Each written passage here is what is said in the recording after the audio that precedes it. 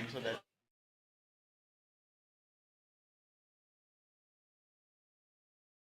that is PLO, but we are starting with our commissions reports.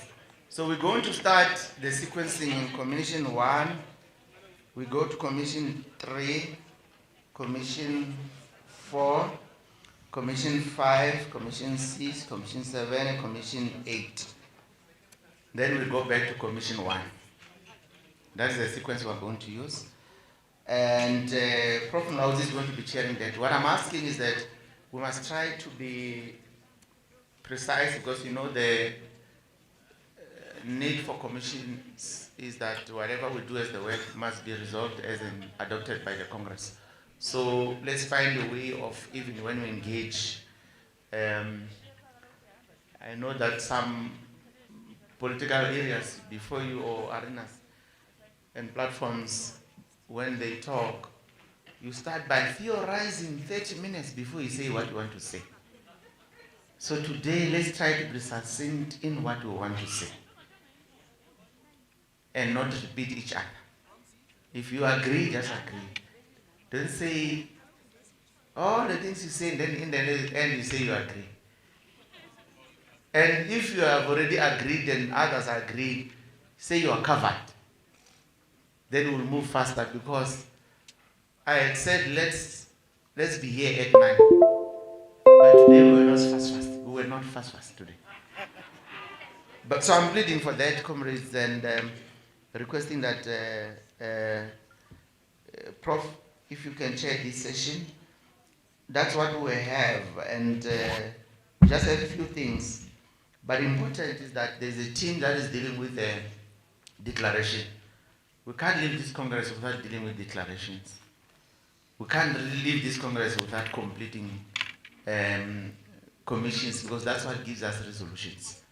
And the resolutions, it's a mandate of the term of office. That's how important it is. So we have that request, comrades, that we ensure we do that. Prof, over to you.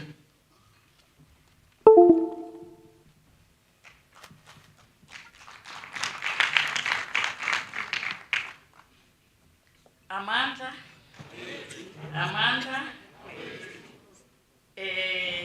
President said we mustn't waste time.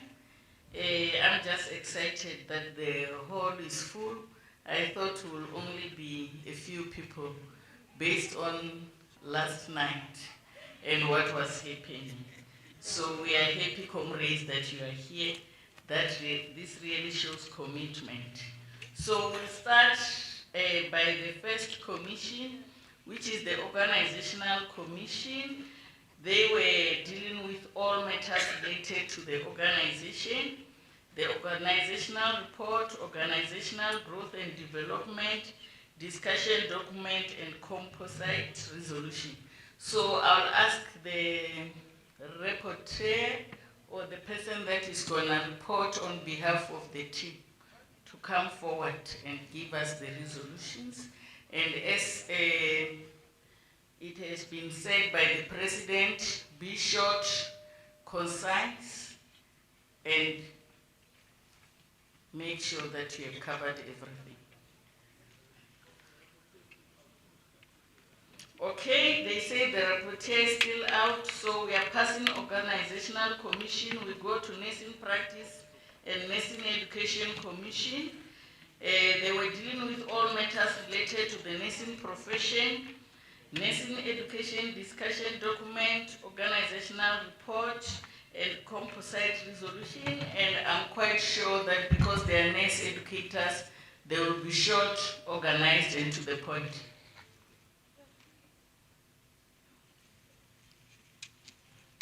Okay, let's give her the hand of applause when she's coming.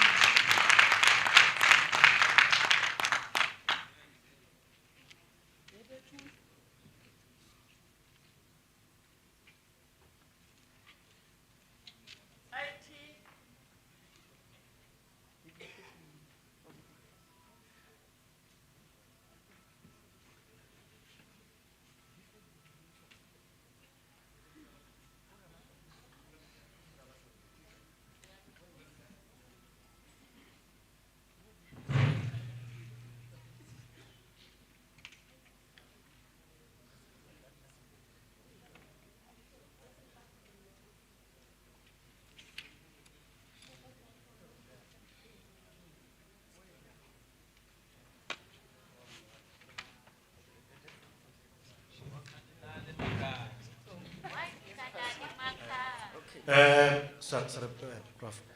PS Yalimpopo, I think you are the scribe science in education. Yeah. Where are you loading there? Oh, okay. They're getting ready.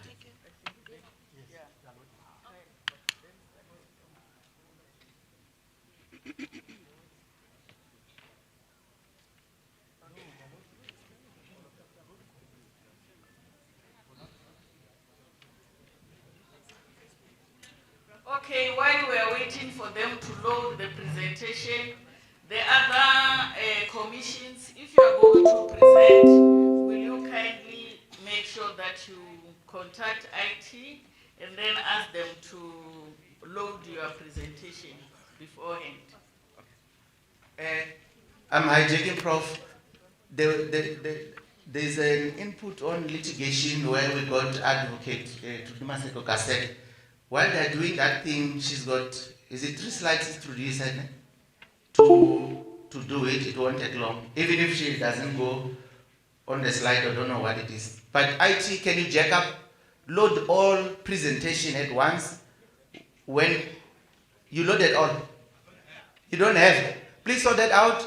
Sister Rudy, come to the podium to just do that while they are working on that, because yours is just a short one.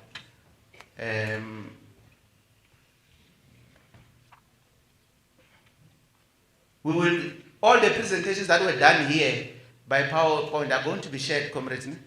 We'll still get them as first hand, including the day 1, day 2, all of them. And we're going to prepare that, so that we create a link. We share the link in our platforms, so you download it, but we're also going to send them via email to everyone. Is this true?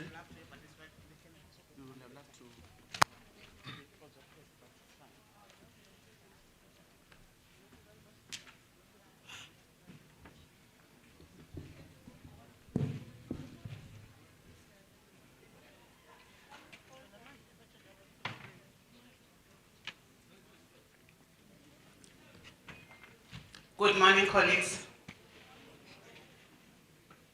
Good morning, colleagues.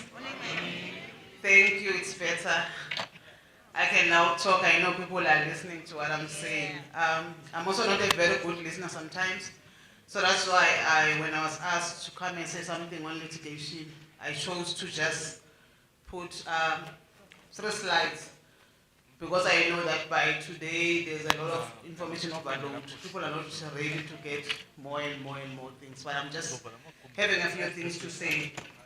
First of all, I greet you all, and I greet the leadership in according to the protocol that they are placed in their positions. And I'm grateful and also humbled that Comrade Simon asked me yesterday morning only to say, can you come and say something on litigation? I'm coming. She explained that she had thought that my name was put on the list when the plan was being made, but I think it was omitted. But because it is him and the fact that I am from DENOSA myself, before I became who I am today, I was a nurse, and I also was a shop steward of DENOSA. And I served with Comrade Simon, Comrade Busiso Zuma, Oscar and them. I think we were the team that was sort of difficult at that time.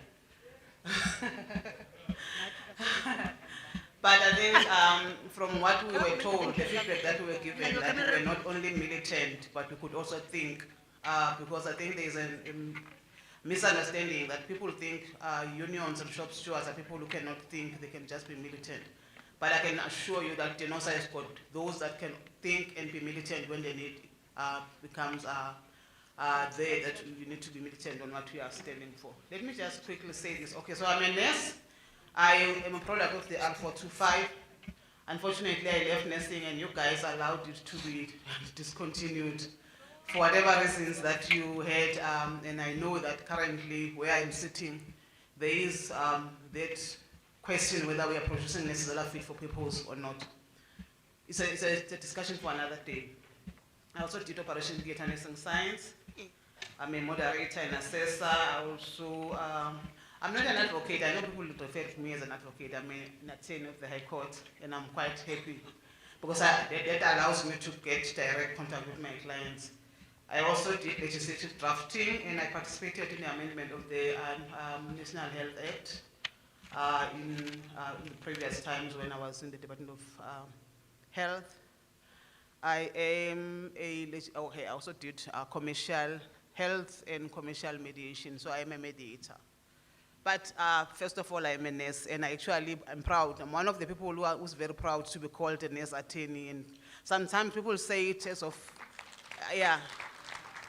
I do believe that if there's one field, one profession that is undermined is nursing, and I always fight. I want nothing to hear about nurses, and I wish nurses can join me. Let's put our profession there. Our profession is par with doctors, with lawyers, with everything.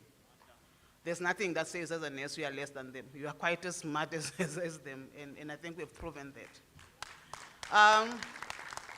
On the issue of litigation, as I said, I've got just a few slides to say.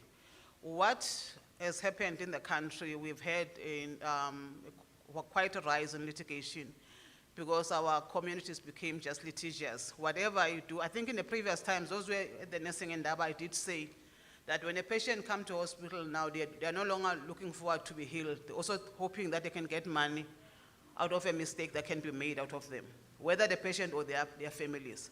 So it has put nursing to a point that when you do nursing, you do it in a defensive manner because you must always make sure that you are not actually attacked thereafter. And this litigation has left nurses feeling very confused because of scapegoating. I have been appointed to sit in a panel, advisory panel, where we were tasked to come up with legislation that will cap the medical negligence litigations, because the claims are, as we know, they are quite crazy.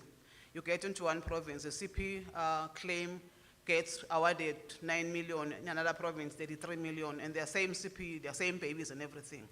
So the Minister of Health then, Dr. Zweli Mkhize, asked the Minister of Justice, who was then Mr. Ronald Lamula, to appoint a panel that will assist the country to come up with a legislation that will cap these litigations to be at par.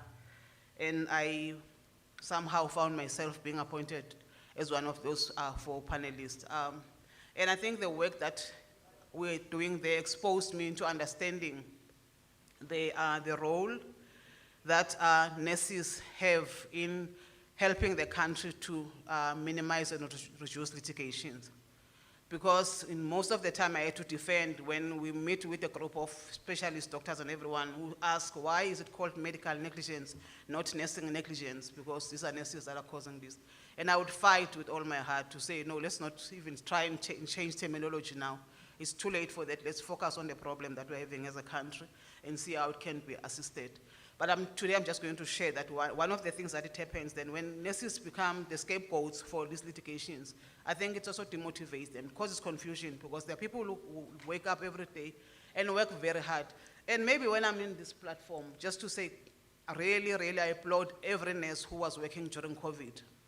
Every nurse who went to face death when every other professional was told to stay at home and be safe.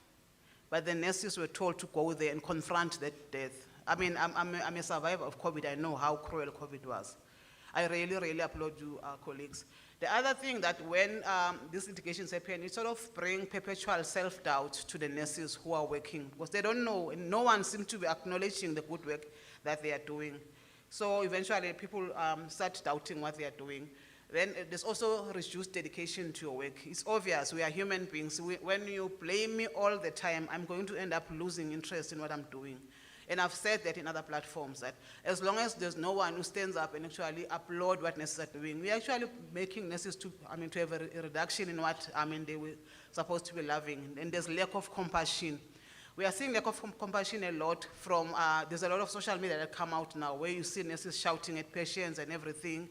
And sometimes it's misconstrued and everything, but you can see that basically because I'm not appreciated, I don't see a need why must I be going around showing compassion all the time. And if it can't be handled in another way, it will assist us. But also then there's a level of malicious compliance that nurses find themselves being forced into, that they have to craft documents just to comply maliciously, and those documents don't actually assist them. Let me quickly just talk to something else that I picked up that maybe can assist us as we are here, to say there are some ethical principles that are governing the nursing practice, which need to be, looked into when we are looking into issue of litigation. One of them is the social justice factor. One of the ethical principles of nursing, I think there are 7 or 8 or 9, but I just picked a few. One, the social justice one, which says nurses are at all times expected to act fairly and equitably where there is competition of interest amongst parties. So it's amongst patients for nurses. Where you've got competing interest of your patients, you are expected to act, in a fair and equitable manner. And I'm hoping that the environment where you are working then will be assisting you to do that. Also, nurses should pursue justice and advocate on behalf of vulnerable and disadvantaged healthcare users. This is one critical one, colleagues. We are all here as shop stewards, and I was once a shop steward. I can tell you now, and I can boldly say that there are issues of patient advocacy that we've dropped the ball. When Life Acid Main happened, and I'm saying this, it's not a time to debate it, but I remember that in one meeting, I think that was the first meeting that the Department of Health was called in Gauteng. I was told by my boss to go to the boardroom because there's a discussion that they need a legal opinion. The MEC is going to represent the legislature. And my boss always says, it's true to go, these nursing issues or these health issues. And this story was placed before the boardroom to say we are deciding we are going to cancel the contract that we have with Life Acid Main. And my question, because I'm there as a legal person, I'm supposed to produce a legal opinion, was have we discussed and tried to mitigate what they are saying? And the answer was yes, we have. And I said, no, I'm asking because I'm hearing how the HOD is explaining that this needs to be done, that it might be dangerous for the patients, because I was once a nurse and I did psychiatry and I worked at Vescopies, and I remember when we were dismissing these patients, or discharging, these patients, there was a process that was followed. You couldn't just discharge them anyhow. The HOD said to me, in a room which was full of very senior nurses, and I was taken as a legal person. I think that's the other mistake, that people forget that I'm a nurse. They always think I'm a lawyer, but I am a nurse first, and I always want to defend it. And the HOD said, you cannot tell us this, we are here as a legal person. There's a lot of senior nurses here who know about what's happening. Who are you to tell us that? And the nurses who were there, not even a single one of them supported me. Not even a single one of them. So I'm coming to this point that as nurses, we are there. One of the principles, ethical principles we are there for, is that we should advocate on behalf of vulnerable and disadvantaged healthcare users. And as shop stewards, I think this is one of our principal duties, that if your nurse is fighting in a ward for patients' rights, if your nurse is fighting for overcrowding, don't say it's not my duty. I'm not here for that. We are not there for nurses who have done something wrong. We are there for nurses who are fighting for advocating for patients' rights. And I think we'll get into that. And the other principle is a non-malfeasance principle, which says do no harm. This requires a nurse to consciously refrain from doing harm of any nature whatsoever to healthcare users or to the community. I think it's clear. So we are here expected to do no harm in terms of our nursing principles that governs us as nurses. Beneficence says nurses are required to do good and to choose the best option of care under the given circumstances and act with kindness at all times. I think this is another thing that we just reminding each other as colleagues. The autonomy, it talks to the respect of the autonomy of the patient that we are nursing. There's a lot of difficult circumstances where our nurses are supposed to, sometimes are forced by families to disclose on conditions of patients.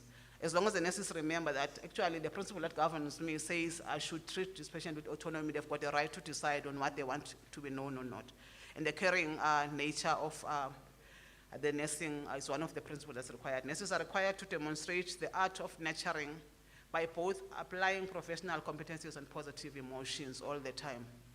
It is difficult, colleagues. I've been there. It is difficult sometimes for our nurses to apply positive emotions when they feel they are not supported. Hence, sitting here as shop steward, you carry the most heaviest baggage to make sure that the nurses who are your constituency are actually feeling supported all the time. As a shop steward, I used to say that when there's one nurse that is actually wayward, I will tell them that, you know, we've got so many members here, I'm not going to lose my membership because of you, because I'm not going to protect a nurse who wants others to suffer, and they're all, members of DENOSA. So those are the things that, we are expecting nurses to act with positive emotions, but are we then supporting them? Let me come to probably, this is the last slide. The role of a nursing union, according to me, is to raise or to present nursing concerns to the relevant authorities and demand support from those authorities. I think that's, for me, what I understood. If I'm in a union, my job is to raise the concerns of my nurses to whoever is on authority at the time and demand support for those nurses, because they're not going to be able to continue to work without being supported. It's not the role of the union to be sister or buddy-buddy with whoever is in authority who's actually abusing their nurses. Unfortunately, colleagues, that comes with a lot of hardships. You get vilified, you get to suffer everything, but rather suffer because you know that this is my role. I chose to be a shop steward. I don't care whether you like me or not. I'm going to support my nurses. We're going to advocate for our patients. I think that's the best that can make you to go home to sleep very nicely. The other role that we have is to support the nurses, to organize training to equip nurses on litigation-related issues. It should be the role of the union. Now that, we're in a situation where nurses get faced with litigation all the time, it should be our role. The other role is to defend the nurse, and the last role is to mitigate for the nurse. Colleagues, let me say this. I sit now as the chairperson of Laws, Practice and Standards at South African Nursing Council. I've been fortunate to be in this position in the previous council and in this council. Professor Zuma sits as a person who chairs the investigation committee of council. And I think in our first stance at council, the first 5 years, we were trying to say, let us make the nurses aware that they have a duty to protect themselves when bad things happen. They don't have a duty to report each other, to try and shift blame to someone else. Because sometimes there's no blame that you've done. But I'm here today pleading with shop stewards, please, can we stop this, whatever is it, a practice of saying to nurses when they come to the nursing council for disciplinary, plead guilty. Please, can we stop that? I'm pleading. I'm saying this with a heavy heart, because maybe the shop stewards who believe in saying plead guilty or mitigate for you don't understand the impact of what they are doing on the nurse. There's nothing as painful as trying your best and something go wrong and someone at the end say plead guilty, I'll mitigate for you. In healthcare, it's the only place where the saying that says something speaks for itself makes sense. In healthcare, that saying doesn't stand like that.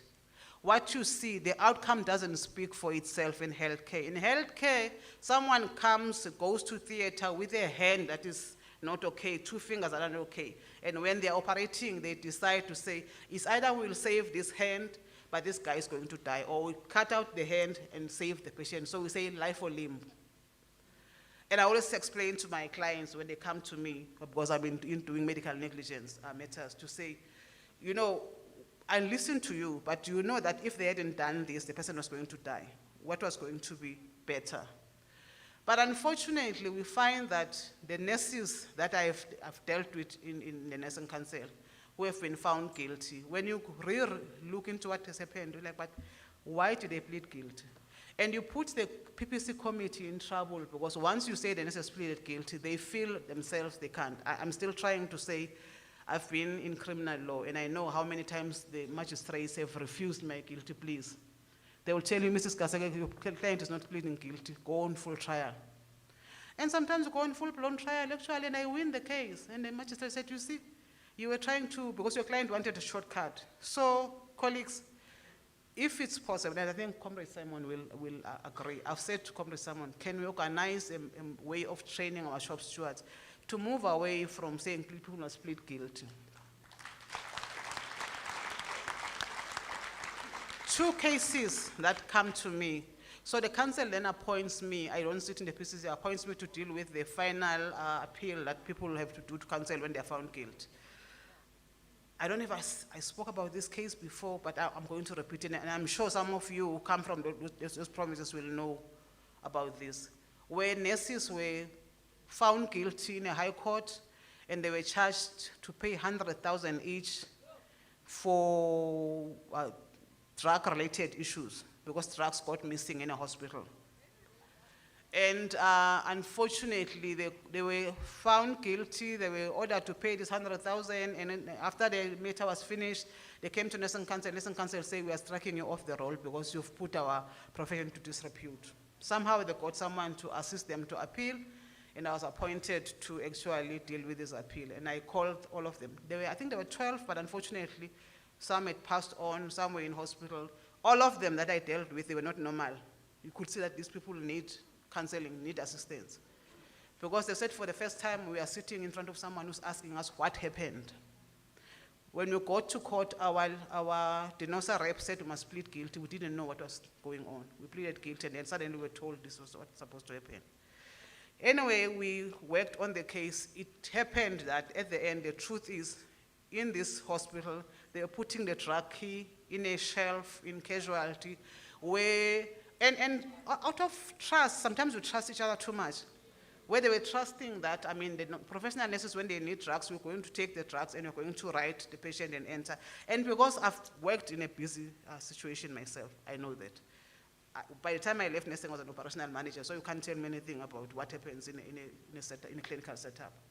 And I understood, so this was wrong. It was completely wrong. This is not how we are taught to deal with drugs. But somehow, someone was able to actually take and put whatever names that were supposed to put. And every day they were going to the pharmacy to get drugs. The hospital ended up with no drugs.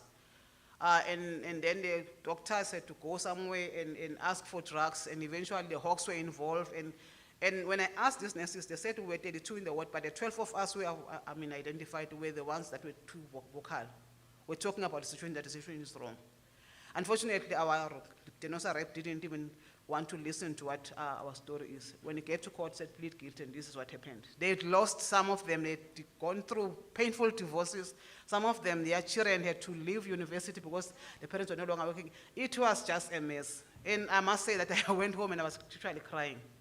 Recently, the lawyer who was dealing with this matter, okay, we said they must be restored. Recently, the lawyer said they want to sue DENOSA, and I actually spoke to her to say, no, I think it's not worth it. And I think we understood each other. No, there's no need to sue DENOSA. Damage has been done. We've tried to restore it. That's the one thing. So please don't plead guilty without listening to your nurse what's happening. The recent one is where, again, a family loses a patient. The hospital calls the family, explains to the family what had happened. But because the nurse manager has reported the case to Nursing Council, tells the family that no, the case is still going to go to council. Council goes, the nurses who were there plead guilty. The family have lost, they want to litigate, they want to sue the state. But the doctors are saying this is what happened. They tell them what is in the PM report. The postmortem report clearly shows that there was no negligence, or there was no way that this patient could be saved. But our DENOSA rep said they must plead guilty. Now the patient wants to use what Nursing Council says to say these people have pleaded guilty. Why are they not litigating the state? So I think just in those few ways, mitigating is good. But I'm just requesting that if there's one thing that we need to do, and also I think the wise man says, illiterate people in this age, 21st century, are those who cannot learn, relearn, and unlearn. You may have been taught, I may have been taught, but I'm very willing to learn new things. So if the training that we are going to say, how do you handle a case is not sufficient, can we be there, can we come and assist to say, guys, when you go there, defend everything. Because it's not actually, your client is not there to prove their innocence. It's the other person supposed to prove their guilt. So as long as you understand that when you go to court, it's not your client who's there to prove their innocence. You can hold and keep quiet, prove the guilt. And the person who's supposed to give the judgment must say they've proven the guilt beyond reasonable doubt because of 1, 2, 3, 4, 5. So to my shop steward, I love you all. You are my colleague. I was once a shop steward. Let's not plead guilty for our clients. Thank you so much.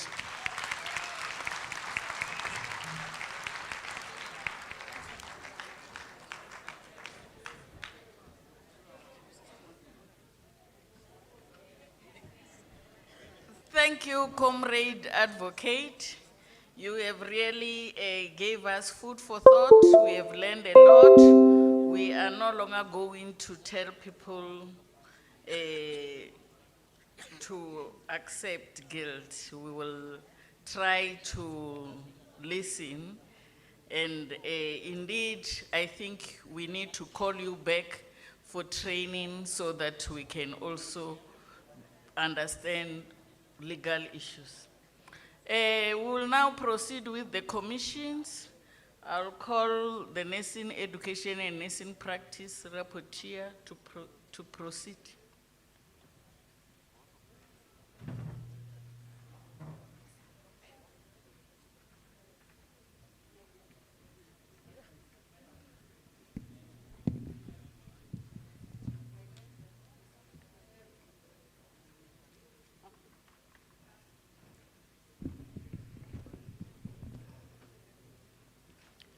Good morning, comrades.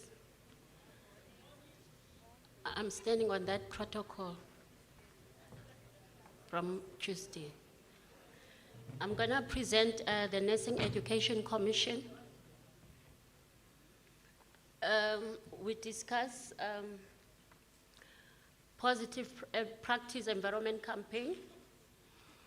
When we were noting that the work environment and condition of work have deteriorated to negatively affect staff attitudes and morale. And it is because we believe that practice environment campaign will assist in the improvement of conditions of service and attitudes. So, and then we therefore resolve that the DENOSA must revive the PPE campaign and sustain the practice urgently. And then on nursing as a semi-profession, it does appear that nursing profession is not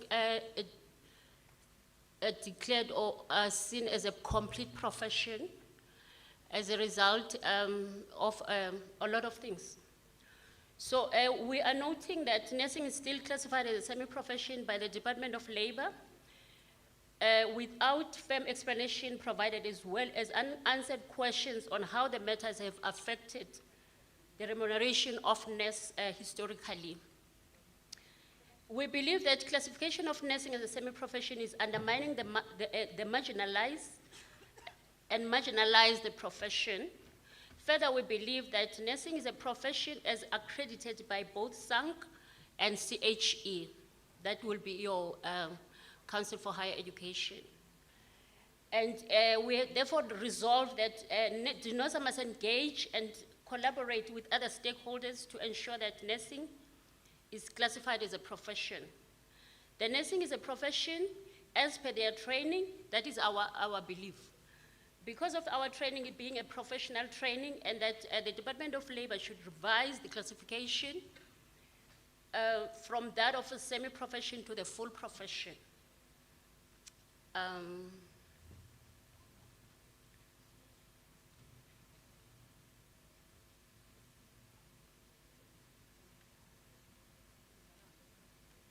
am I?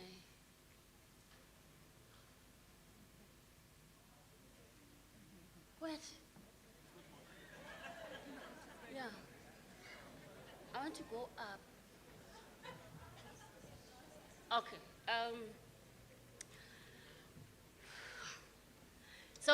South African Nursing Council, what about it? We note progress made in terms of digitalization of SANC services, which include, oh God, how do I take it down? Do that, yeah. Okay. South African Nursing Council, we note progress made in terms of digitalization of SANC services, which include payment of, please take it up, yeah. Subscription access, just fine. Access to annual, noting that, subscription is an access to annual, I think it will be your annual licensing.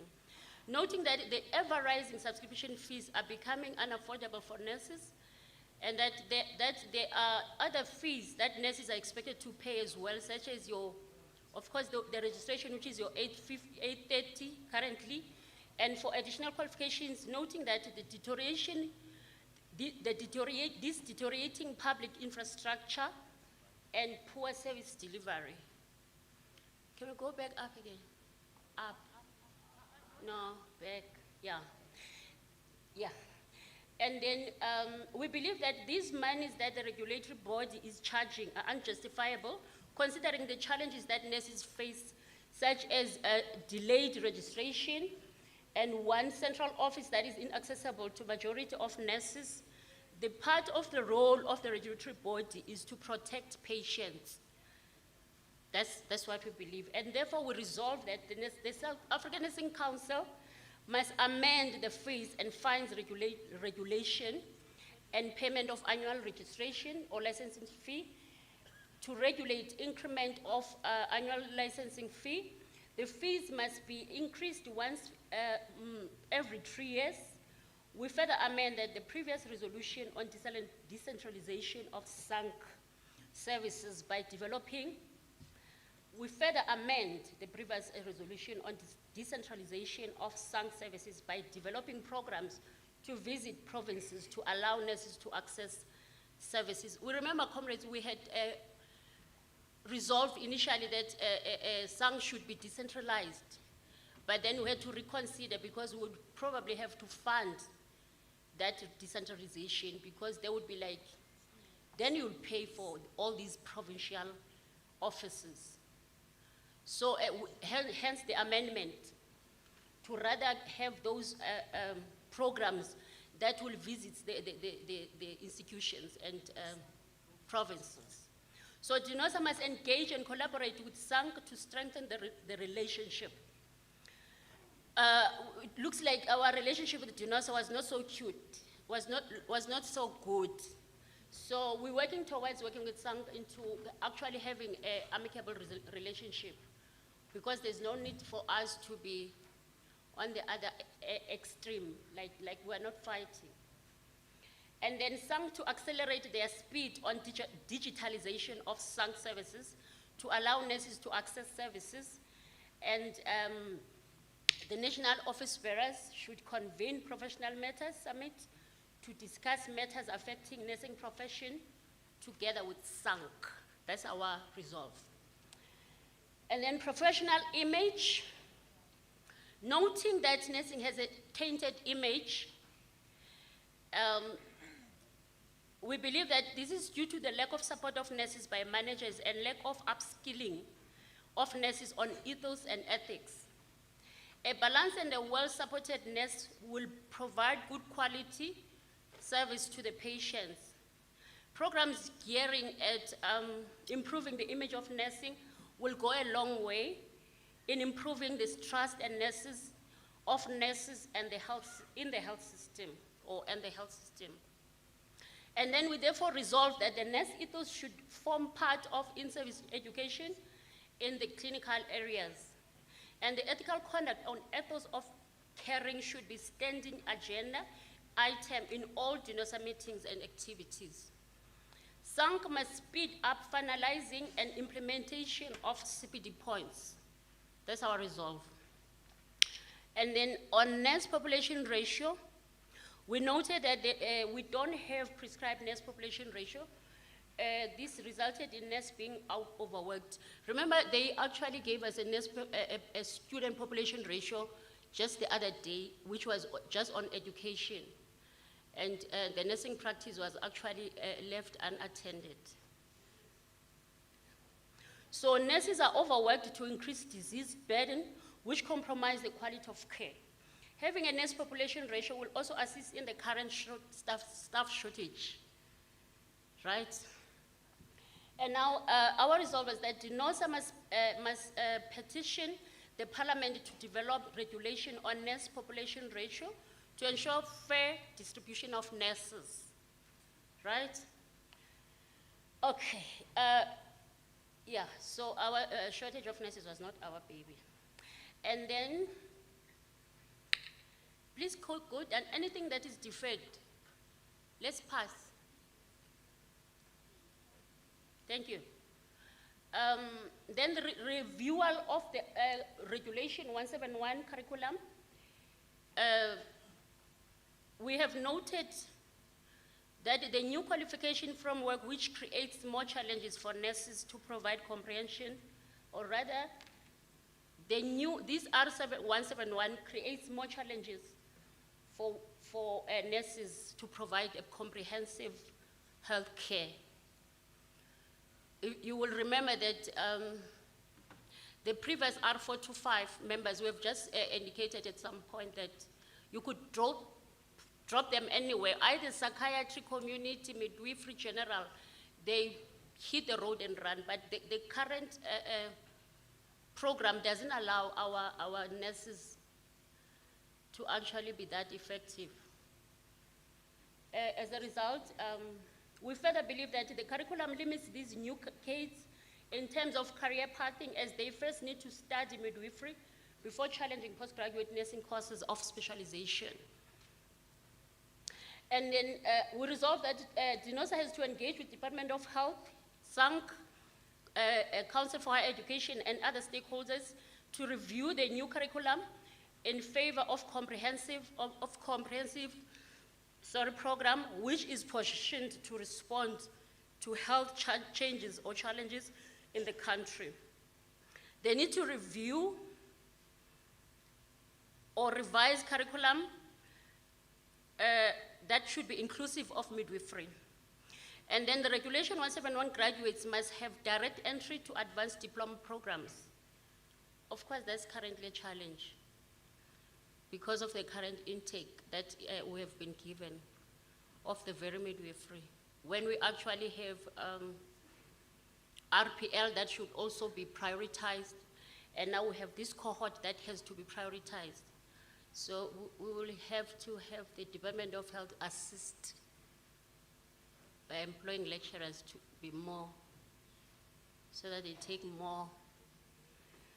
And then online application for our programs, 171 program. We've noted that 2024 advert for program 171 and R169 were made exclusively to be online applications in some provinces, and that the same happened for Regulation 4097, that is your advanced diploma in midwifery.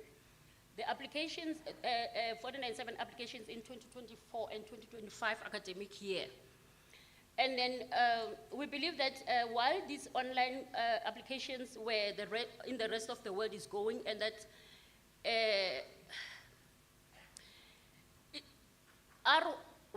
it cannot be denied entry, ne? And many colleges are not ready for these online applications. The 4IR, that should be your IT staff, ne? Some colleges are not at the level to be able to actually process these applications. And we felt like this is affecting the very candidates negatively. So, yeah. And then we also noted that, can you just move up? Thank you. And then some colleges don't have the good access to internet, especially the previously disadvantaged and those from rural areas. That will be your candidates, rather. The people that are applying are actually at a disadvantage. And then those people from those areas, such as where the colleges are ready, some colleges are ready and some colleges are not ready with ICT setups, like I've just said.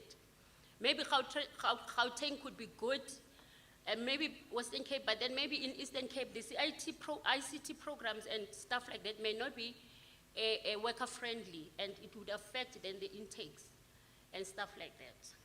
So we believe that we resolve that DENOSA should engage in nursing education on ITC challenges encountered by applicants and then to ensure that the system is strengthened.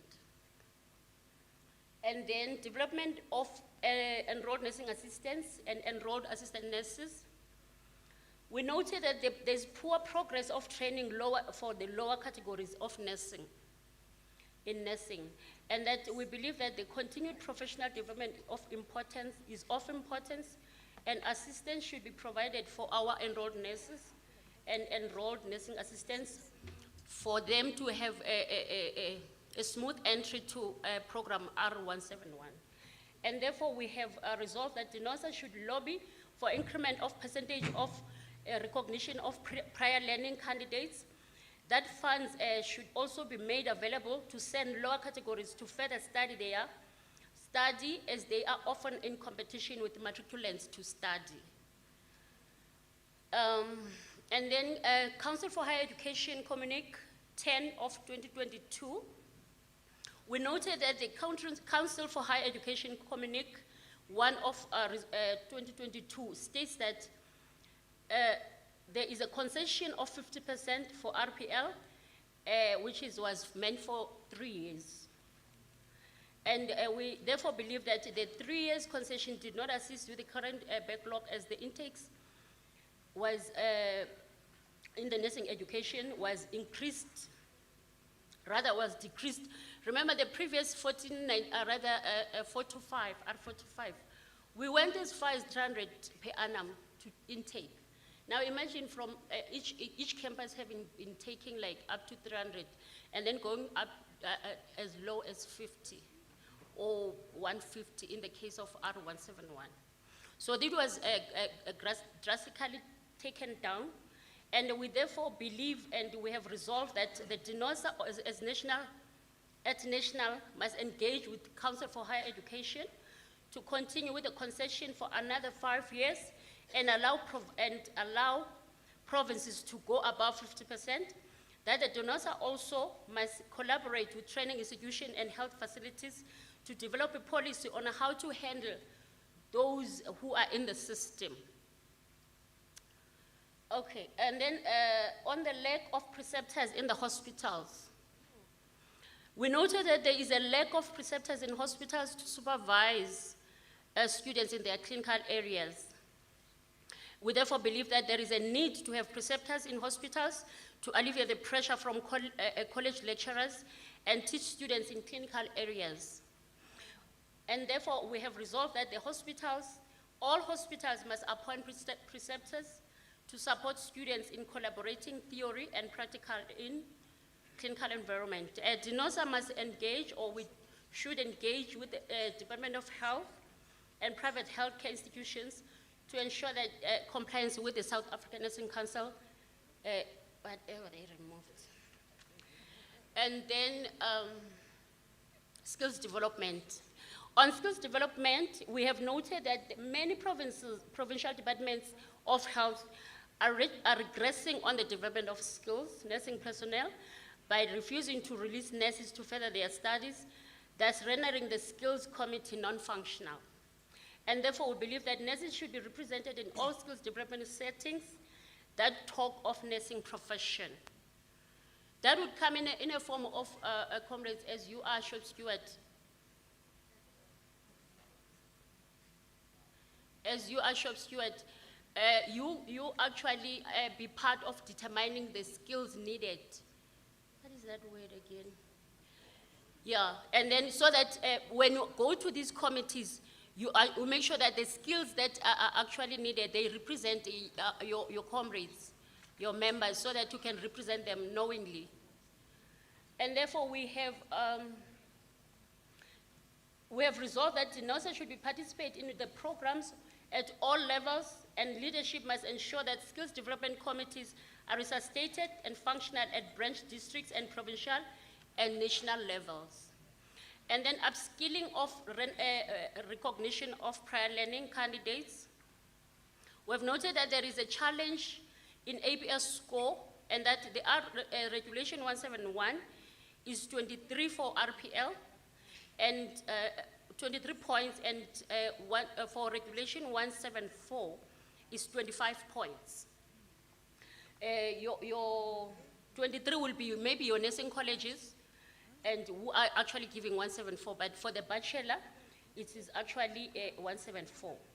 And then the recognition of, that is our resolve, that we believe that recognition of prior learning candidate needs an extra support from lecturers to collaborate their clinical and theoretical knowledge. That is if they make it with the school. And then our resolution is that, that a special resolution or policy must be developed around this challenge, that APS score assessment be removed from RPL candidates, and then nursing education institutions must develop remedial program to assist RPL as students, and then DENOSA must engage with nursing education institution to fast track development of recognition of prior learning policy. And then community service. On community service, we have noted that there is an exploitation of community service professionals, nurses, as they are not absorbed in the system. And then we believe that the community service nurses should work under supervision. Posts should be created by the employer whilst these nurses are doing community service. And therefore, we have resolved that the community service policy must be reviewed, that there's an already severe shortage of nurses. As such, these nurses should be appointed immediately upon completion of community services. At any point you need clarity, you can just raise your hand. You good? Okay. Shortage of specialty nurses. Noting that there is a severe shortage of specialized nurses in the province,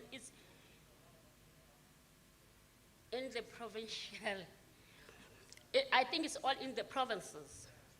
And then we therefore believe that in order to comply with the SANC standards, more specialized nurses should be trained, that there are courses that are provided for nurses such as wound care, stomach care, and stuff like that.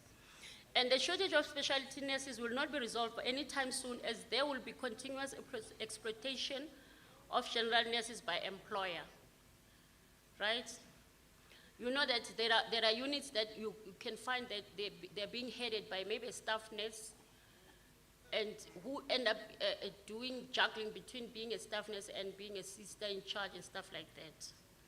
So that's kind of exploitation. And then we've therefore resolved that the funds must be made available for nurses to study specialty, and nurses should be told to fund themselves as the skills and qualification would be acquired and is important for the employer as well.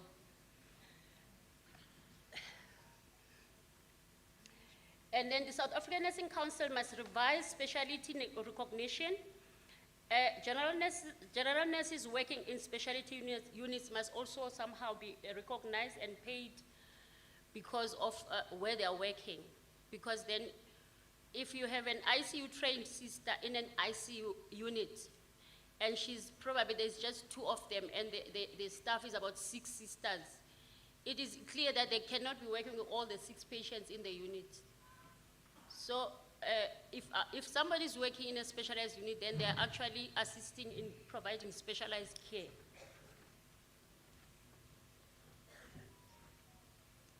Right? So we then resolved that that must be funds available. Okay. And then the SANC must revise specialty recognition. General nurses working in specialty unit must be paid. Okay, I've just done that. Okay. And then allowances of at least 10%, that would be something for those untrained personnel that are working in a specialized unit. Okay, then non-nursing duties. We know that there are nurses that are made to perform non-nursing duties due to shortage and in support of staff. And then we actually believe that the shortage of support staff forced nurses to perform non-nursing duties which are out of their scope of practice. We further believe that the performance of non-nursing duties compromises patient care, and an employment and proper allocation of different categories of staff will offload nursing duties. And then we therefore resolved that we reaffirm the previous resolution for the nurses, which was to stop performing non-nursing duties. And we further resolved that DENOSA position statement on non-nursing duties to be revised before end of 2025 or reviewed to ensure that enforcement is to enforce this in all the provinces. And then, Nursing Directorate. We know that Directorate has collapsed in most of the provinces. Further noting that in some provinces, the CNO post and the CNO post, they remain vacant. And we therefore believe that the Nursing Directorate is a machinery which advocates and ensures effective coordination of nursing activities in provinces. And then a lack of functioning Nursing Directorate compromises nursing leadership and negatively affects coordination of nursing activities in the provinces. We further believe nursing forms the largest group of healthcare professionals in the department, which is your health department, which requires proper leadership, management. We therefore, we urgently need CNOs to be appointed at the level of Chief Directorate, reporting to the HOD.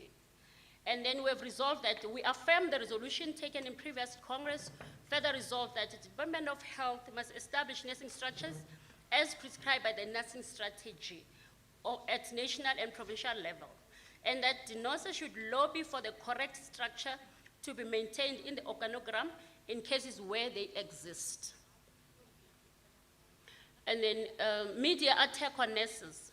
We've noted that there are a constant media attack on nurses in government regarding complaints from public and society.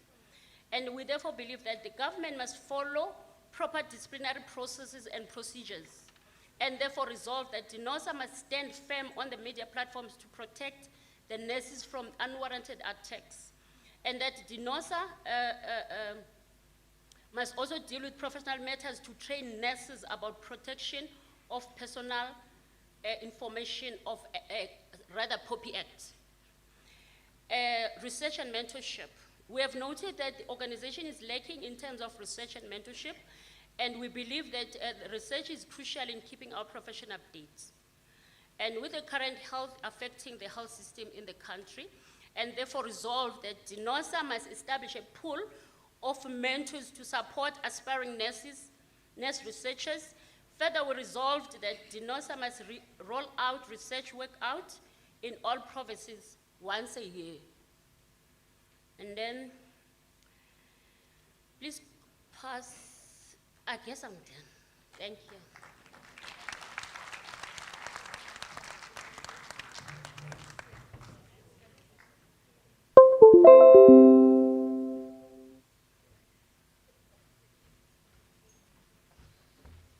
Thank you very much.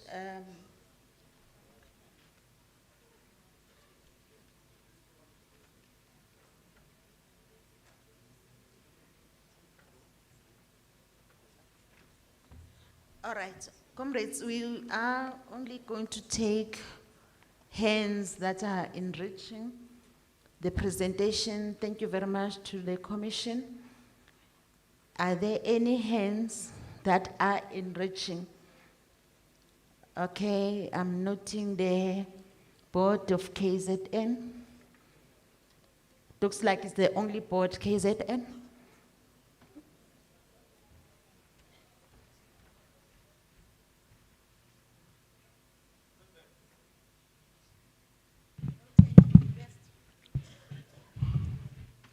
Amanda, Wait. maybe let me start by greeting the Congress, the 9th Congress, and then maybe start with the preamble that says KwaZulu-Natal is well this morning. We are rising to appreciate and welcome the presentation, which is well done. However, we wanted to enrich the presentation and also to request provinces to support KZN on this one. On the image of nursing, we wanted to add on the resolve that the shop steward must be trained on professional and ethical issues, because they are representing the organization in the workplace, and they are leaders and primary role model of our members. So if they can be examples, they might also assist in improving the image of nursing. And then on the issue of SANC, we wanted to add to say, we think most of the matters, of professional matters, we think it would be proper to add on the resolve that the quad, since DENOSA have managed to resuscitate the quad, to meet, to discuss, and so that DENOSA will get support from the members of the quad meaning the regulatory board. For those that don't know, the regulatory board, the academia, the ministry, and the nursing association, which is ourselves. We believe that if we can get their support, it will be easy to implement these resolutions. And also, on the issue of SANC, improving of services to our members, we also believe that it's a matter that can also be discussed amongst quad members. The Department of Health can provide SANC with offices in one of the hospitals in each province, maybe to assist in improving the services and making them accessible. If the department, through the quad, can have that MOU with the South African Nursing Council, then the South African Nursing Council will have to provide a person to provide those services, which I think it is possible. And then we wanted clarity on the issue of development of enrolled nurses as well as ENAs. The resolution, I don't think it is important in Congress to note that one of the things that makes resolution to be difficult to implement is when we make resolutions that are not clear. We just want clarity on the development of and what is the resolution actually saying. We did not understand it. And then on the issue of shortage of specialists, I think it will also fall under quad because I'm not sure if the resolution is actually dealing with the main issue of the shortage of people. You find that if a person has nursing, the requirements for you to be a lecturer, sometimes you find that a person is a specialist but does not have a nursing education, or she has a nursing education but does not have a specialist. So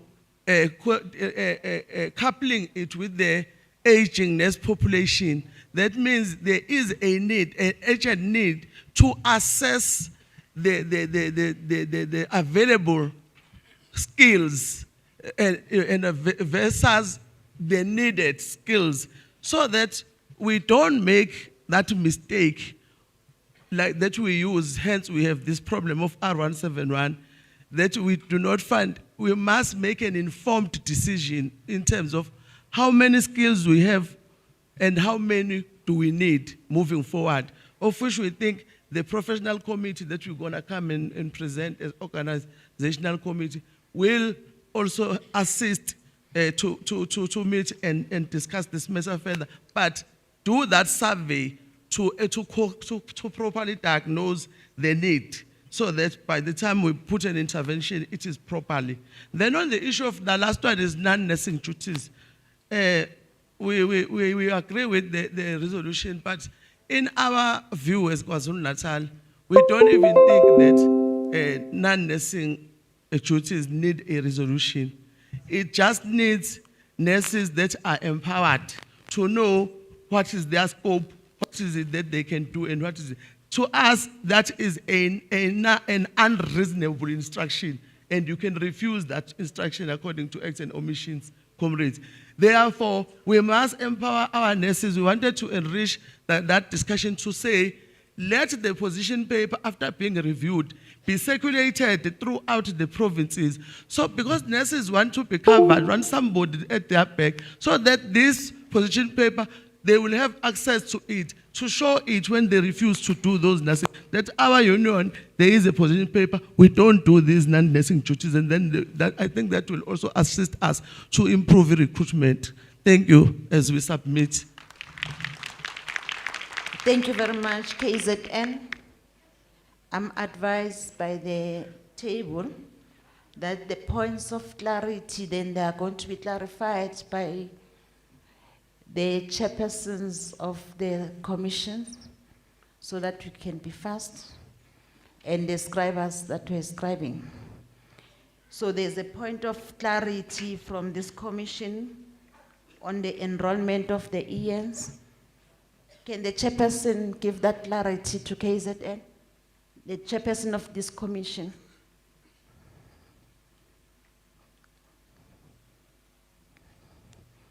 The chairperson of this commission and the secretary, the scriber.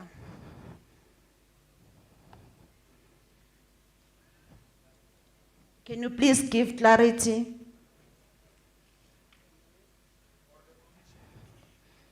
All two GS, the chairpersons. Okay.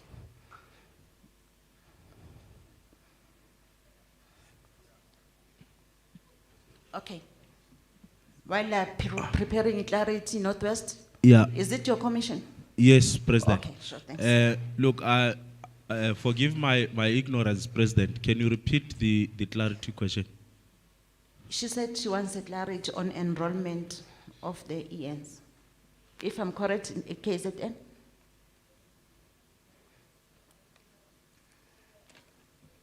Okay. No, I was saying the resolution is not clear. Yes. I need clarity to what is it saying exactly? On enrollment. On the, what is it called, upskilling enrolled nurses and ENAs. Okay. Then you can read the resolve there and then tell us what does it mean, because as KZN we did not understand. Okay. No, thanks, Chair of the session. No, just to clarify, KZN Chair, what the resolve was saying is that funds must be made available to upskill lower category nurses to further their studies. And then they must also be allowed to pay for themselves if and when employer is unable to upskill them or the employer is unable to train them. So I think that is the clarity that KZN needed. Thanks, Chairman. Okay, thank you very much. Here's the report of the commission that was dealing with the singing, oh, Northwest, your report was up, sorry. Northwest, your report was up for enrichment of the content? Here. Okay. Amandla. Awethu. Amandla. Awethu. Igama lamakhosikazi. Malibongwe.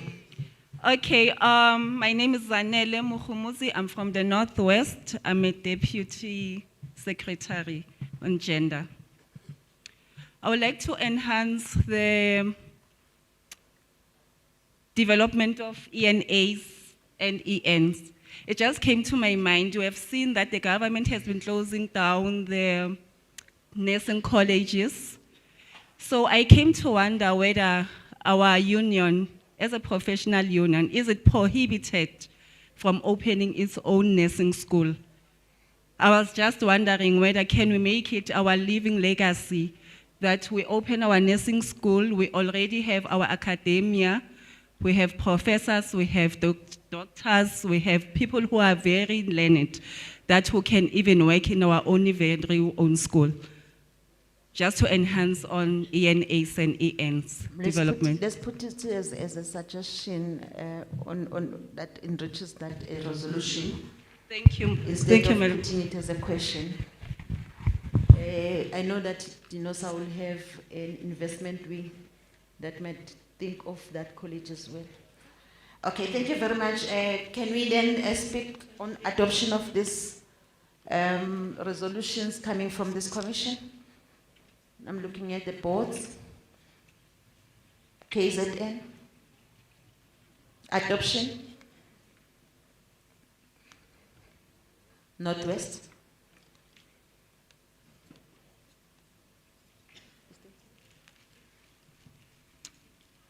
Thank you, President. Before we are going to propose the adoption of the work of this commission, comrades. But we wanted to add on the resolve to say, maybe that resolve that we ask for clarity, we want to persuade the Congress to say, DENOSA to advocate for the provision of the funds. Just to add, DENOSA to advocate, because it's not clear which funds, where they must come from, so that it will then make sense as we move for the adoption of this work of the commission. Thank KZN. Northwest.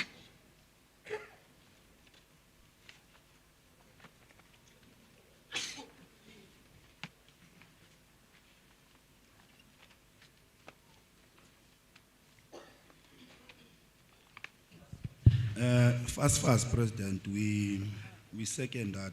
However, President, without being particulate, we just want to remind the Congress that we would have adopted rule number 5.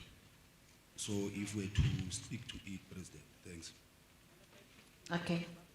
Eastern Cape. Greetings to the Congress, as I stand on the protocol of those others. As Eastern Cape, we want to submit that indeed it was, the perfect resolution which are giving us a direction as to where we can go, with the inclusion with support of KZN that says we need to advocate just to ratify on that. We move for adoption of this resolution. Thank you. Very much, Mpumalanga.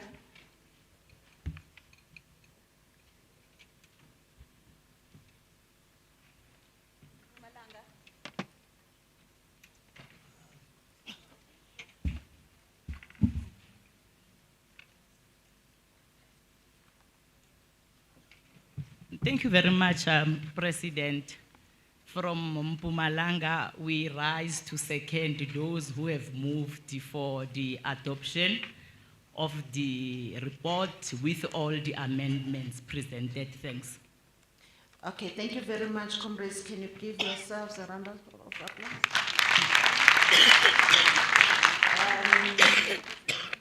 The next one will be.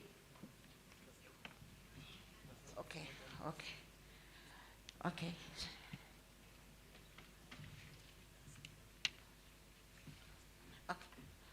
I'm told that I need then to give the students the commission that was dealing with.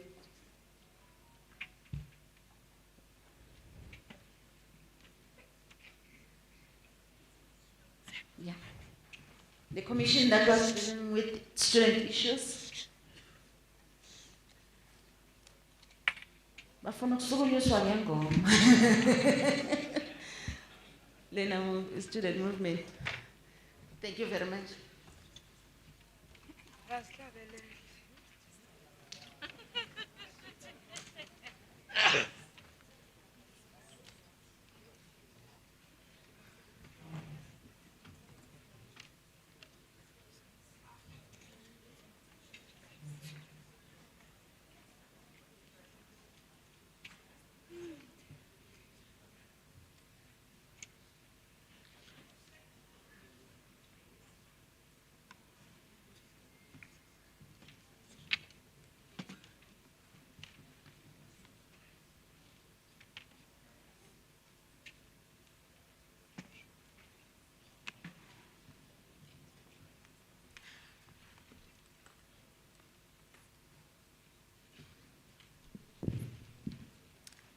Greeting, comrades. I am student Nurse Nembe.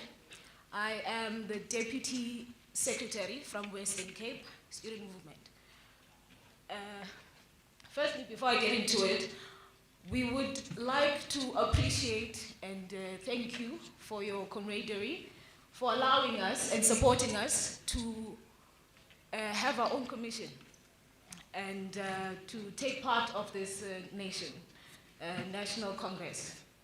Thank you very much. I'll go into it. As a student movement, we have discussed in categories our commission. and they go as follows. With the delay in accreditation, we note the delay in accreditation of nursing programs by the Council of Higher Education and the South African Nursing Council.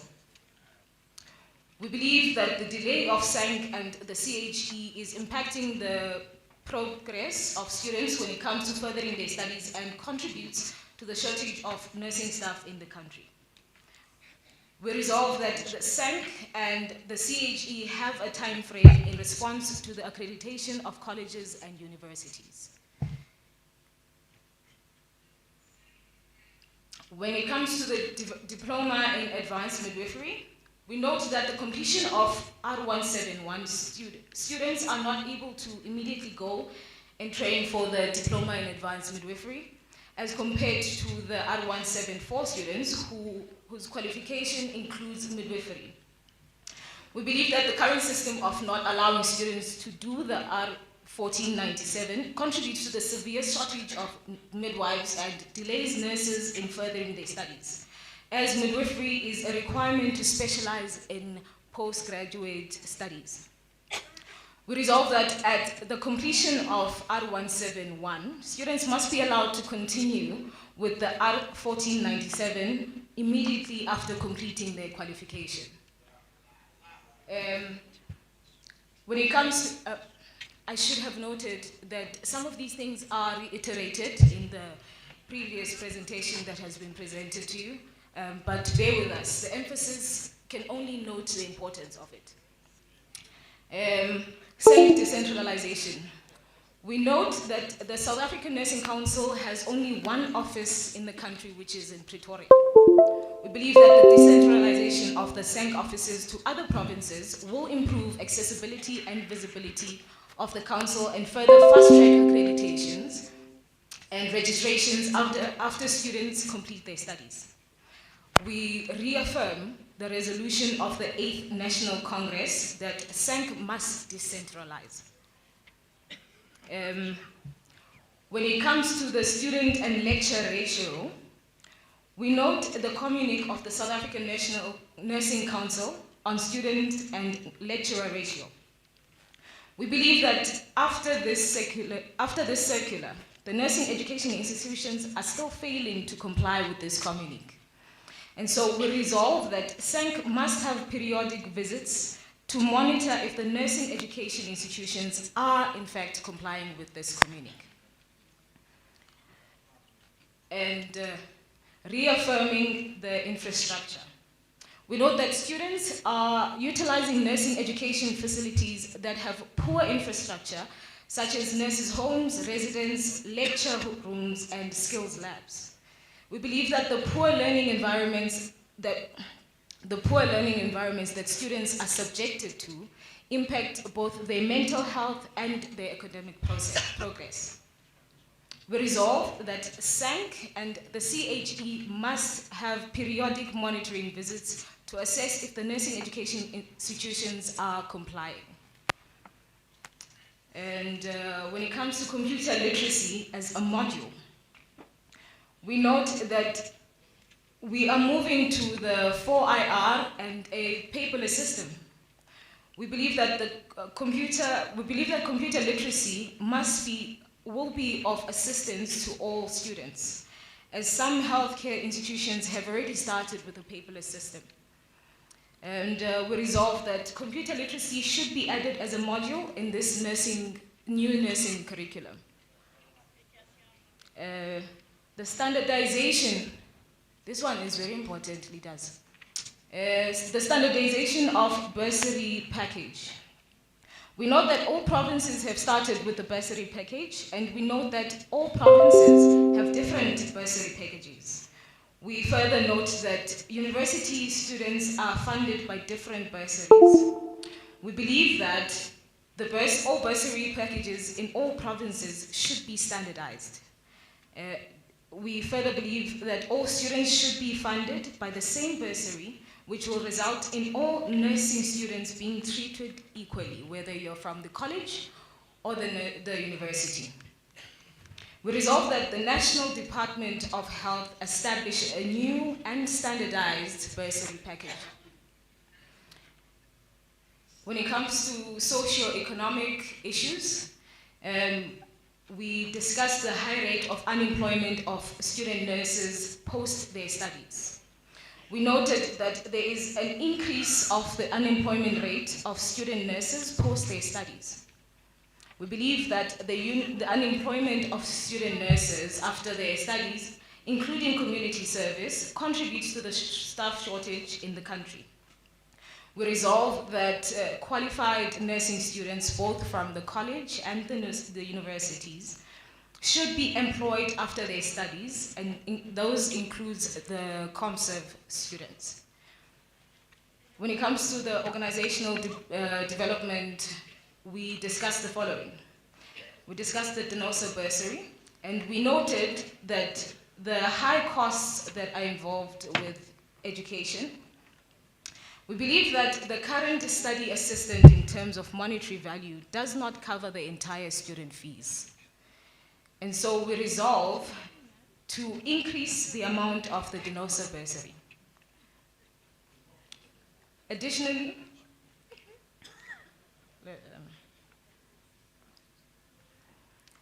the bursary amount of that is additional to our note.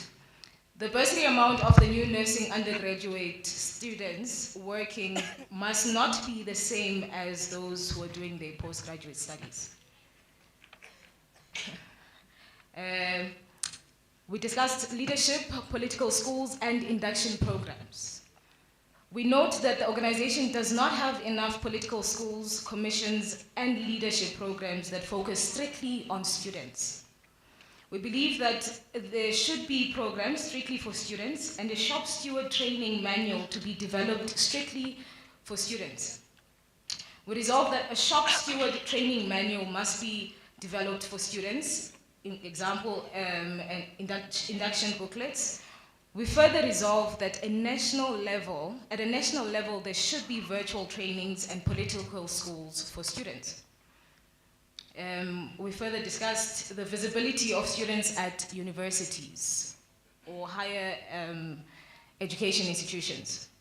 We note that DENOSA is not very visible at nursing education institutions through programs. We believe that the mother bodies should expedite the establishment of the DENOSA student movement at national and provincial levels in order to be more visible and have programs relevant to students. We resolve that the task teams are established, must take us to Congress within 6 months from now.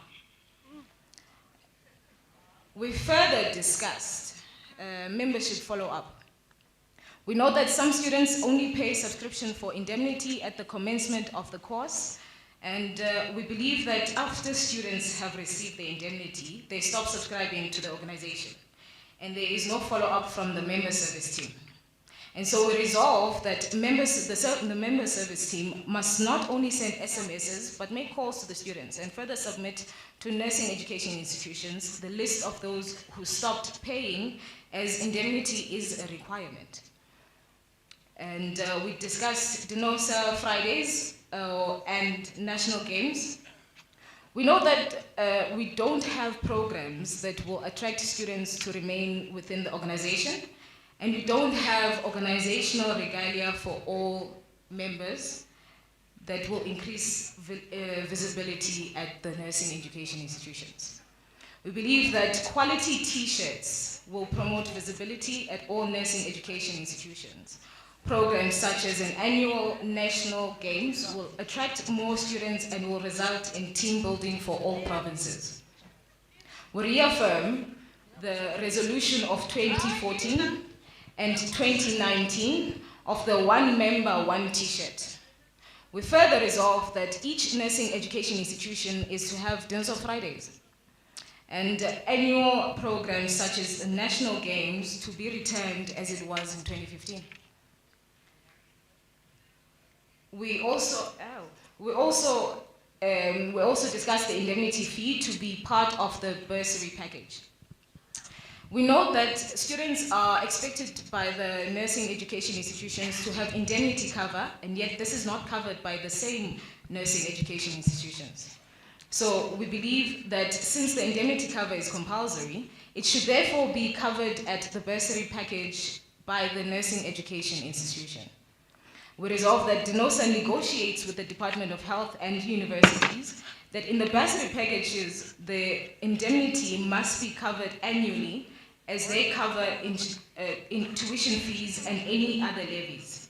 DENOSA is to further negotiate to be the union of choice to cover this indemnity. We also discussed uniform allowance and the supply of uniform.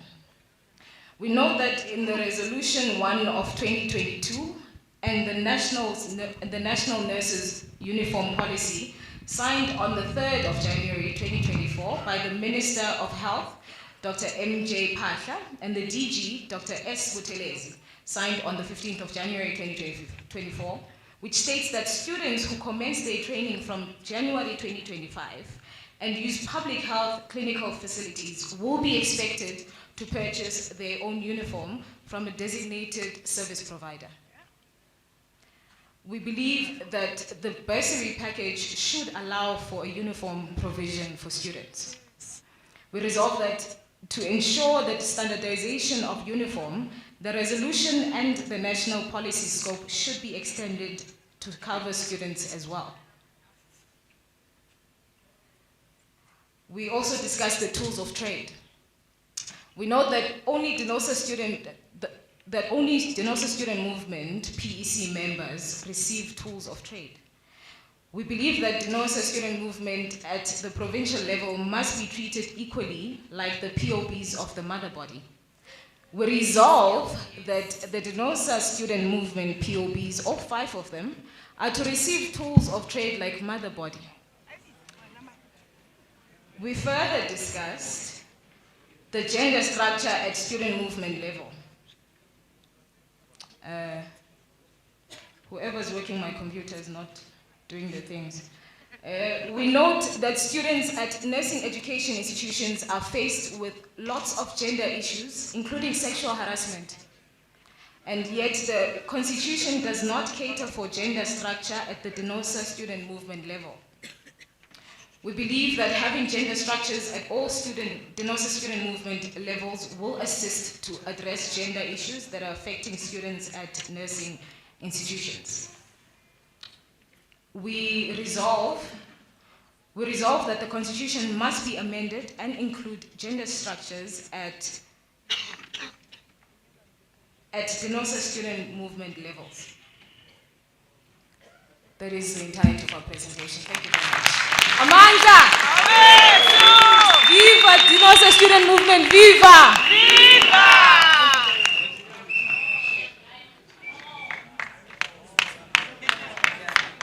Wow! Wow!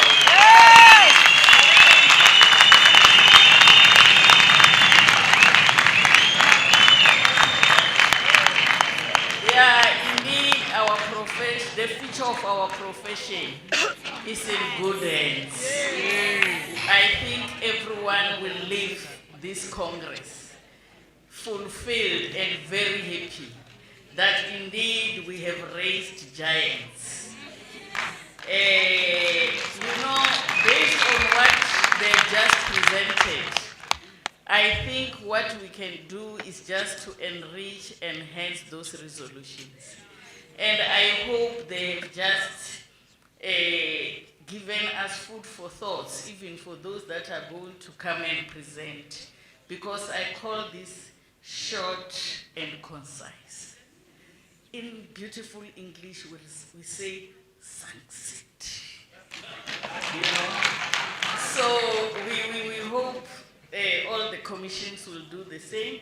We will now request enrichment or enhancement. I noted KwaZulu-Natal, Gauteng, followed by Gauteng, Eastern Cape, and Western Cape. Free State. Let's start by KZN. You. Thank you, President. Indeed, great minds think alike, because I was going to start by the same thing, that our future is safe. We want to appreciate the presentation by the students. One thing, we wanted to enrich the document on the ratio of students and lecturers. We wanted to add on the resolve that provinces to also assist students by monitoring the implementation of these ratios in the institutions in their respective provinces. And then on the on the high rate of unemployment, we want to enrich the resolution of students to say there must be a survey that is done to identify in terms of how many nurses actually that are qualified but unemployed, so that we provide necessary intervention. On the, I have a request of the Congress on two issues on the presentation of the students. On the DENOSA bursary, I wanted to request that it is deferred to the organizational, because we have a proposal on the organization that might talk to this issue, so that it's finalized at that time. We want to persuade the Congress that on that one. I thought on the one for DENOSA indemnity, seeing that challenge of student cancelling after, what we wanted to add on the resolve is that maybe when the indemnity is made, it must indicate the duration of indemnity, and also the nursing education institution must be informed when that indemnity expires, so that students can then honor in terms of paying for the indemnity. And also on the tools of trade, we will request the same, because there is a proposal on the organizational committee that talks to the tools of trade. I wanted to persuade students to say the POPs, they are getting what they are getting because they are members of the PC. And yet, the students that are members of the PC are getting that. But there is a resolution on the organization that talks to tools of trade to other people that are not members of the PC. So I was requesting the Congress that it's allowed to be finalized there, but we are persuading the Congress to adopt this work of the Commission. Thank you, President. Thank you so much, KZN, for the enhancement. I think those have been noted and they will be written down, and for proposing adoption. We go now to Gauteng. Thank you, President. President, we must commend the students for bravery and stand in this Congress and request this commission, because it was not provided for. It would have deprived us of this information that we are getting from these young leaders. And therefore, we really commend them for that. I'm already partly covered by the chairperson of KZN on the issue of,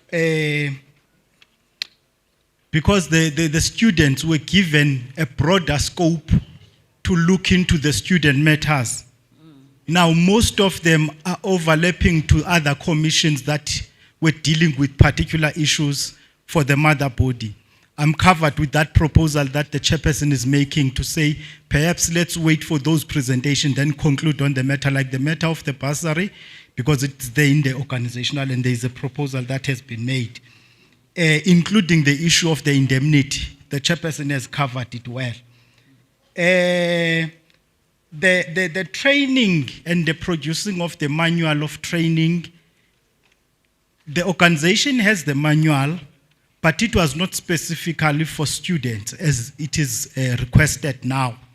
Perhaps, I'm not sure if it will be wise to create a new one that speaks to students only, or else we should just revise the current one and include aspects that are relevant to students, so that what is applicable to shop stewards on this side, it's also relegated to the students as well, but with more enhancement than on the student issues.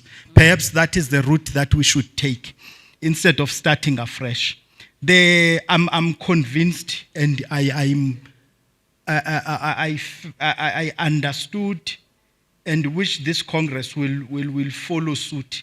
The issue of tracking the members who were, as students, beneficiaries of indemnity, that means they were in the system, to trace them then, so that in that gap of them going to employment, we don't lose track of who was in the system, then we make follow-ups on that. I think it's a deliberate effort that will ensure that we keep the membership in high numbers as we are struggling to reach the targets. Just to enrich the report, I'm looking at the education and training guidelines for PGDips. The requirements for training on the PGDips, I just want to read it.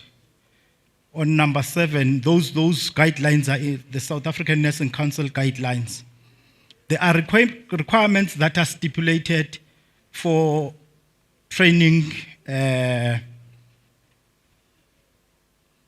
that in order to be admitted to the postgraduate diploma program, a person must have proof of current registration as a professional nurse and a midwife, that is NQF level 8.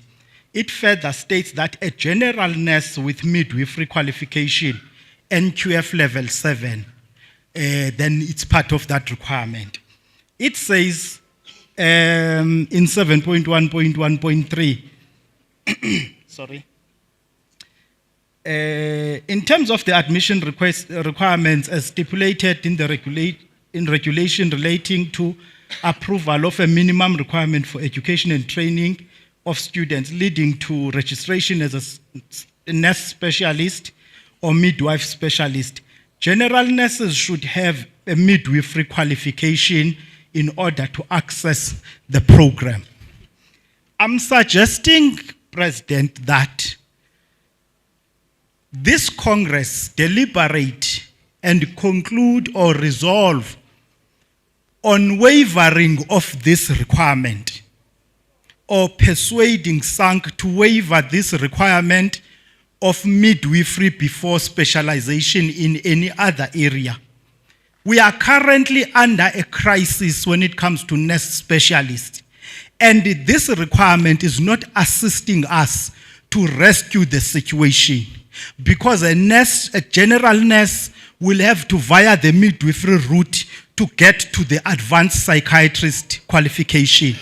Now we don't have that time because we are in crisis. DENOSA must persuade SANC to waiver this requirement for a period that this Congress will stipulate, to allow, number one, those general nurses that are already in the specialized units but they are not specialists, to be allowed to specialize without a requirement of midwifery. Secondly, if then it allows, the numbers are still limited, we further broaden it to the general nurses that are in general units but they have interest into the specialized areas to be able to be covered by that. I'm suggesting that that be the resolution also of this Congress. Thank you very much, President. Oh, thank you. Apologies, President. We are seconding the adoption. Thank you very much. With the additions that we have deposited. Yes, I think this issue was debated a lot during the education, and I think maybe we could find a way of how are we going to consolidate that. But if we open it, we'll have a lot of issues. So I would propose that we put it on the back burner, then continue. Thank you very much, Chair of the session. My name is Sivemin from the Eastern Cape. I will also stand on the protocol of others for the sake of time. There's one thing that we want to enrich the presentation as we welcome it in that spirit, Chair. You know, in the universities, they have something that they call it right to learn. Firstly, I think I should have said, this Congress was very wise to be interested in the Commission of Students. I think we should take that, comrades, that we have done a good thing, because where we lose members mostly is in those institutions. So now, my point is, in the universities, they have something which says right to learn. They put their stalls there, Chair, for 5 days. And when students are registering and doing all their sorts of things, they are there to assist them every day. Now, I want to challenge comrades that DENOSA, as recognized in all the institutions of higher learning, they must follow suit, especially in the colleges, because I've not noted such, that every time when the year starts, they join the right to learn campaigns, or they even call it their name, if whatever they want, and be there for 5 days for students. So it's one thing that we persuade the students that they must do, even if they have their own congress, they must do that, so that we get members from that. Because when we go to these colleges, comrades, because it really is not our baby as the motherboard, but we always get complaints to say, we have been joining hospitals and many other unions, but because DENOSA was not there. So we should do away with that, because we are losing members from there. It's a hub, comrades, for all of us as DENOSA, and we must place interest as the regions, comrades. Whenever we have an institution of higher learning, we must have interest, and we must also follow suit. Thank you very much, Chair, without wasting your time. We also move, Chair, because I've seen that it's moved and adopted. We also second. Thank you, Chair. Thank you. Free State.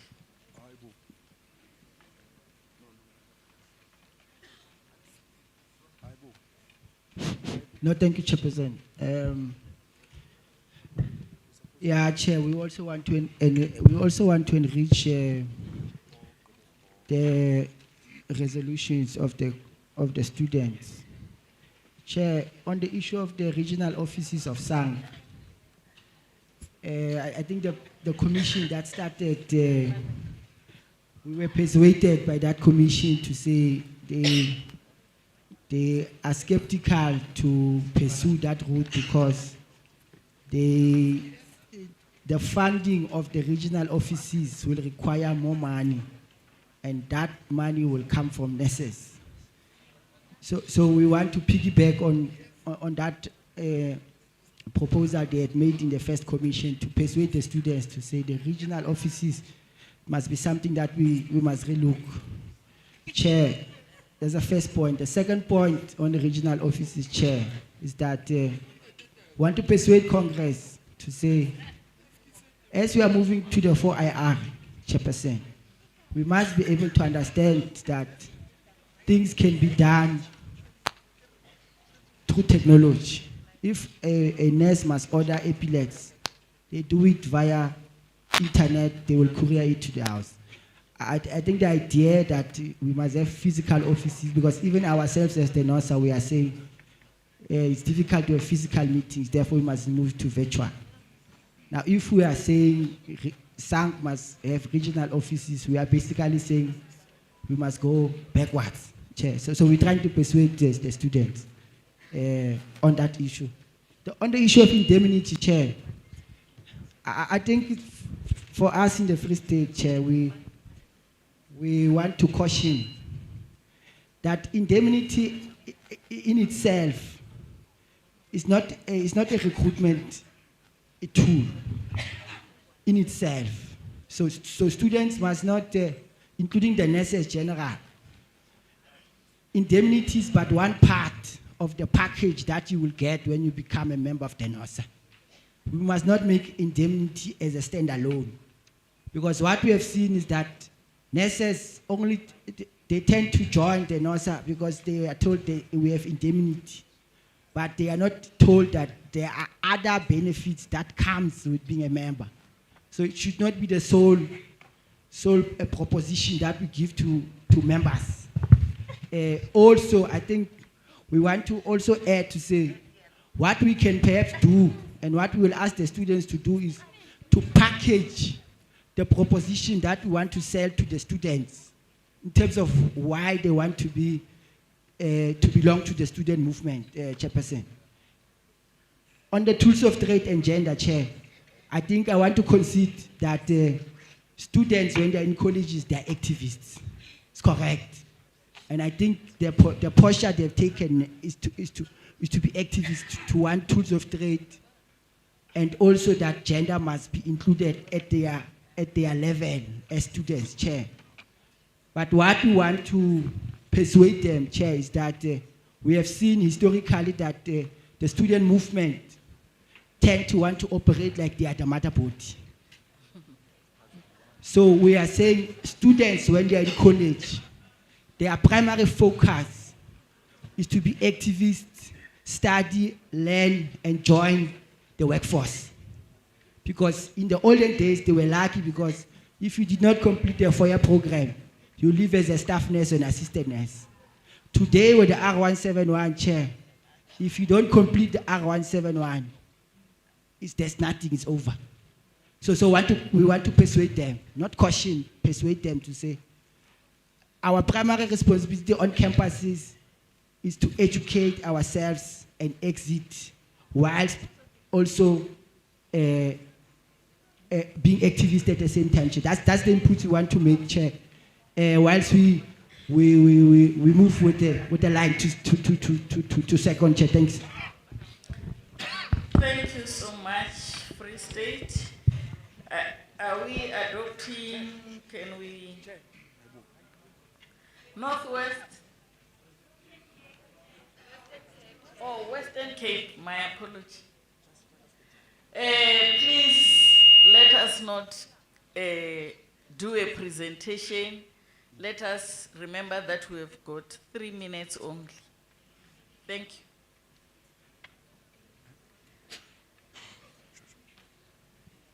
Yeah, thank you very much.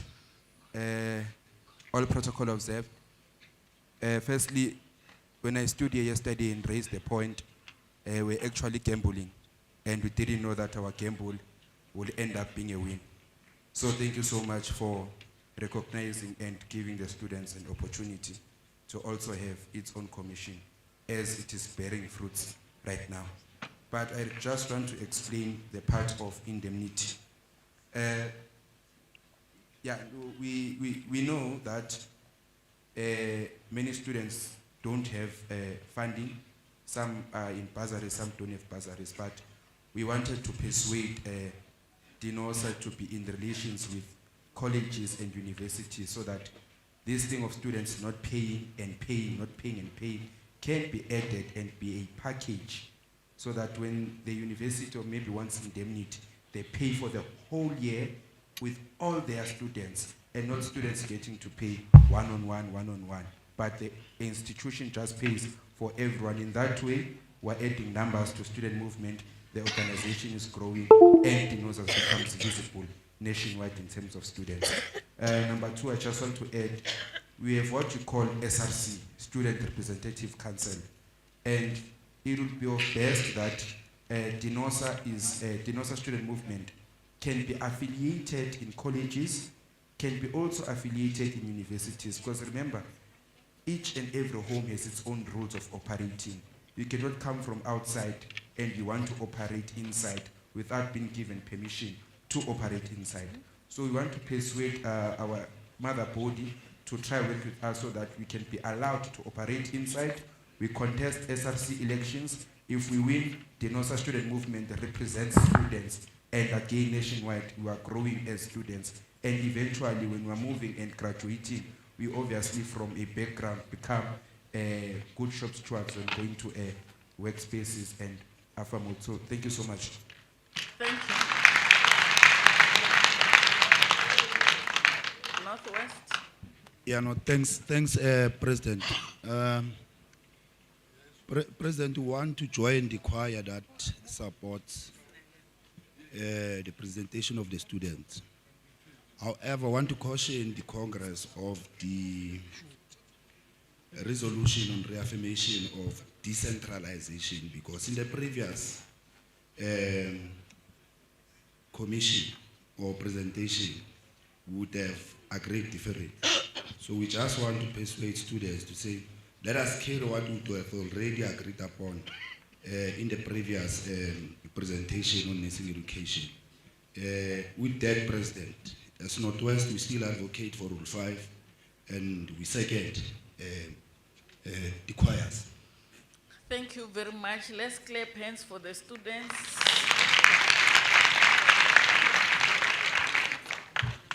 We'll now proceed with the organizational commission.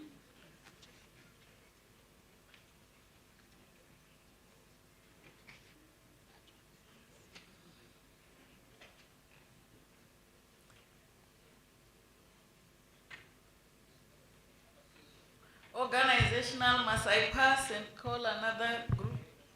Or?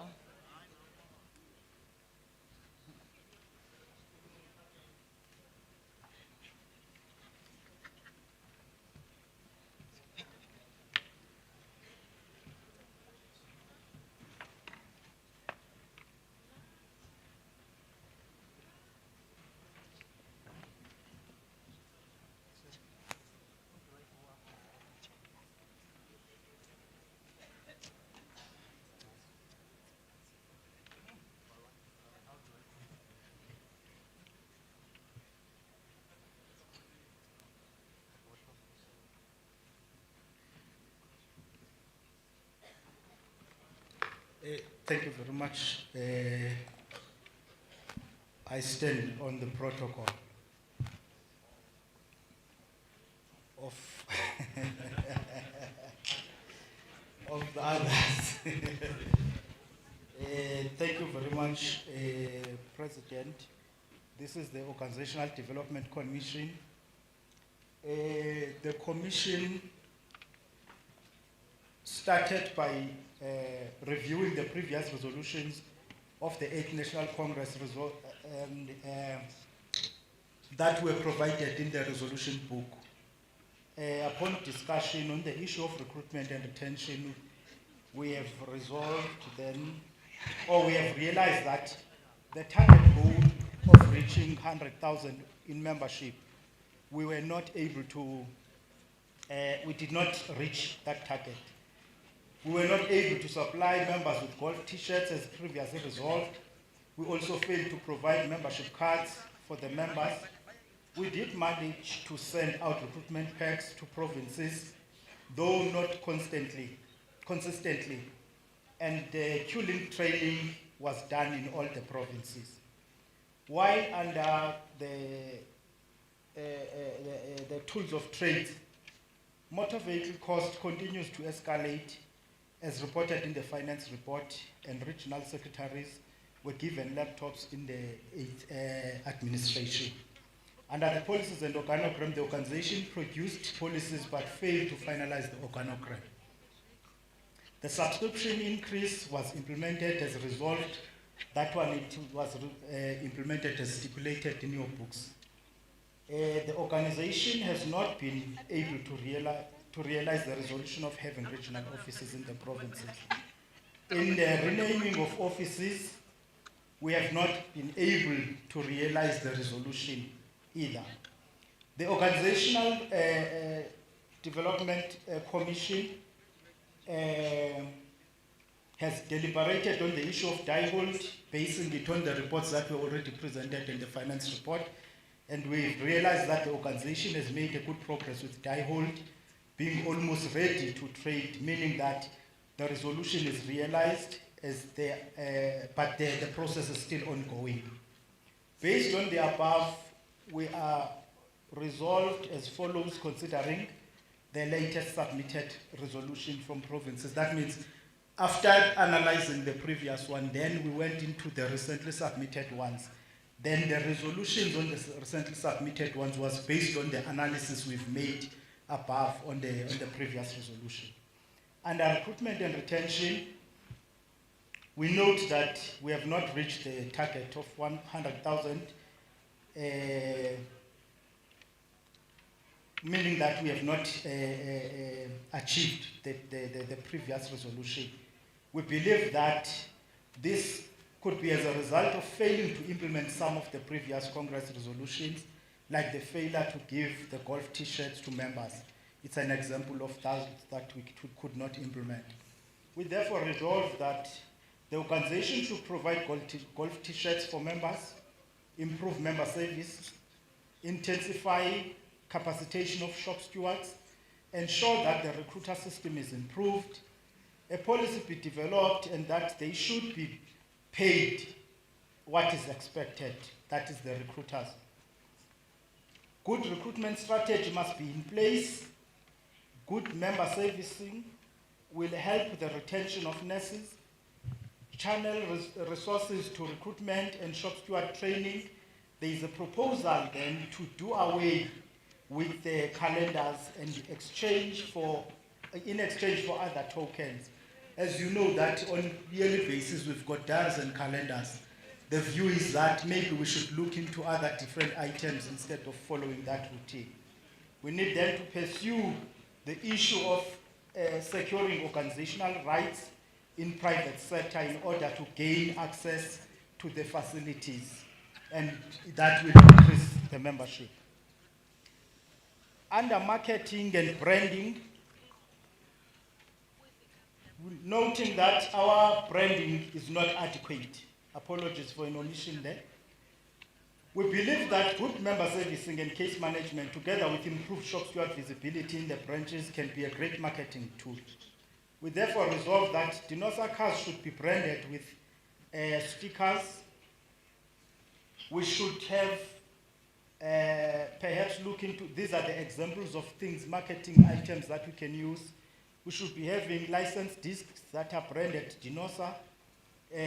Others are saying this is a nurse's car. As an ROB, we should be wearing DENOSA regalia when addressing DENOSA meetings. We should consider getting other tokens other than the t-shirts. And the second-hand watches is one of the examples of what is relevant in the items that are used generally by the nurses. The private sector resolution, just in the interest of time, as you see that referred to the book, it's because the resolution was taken as it appears in the books. So whenever you see areas that says refer to your book, that resolution is recommended as such. So the private sector, it was written in your books, noting that the private sector has been neglected and that programs and servicing have been neglected, thereby leaving a significant number of these members utilizing DENOSA for indemnity purposes only. Then the result was that the marketing, recruitment and retention will be intensified in private sector to eventually reach threshold of recognition and rights of bargaining in the private sector. So we have adopted it as such. On the tools of trade, we noted that there is a continuous there is continuous increase in the cost and maintenance of the motor vehicles. There is an omission of increase there. We believe that the policy on management of these assets should be reviewed and improved. We therefore resolve that there should be consequence management to manage better the resources and accountability and responsibility in the use of organizational motor vehicles to cap that issue of the cost.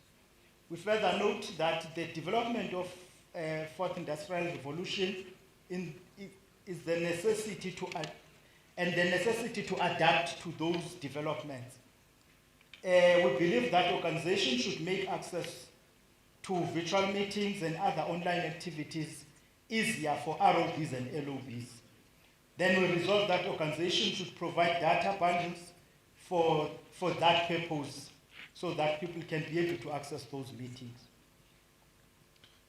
The provincial media office, we note that there are inconsistencies in communication between national and provinces.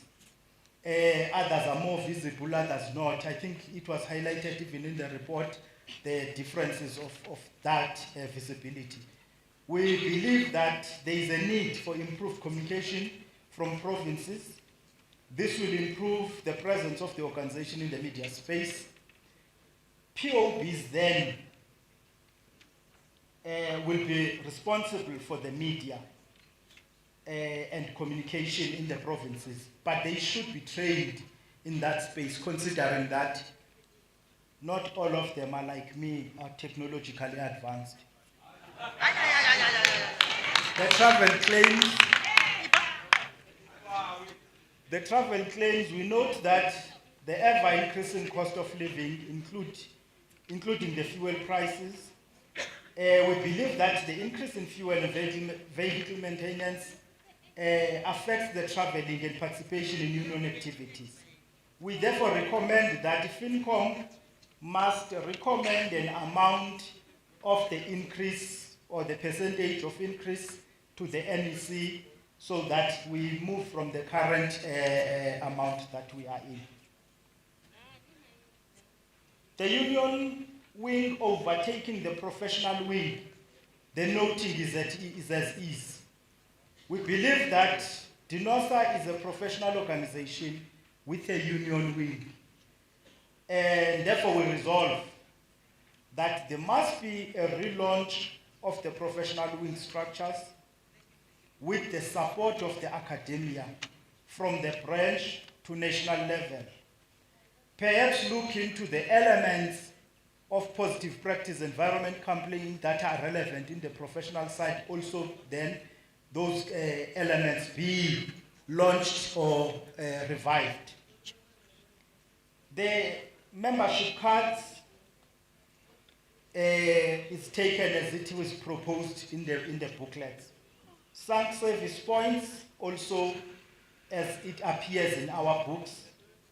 The payment of SNTs, that there are sometimes delays in the processing and paying of shop steward claims. We believe that there should be a change in policy of provinces maintaining a zero balance account. FinCom should determine a minimum amount to be deposited to provinces on a monthly basis for the ease of payment of claims for shop stewards.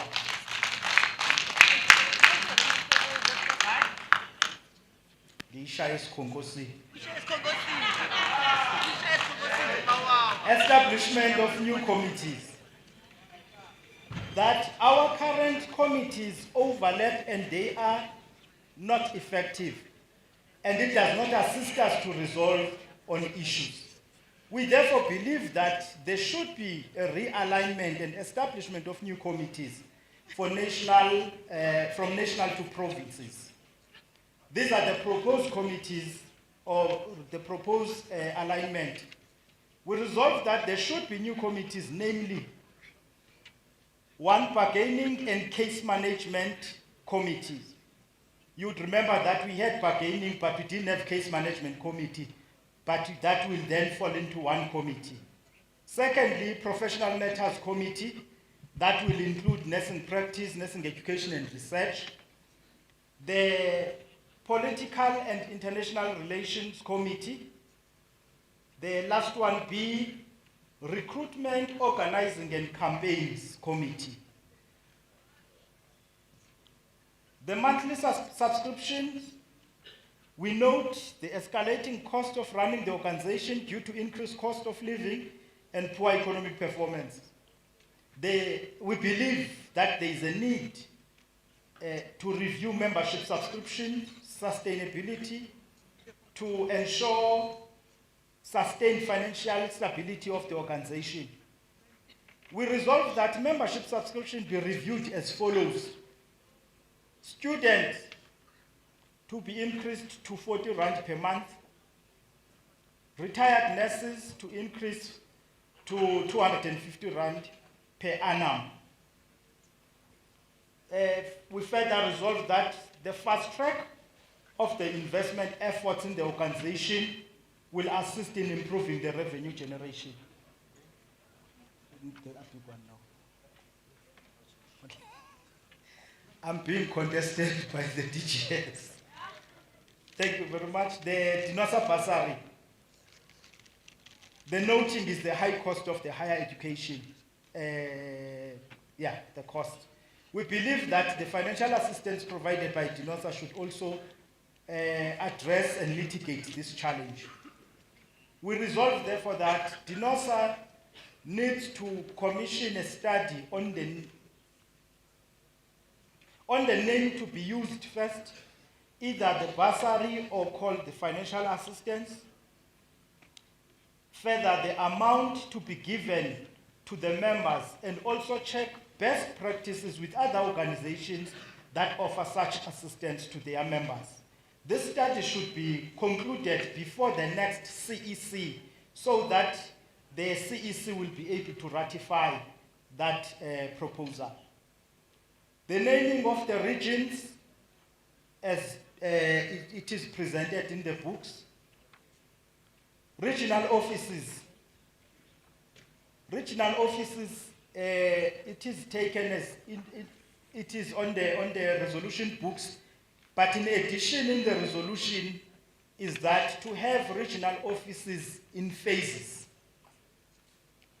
Also, the organization should start with establishment of branch offices as per labor relations provision.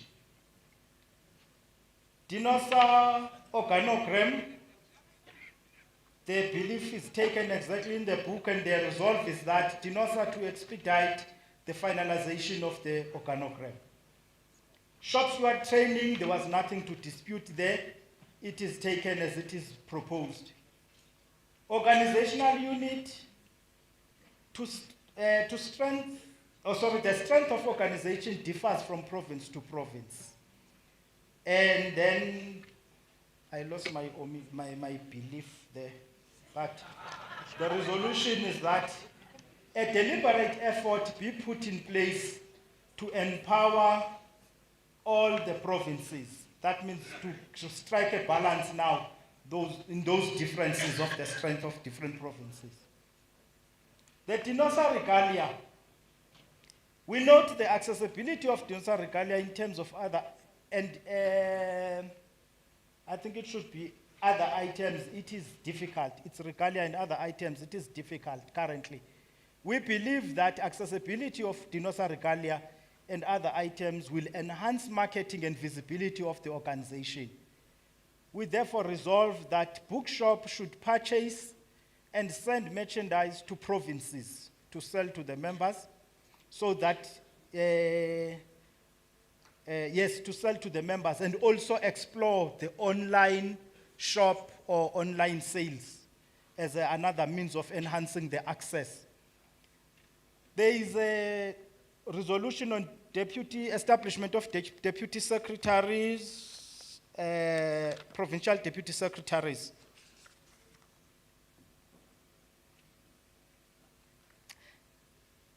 It reads, establish deputy provincial secretaries, noting the growing need to have a deputy provincial secretary role in the province. We believe that the position of deputy provincial secretary should be created. We resolve that the position of deputy provincial secretary must be established as a constitutional amendment. That is the end of the presentation. Thank you very much.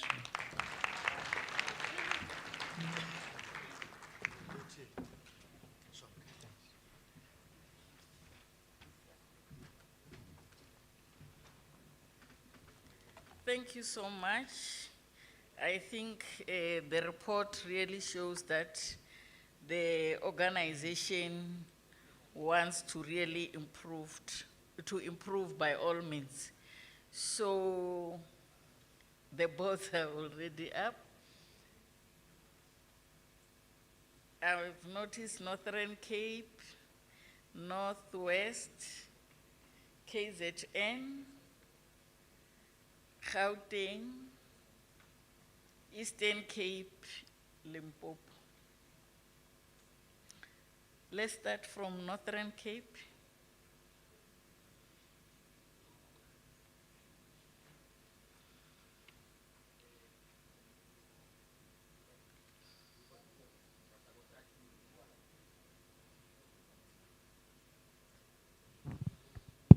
Yeah, thank you, President. President, our humble apologies. We don't necessarily want to derail the program, but as a leadership from Northern Cape, it's very important to raise the issue of safety of our delegates here. The way the program is moving, by the time we'll finish here, we will have to drive throughout the night. And as a leader, I cannot take that responsibility that we drive throughout the night. Can we keep to the time issue, please, President, so that all of us arrive safe and sound at our destination? Other than that, we'll have to leave the plenary earlier than anyone else. Unless, from a logistical perspective, we'll have to make other arrangements in order to ensure and enrich this plenary, that these things find proper expression. But Northern Cape will raise its point through my secretary. Secretary, come please.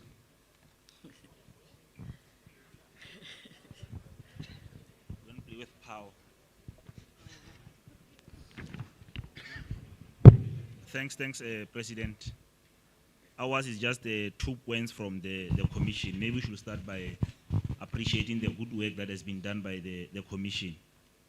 The issue of the calendars. 1 year ago, I think we did not have calendars. And in that effect, there were complaints from members complaining about the calendars. So also in intensifying the marketing, calendars are very important in that aspect. The issue of the membership cards, we don't necessarily need to print the membership cards because we are talking digitalization. Those that are having a GEMS app, you don't need to get a membership card. You just generate a digital membership card from the app. So maybe we should ensure that through our app, maybe we must get a point where we get to generating the digital membership card. Thanks, President. Thank you so much. Are you adopting? You didn't say anything about that. With the inputs, President, we move for the adoption of the resolution. Thank you. Chair, PT from Northwest. Chair, firstly, let's appreciate the report. Chair, and then also to stand here and support Northern Cape. But, Chair, in terms of the issues of the constitutional amendments, the last point, Chair, I think we don't have a proper mandate. We're not even given proper mandate in terms of that. So the issue of the deputy secretary, it must not fly. So, because it's a constitutional amendment issue, so it should be removed. And then from there, we second as Northwest. Thank you. KZN.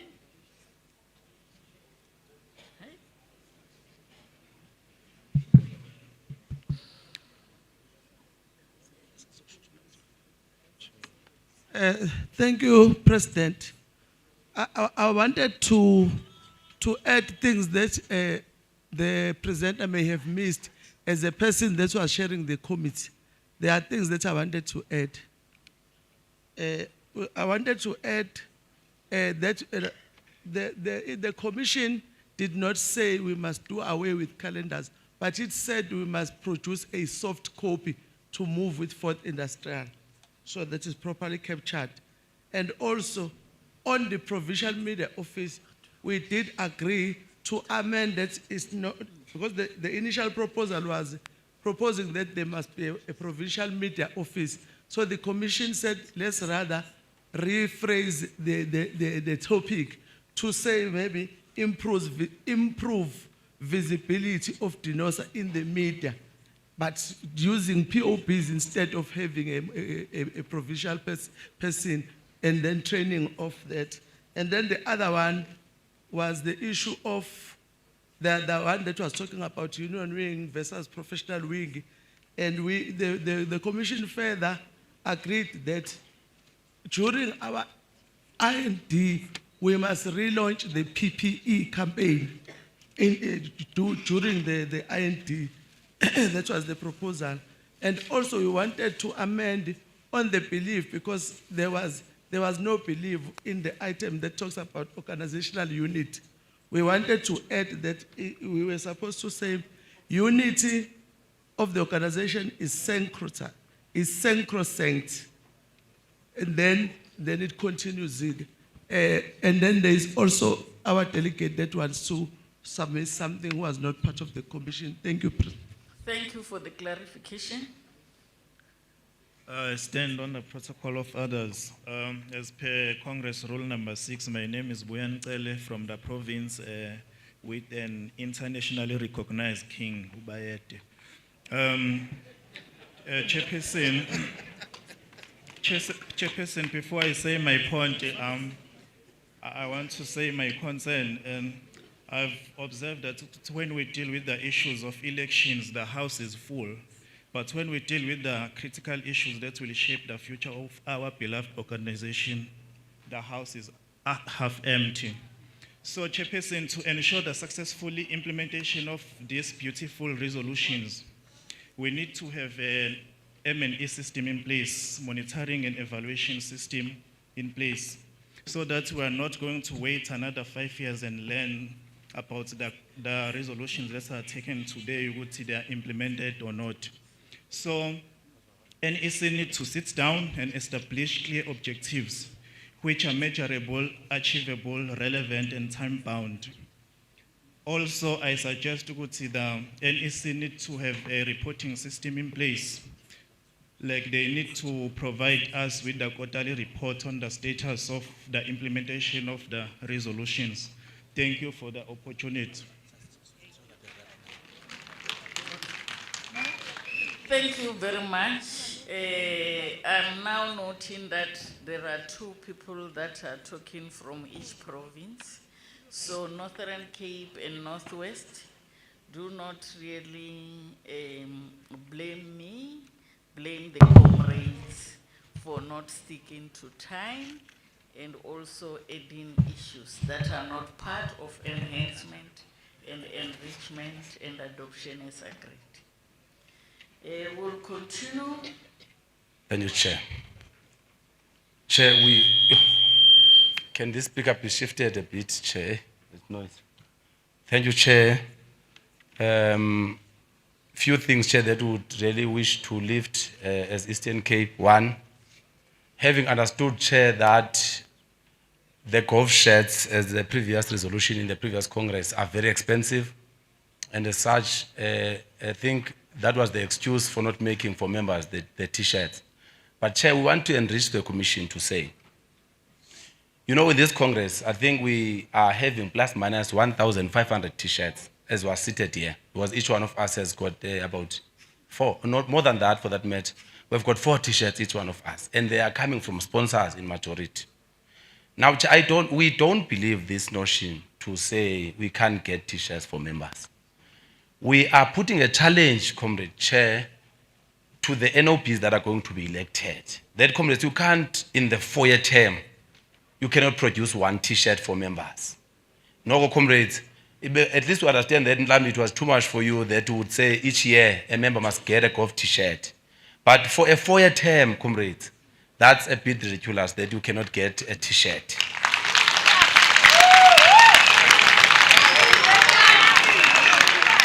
We are not going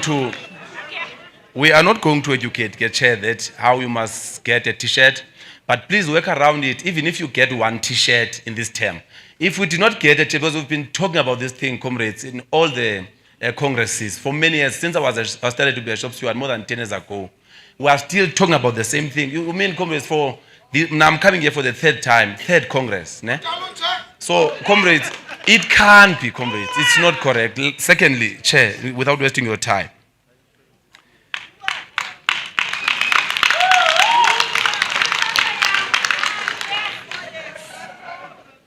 Yeah, the second point, Chair, that we must enrich, there's a notion of a DENOSA bursary, Chair, that we must submit. Chair, it's both good and bad, that thing. I think Umawa has tried to present it. When you raise hopes to people to say, because when we present that, and say we have DENOSA bursaries, it attracts, that's where it's going to be good. Chair. It attracts many people because we have a bursary and everyone would want to go to school and get a bursary. But the bad thing about it, Chair, that would really wish that the name must be reconsidered. When the reality comes that people will apply for a bursary on DENOSA, Nogoma comrades, to get, when my fees are 90,000 and I get 10,000 as a bursary, it does not add value, comrades, when you see other bursaries on how do they do their thing. So I think that's where the problem will be, Chair, that the name will have to be reconsidered if really would need to say it's a bursary or what. Thank you, Chair. The third point, Chair, with the provincial regalia, Chair, I think Mawa has outlined it very well, but we always get a complaint, Chair, to say the members are saying we are not giving them t-shirts, but we are not even exposing t-shirts to be sold to the provincial offices. Now, Chair, let's also enrich the... There's a hand for point of order. PT, Northwest. Chair, Rule 5. Rule 5. Time I accepted. I'm giving you a second to wrap up. Okay, let me skip the other points, comrades, and just raise the last point, Chair. Because this thing is taking me. It's fine, don't worry. Don't worry. Gauteng. So the last point, Chair, would be to say, we want to persuade this Congress, Chair. We understand that the Constitution is still a baby. It has just recently been signed, right? But this thing, Comrade Chair, of because it was amended here. In fact, if it was replaced by this Congress, we have been having a long-standing problem, Chair, of not having secretaries that when you go to the PECs, if the secretary is sick, you'll have to postpone the PEC because there won't be anyone to present as a provincial secretary. Chair, second is expired. Thank you, Chair. We move to second, Chair. Thank you very much. Thank you. Limpopo. Thank you very much and good morning. As Limpopo also will just want to stand on the protocol of others, and we just want to support the report as presented, and we just want to second the report. And we just want to further enrich on the issue of recruitment and retention on the resolve that we wish that we could add that we resolve for fast tracking of cancellation of other union membership to the department to avoid dual membership. Fast as Limpopo. Thank you. Thank you. Indeed, I also come from Limpopo, I understand. Fast. Western Cape.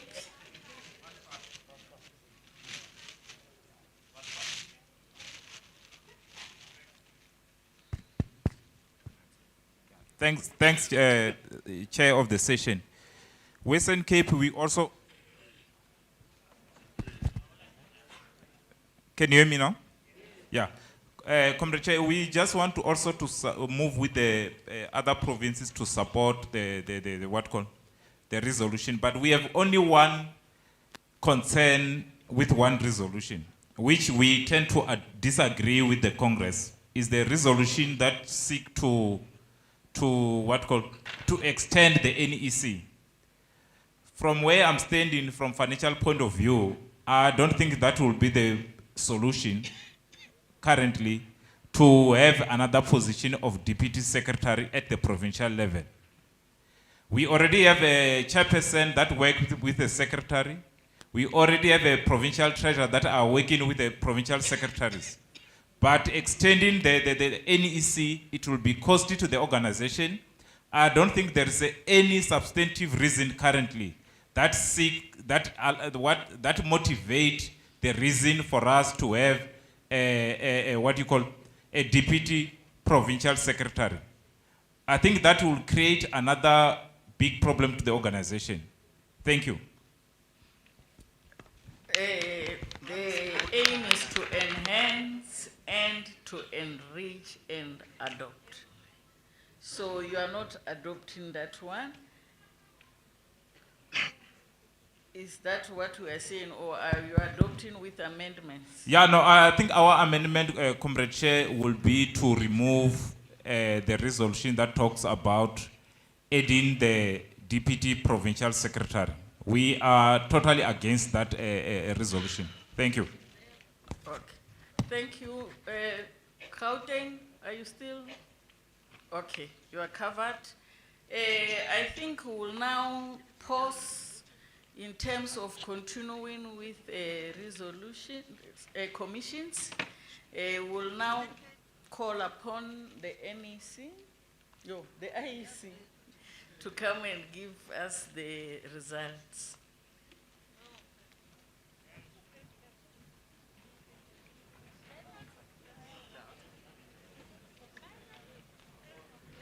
Please call ICC for us. Comrades, we are experiencing issues with flights. Some are leaving. I think in Northern Cape expressed that. Any constitutional amendment, comrades, we must have had a preparatory document on the constitution. I'm not saying it's wrong to insert it when we're in Congress, but it got an issue of a test that is different from the other processes.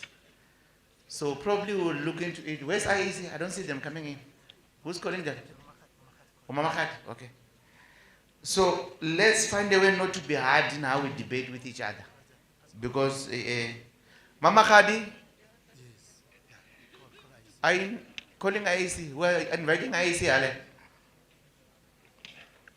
So how we debated and normally how we handled it in the past is that a particular amendment will be drafted by a province and sent to provinces for discussions before it comes to Congress as a document that speaks to the Constitution. That way it's easy to harmonize the understanding when we are at a national Congress, because the test for that is too high. It's a bar of 2/3 majority. So I would not want to have an antagonistic approach when it comes to the Constitution. Please bear with us in that one, because if you advance it now, you lose it now, it means the opportunity is gone. When you can start another process during the term, you go through it. For example, the NEC can, I'm waiting for IEC, please, otherwise time is wasted. When I'm trying to buy time for them to come in, and I'm not seeing them. They're outside.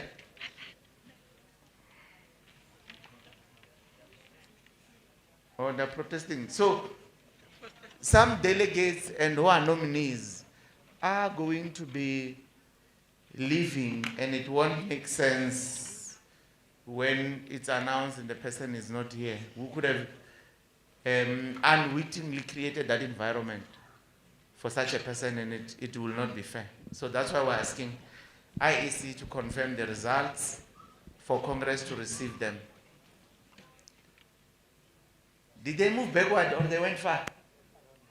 You don't know what happened? Okay. I hear they're outside, but I don't see them coming. That's the challenge I have. If they are far, we could use time for something else. But I am told they are here, and they're not coming. So the other thing, comrades, we must be clear what we want. When I have made my point, and somebody makes a point, I stand up and say, we must be 3 minutes, we must be short. Okay. But when I get an opportunity, I speak 7 minutes. Comrades. That's contradictory. Let's stick to what we are saying. We could have finished 5 commissions by now if we were succinct as I had requested initially. Are they here? They're coming? Oh, okay.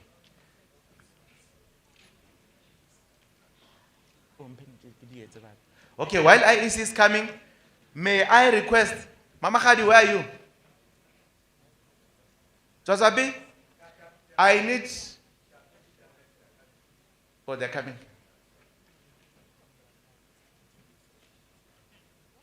My issue is the agents, sense of agents.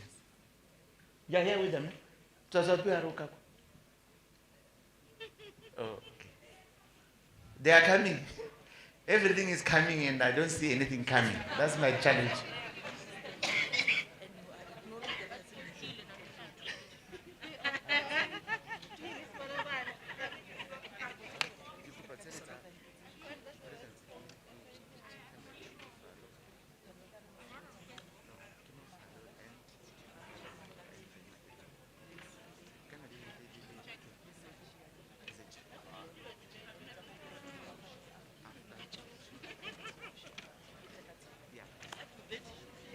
Okay, thank you. IEC, you are here? Yeah, please, I'm waiting for you. I'm waiting on you.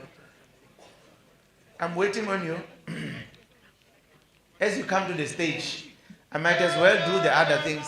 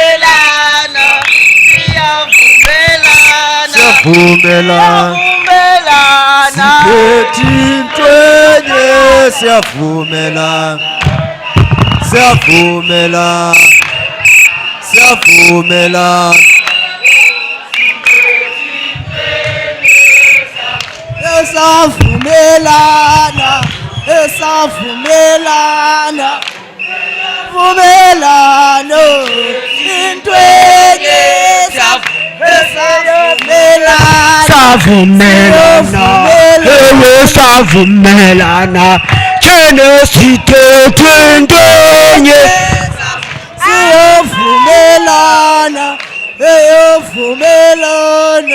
siyovumelana, intwenye siyovumelana, siyovumelana, intwenye esovumela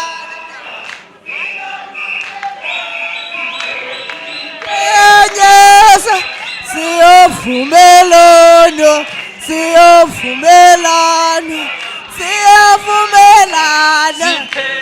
intwenyesa siyovumelana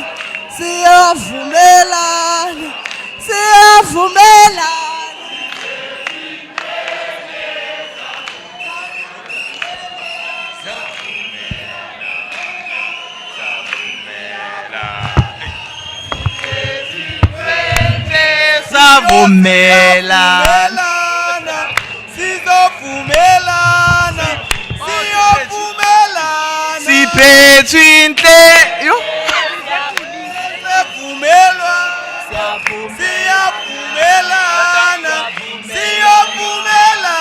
Sithethintwenye.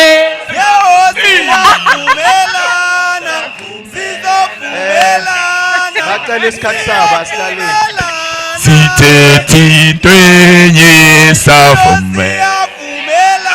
Savumelana.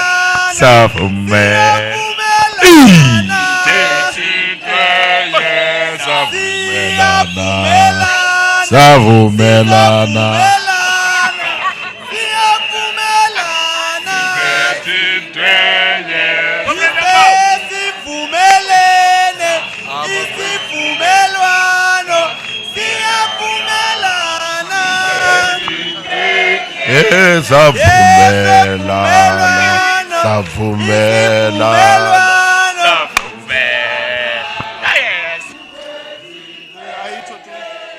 Savumelana, savumelana, savumelana, zithethe into enye Amanda.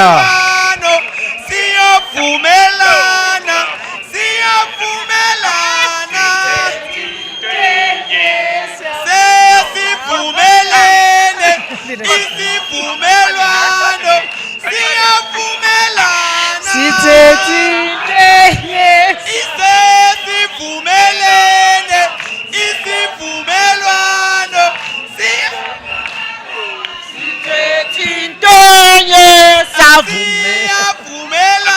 savumelana, savumela, siyavumelana, siyavumelana, sesivumele. Hayi siyadileyana ke manje. Amanda, I see you are taking advantage of that. The fact that my voice has been taken by another tender, I see. Savumela. Eastern Cape, Eastern Cape, Eastern Cape. Rotenderana. Ayihlale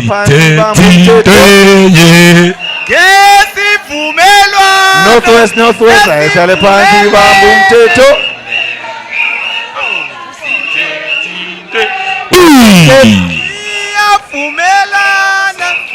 Western Cape, let's sit down please. Eastern Cape, Eastern Cape, Eastern Cape, let's sit down.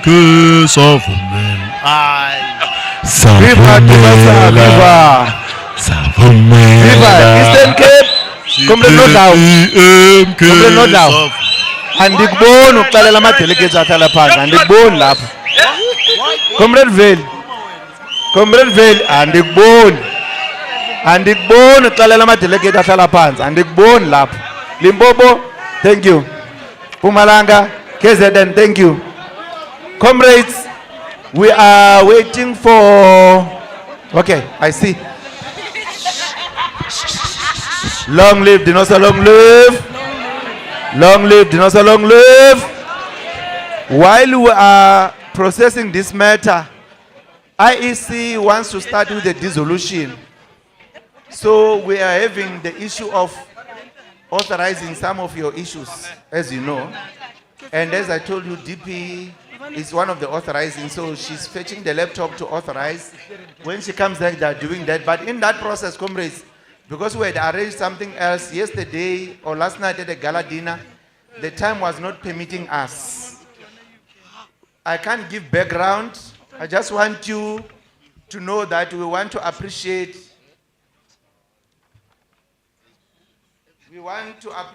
our forebears, and in so doing, I'm asking President Mafalo and President Mateveni to come to the podium and receive our token of appreciation for saving the organization, but also for being with us here today. Thank you very much.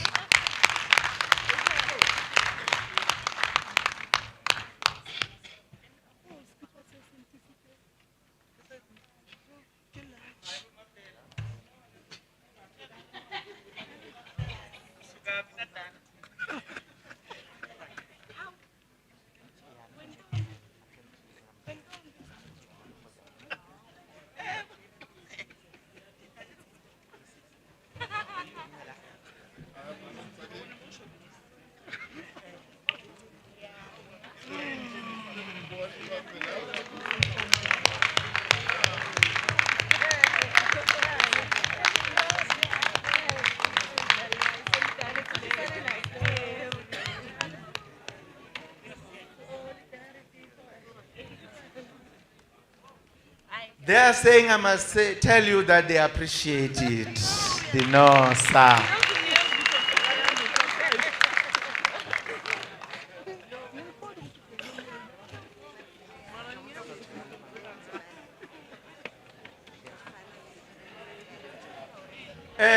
Comrade Zoda Grikhana, where is she?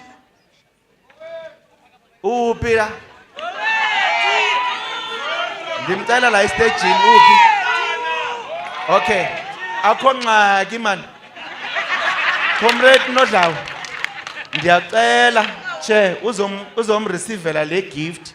Siyam appreciate thina. UZG. She was in the NEC. No comrades. She was in the NEC and she has just left. She's the member of provincial legislature from DENOSA in the Eastern Cape. So I was saying thank you to her for also being here.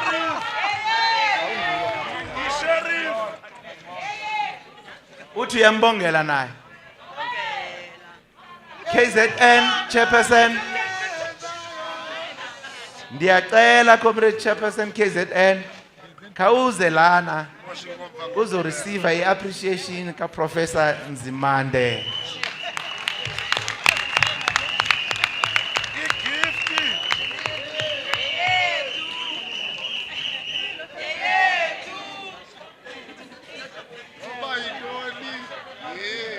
Is Dipifa?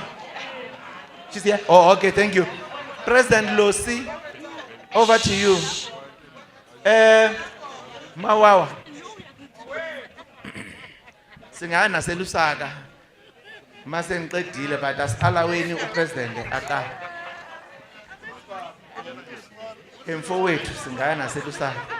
Ngisho ehlathini. Thank you very much, Mongameli. Mandla! Viva DENOSA, viva! Unite, DENOSA, unite! Unite, COSATU, unite! Thank you very much, President. Comrades, my task is simple. I am requested to preside over this part where the time has come to dissolve, as we say, to this leadership that has successfully brought this mighty organization to its 9th National Congress, that has accounted to the owners of this union that you have done well during your tenure of office, and now that mandate has come to an end. With that appreciation, the Congress is then saying, this is the moment for you to go back to your constituencies in your provinces, as we are going to usher in a new leadership that has been elected by this 9th Congress to take a new mandate and report back to the next Congress of this union. As I do that, sifuna ukuthi siyabulela Maqabane, may you now, you have been dissolved, take your rightful places to your own constituencies in terms of provinces. Thank you very much.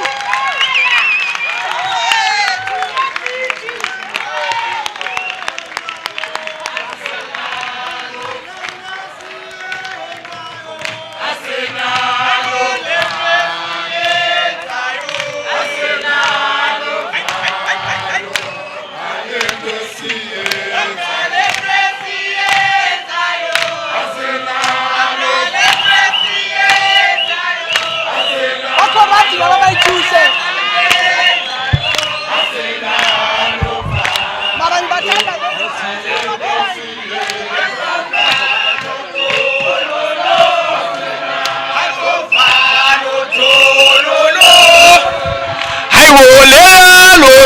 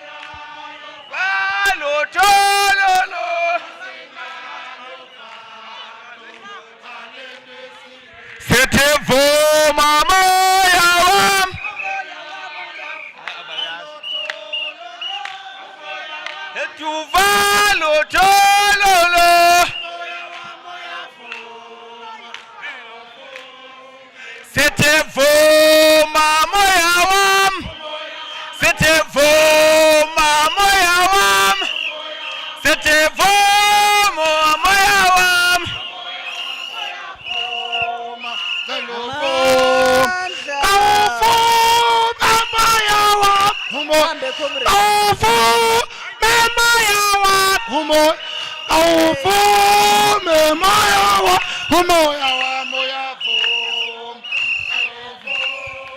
Uthi fa fa fa fa fa fa fum.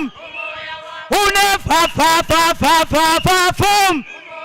Kawuvume moya wami uyavuma. Une fa fa fa fa fa fa fum. Ati Joe. Thank you very much, comrades. We don't want to delay you so that we are able to get to this process. And then as we usher in the new leadership, you will be allowed then to do the singing. Thank you very much to the former leaders. Can I now call on the IEC to then report to this Congress and usher in the newly elected national office bearers of DENOSA. IEC.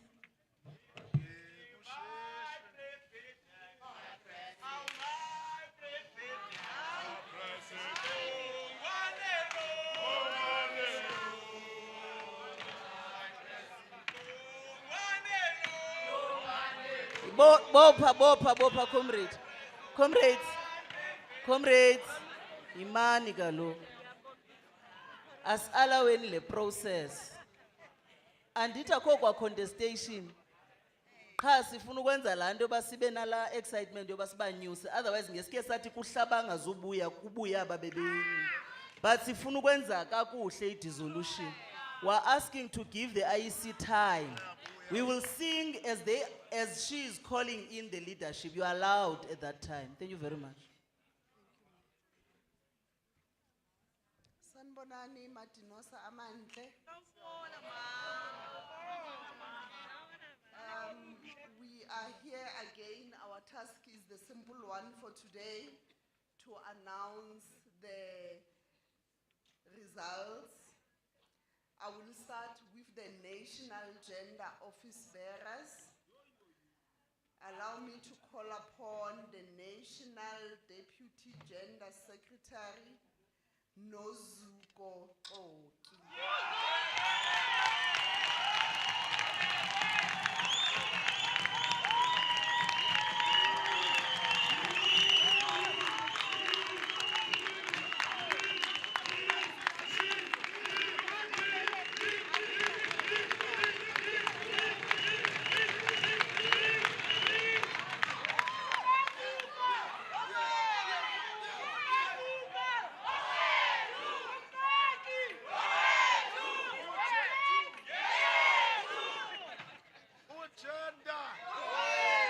The second position is that of the National Gender Secretary, and the name is Nzako Matebula.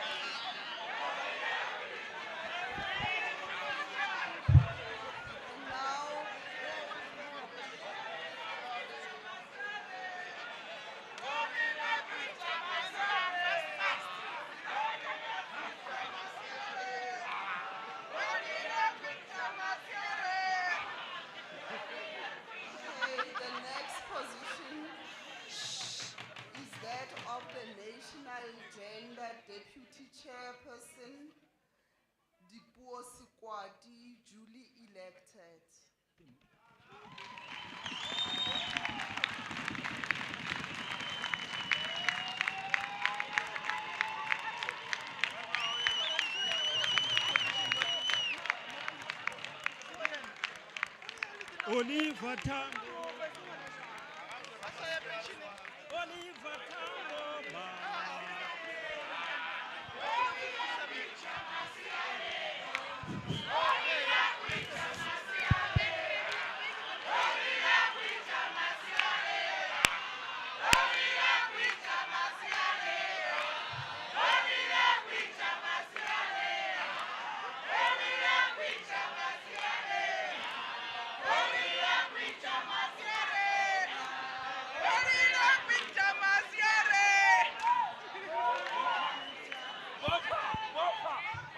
We are now on the position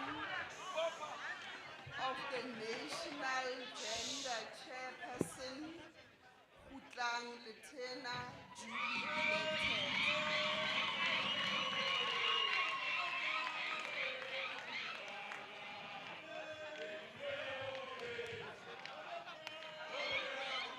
Ala.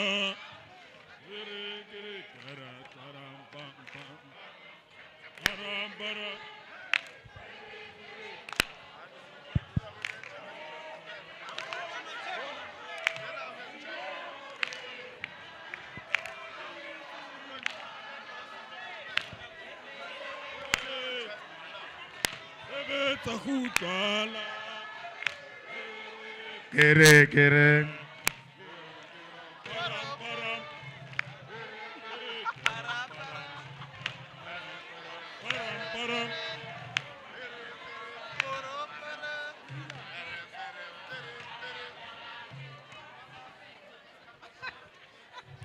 Allow me to announce the results for the national office bearers. Starting with the position of Deputy Secretary, Member Services. Kaya Sotiti,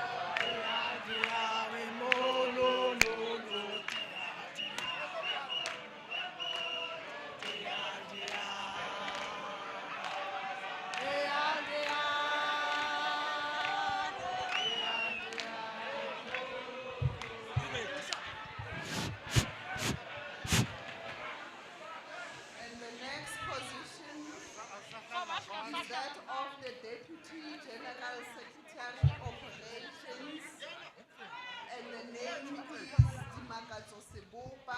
Teta no pala.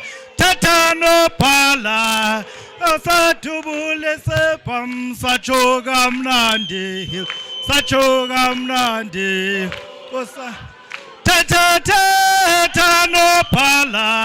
tata no pala, osatubule sepam, sachoga mnandi,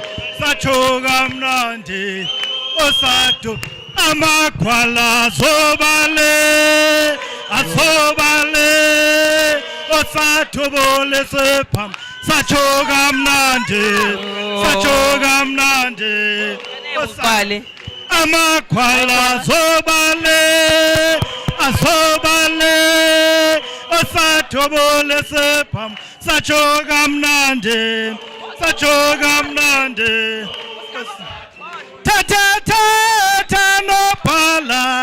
tata no pala, osatubule sepam, sachoga mnandi, osatu tata no pala, osatubule sepam, sachoga mnandi, amakwala sobale, asobale, asatubule sepam, sachoga mnandi,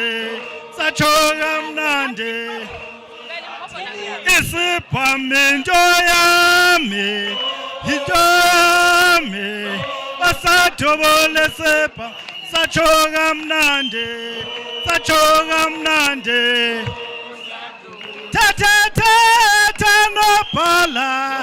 tata no pala,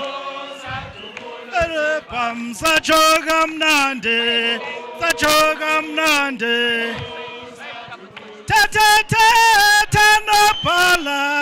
tata no pala, asatubule sepam, sachoga mnandi, amakwala sobale, asobale, satubule sepam, sachoga mnandi,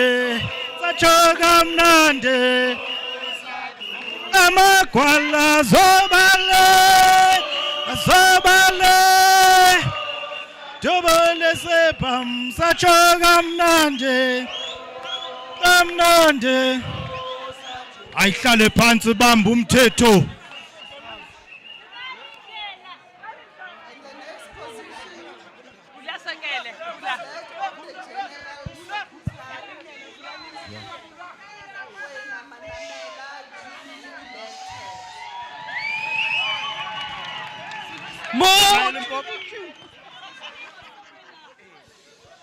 Muthu amona ma, Lemoya, oh muthu amona ma, lemoya, oh muthu amona ma, lemoya, oh muthu amona ma, lemoya, oh muthu amona ma, lemoya, oh muthu amona ma, lemoya, oh umushebe kamakhong umushebise, lemoya tapi, umushebe kamakhong umushebisise, oh umushebe kamakhong umushebisise, oh umushebe kamakhong umushebisise, lemoya, oh muthu amona mo, lemoya, oh muthu amona ma, lemoya, oh muthu amona ma, lemoya, oh muthu amona ma, lemoya, oh aman leader ma, lemoya, oh aman leader ma,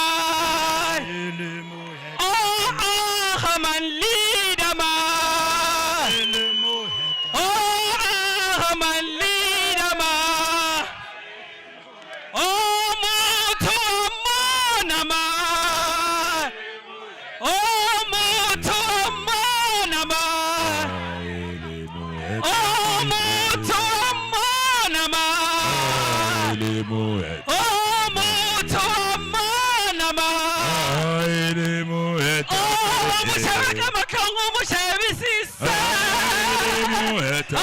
Makango mushabisisa. Moto manama. Moto manama. Moto manama. Moto manama. Haman lidama. Haman lidama. Haman walama. Haman lidama. Moto manama. Moto manama. Moto manama. Moto manama. Haman lidama. Haman lidama.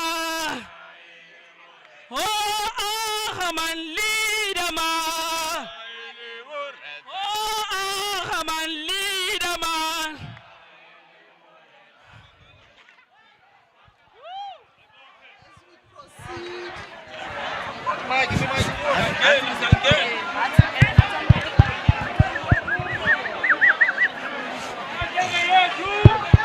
Gautenge yetu.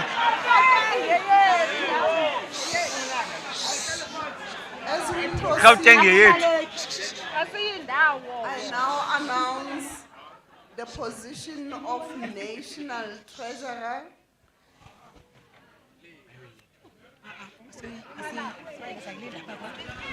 National Treasurer. The name is Linda. Hikamala makosi kasema. Hikamala makosi kasema. Ibongwe.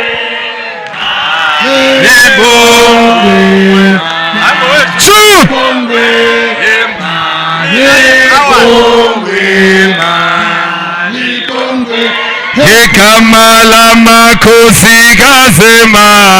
Hikamala makosi kasema. Hikamala makosi kasema.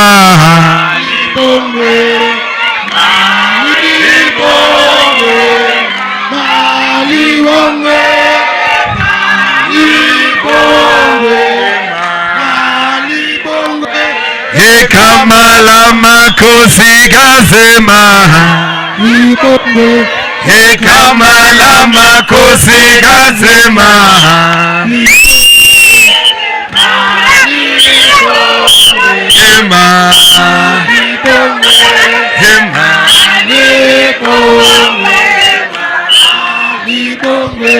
Hikamala makosi kasema. Ewe! Hey!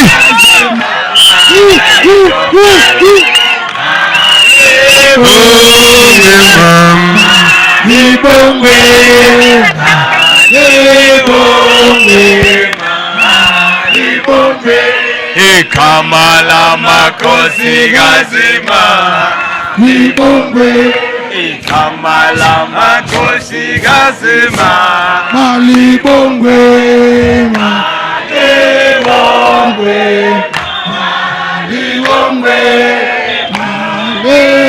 Malibongwe,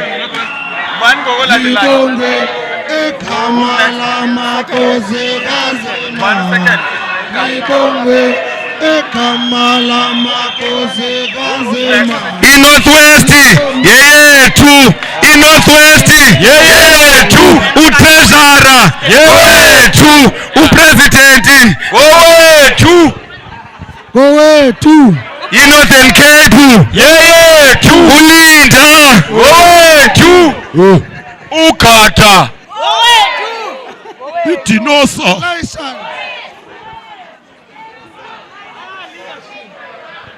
Mandla. I now announce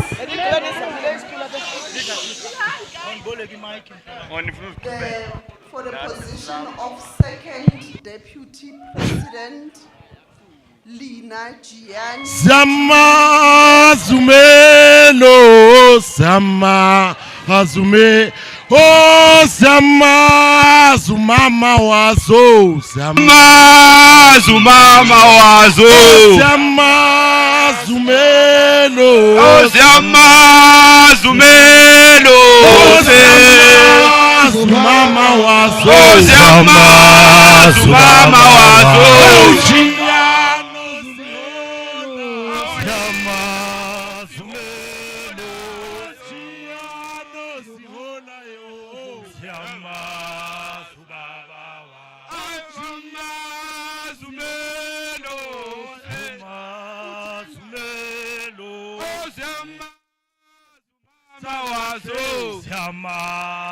Mama wa ayuli no sihola ayuye o sihola ayuli no sihola kahle uye o sihola ayuli no sihola ayuye o sihola ayuye no sihola kahle uye no sihola kahle Zumelo, Sama Zumelo, Sama Zumama Wazo, Sama Zubaba Wa, Sama Zumelo, Sama Zumelo, Sama Zumama Wazo, Sama Zumama Wa, Ayuli no Sihola, Uye Sihola yo no sihola kahle uye no sihola kahle uye no sihola uye no sihola yo uye no sihola kahle Yama Sumelo Yama Mama wazo Siama Subaba wa Uye lo sihola Uye onolo Uye o sihola Uye lo sihola Uye o sihola Sihola yo Uye o sihola Sama Sumelo Siama Subaba wa Sama Sumelo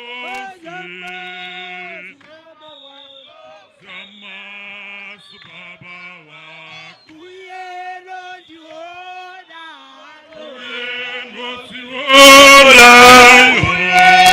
Sihola yo no sihola Betanga tu sihola Ihlale phansi sihola yo no sihola Gauteng is us yethu Gauteng is us Sizena stara As we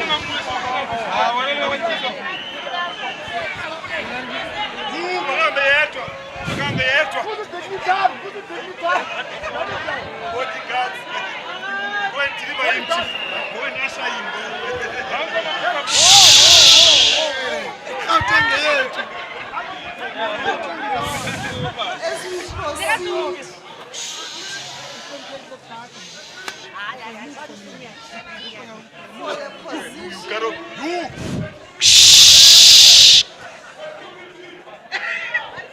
for the position of first deputy president, I announce Ikwegada, who is duly Baba Silibele, Angutino. se kamal eba se lebele kam eba se lebele eba se lebele awutino se kamal eba se lebele kam eba se lebele eba se lebele awutino se kamal eba se lebele eba se lebele eba se lebele awutino se kamal eba se lebele kam eba se lebele eba se lebele awutino se kamal eba se khohliwe eba se khohliwe eba se khohliwe awutino se kamal eba se khohliwe kam eba se khohliwe awutino se kamal eba se khohliwe kam eba se khohliwe kam eba se lebele awutino se kamal eba se lebele kam eba se lebele kam eba se lebele awutino se kamal eba se lebele kam eba se lebele eba se lebele awutino se kamal eba se lebele kam eba se lebele kam eba se lebele awutino se kamal eba se lebele kam eba se lebele kam eba se lebele awutino se kamal eba se khohliwe eba se khohliwe eba se khohliwe awutino se kamal eba se khohliwe eba se khohliwe eba se lebele awutino se kamal eba se lebele eba se lebele eba se lebele awutino se kamal eba se lebele eba se lebele eba se lebele awutino se kamal eba se lebele eba se lebele eba se lebele awutino se kamal eba se lebele eba se khohliwe eba se khohliwe awutino se kamal eba se lebele eba se lebele eba se lebele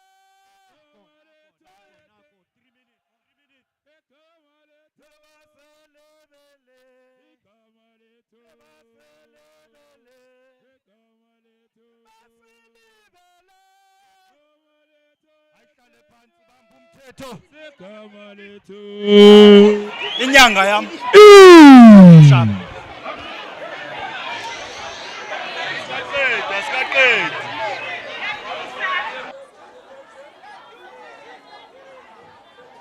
At this stage,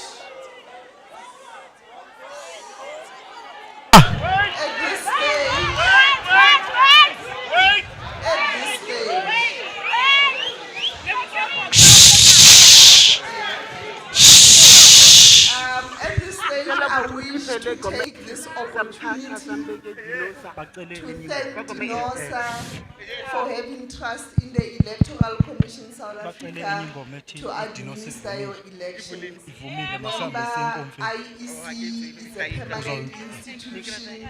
Wherever you are, we are there. Thank you very much.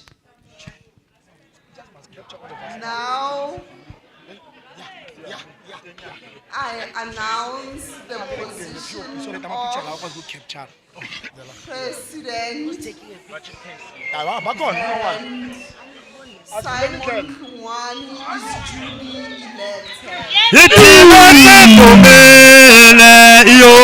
Itina sevomele, itina sevomele, masamba siyengofele, itina sevomela, itina sevomele, itina sevomele.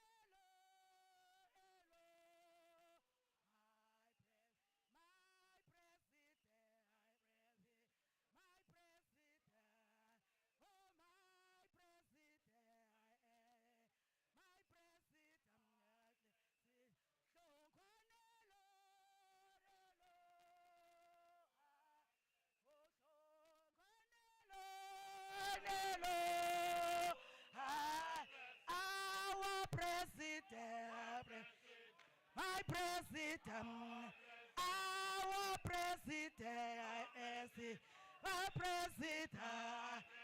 Oh, Ganelo, Nelo, oh, Ganelo, no. My president, our president, my president, my president, Ganelo, Simonelo, our president, our president, my president. We can proceed with the Congress. We're requesting that we proceed with the Congress. Sicela ukuqhuba nenkomfa, my comrades.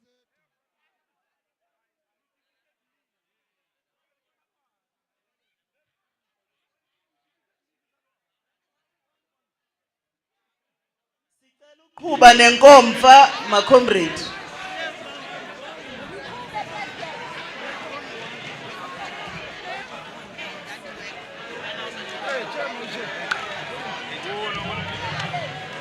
Ayihlale phansi ibambe umthetho. Ibambe comrades, sicela nime ngengoma, sifuna ugqiba this process so that we can hand over to your newly elected leadership to conclude the work of this Congress. Congress has not adjourned, the Congress has not ended. Sicela order, sicela ama comrades ahlale phansi. Sisese Congressini ye DENOSA ayikakagqitywa ayikakapheli.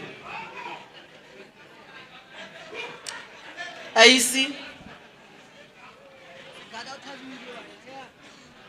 Colleagues, I now hand over the signed result slips to the COSATU president.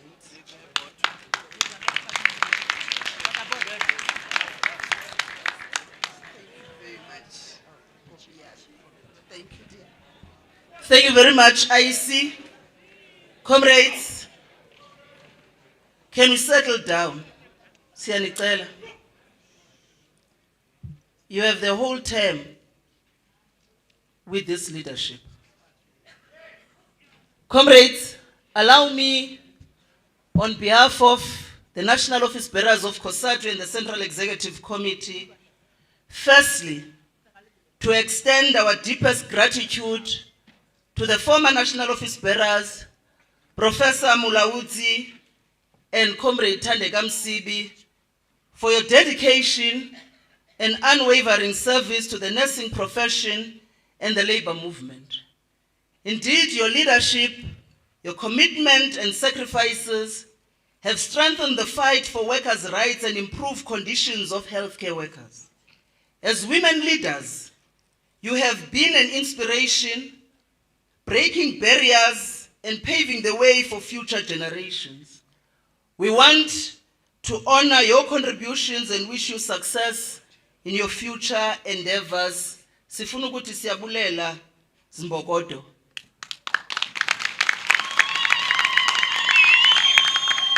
To the newly elected leadership of this mighty union, DENOSA, congratulations, leadership. Your election in this Congress is a testament to the trust and confidence that members have in your ability to lead. And as you take on this responsibility, remember that unity is the foundation of a strong and effective union. And therefore, your task is to advance the mandate of this Congress to defend the rights of healthcare workers and strengthen the fight for better working conditions. Indeed, your federation, COSATU, stands with you in this journey. Lead with integrity, lead with courage, and a deep commitment to the workers that you serve. Sifuna ukuthi congratulations, and allow me to then now officially hand over the chairing of this Congress to to the newly elected, the DENOSA First Deputy President, Comrade Gada. Sidinikezela kuwe uthathe inkomfa uyichair.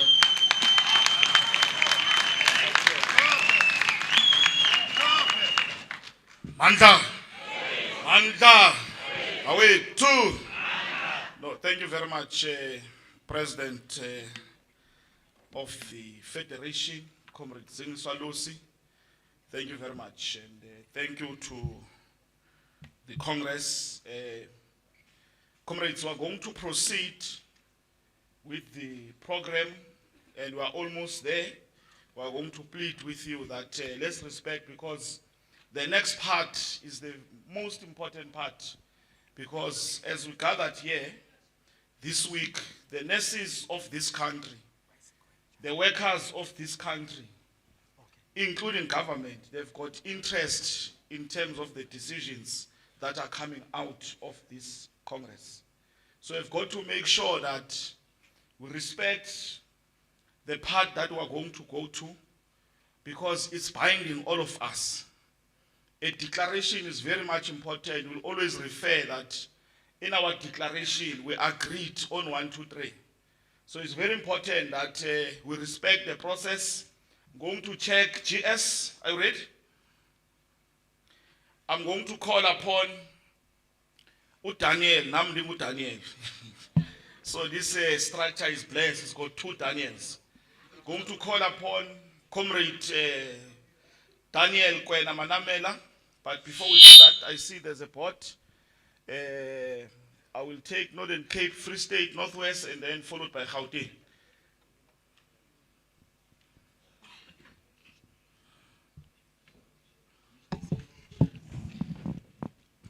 Thank you, First Deputy President. President, we didn't conclude all the commissions. Now, because of what the former president raised, Comrade Klongwane, before he can become a newly elected president, he cautioned us about the time. Now we are standing here as Hak Free State to propose, taking into account the time that is against us, that the remaining commissions, the newly elected leadership must look at an extended NEC so that they get finished in that extended NEC.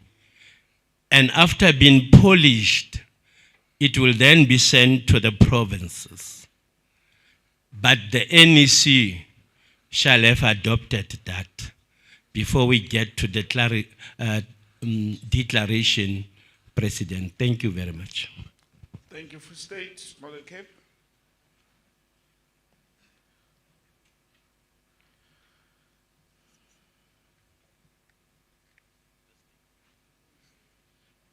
Thank you very much, President.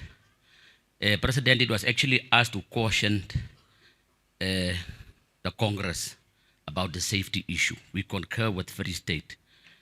And we don't want to give a disservice to this Congress on these important issues on the table. Perhaps there's one important one, not to say all the others are not important, to get a presentation on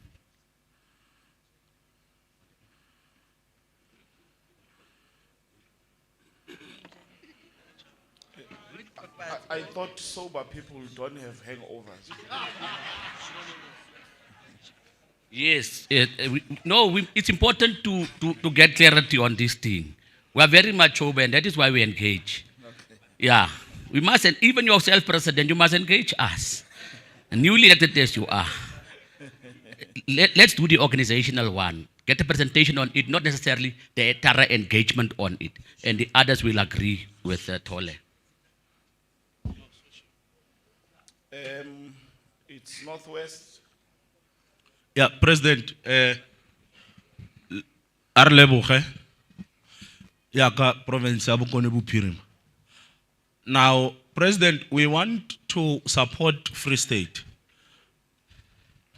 with their proposal of deferring the commission report. But we want to plead with Free State to accept what Western Cape is saying. In fact, organizational was done. What is left that is, in my view, very critical is socio-economic, that is not yet done. And gender, also politics, therefore. So our view is that so that we do not have a crippled declaration, we then deal with socio-economic issues. Those are issues that speak to bread and butter issues of our members. Then others that are left out, we can then accede to that request. So, President, we are saying, Free State, we are pleading, let us amend here and there, because a declaration is beefed up and given meat by the work of the commissions. Thanks. Thank you. Gauteng?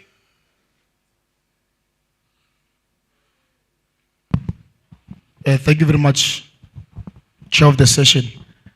Chair, we want to align ourselves with the view mentioned, but maybe what we just few, maybe views that you want maybe to canvass to the plenary chair.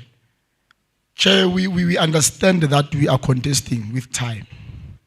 And we think that it could be important also to say that maybe as we are contesting with time and as we are remaining with commissions that needs to be discussed, we want to traverse the ground that was traversed by Northwest on amendment on how we approach this commission's chair.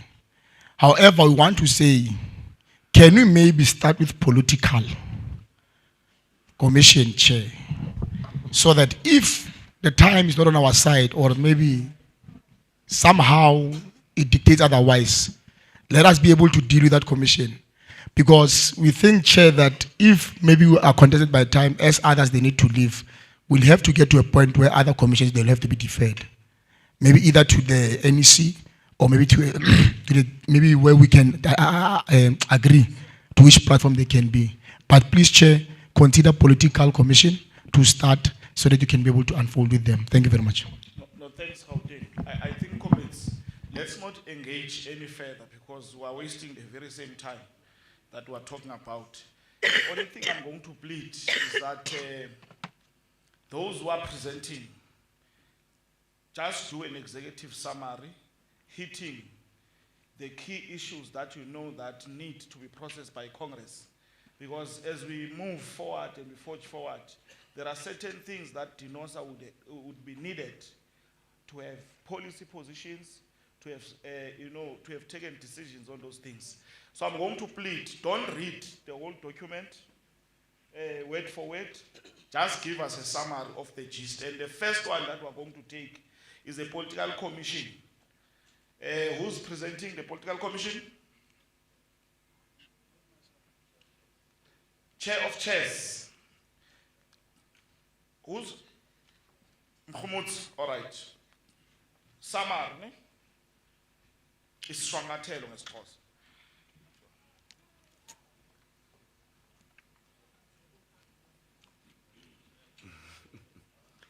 Amandla,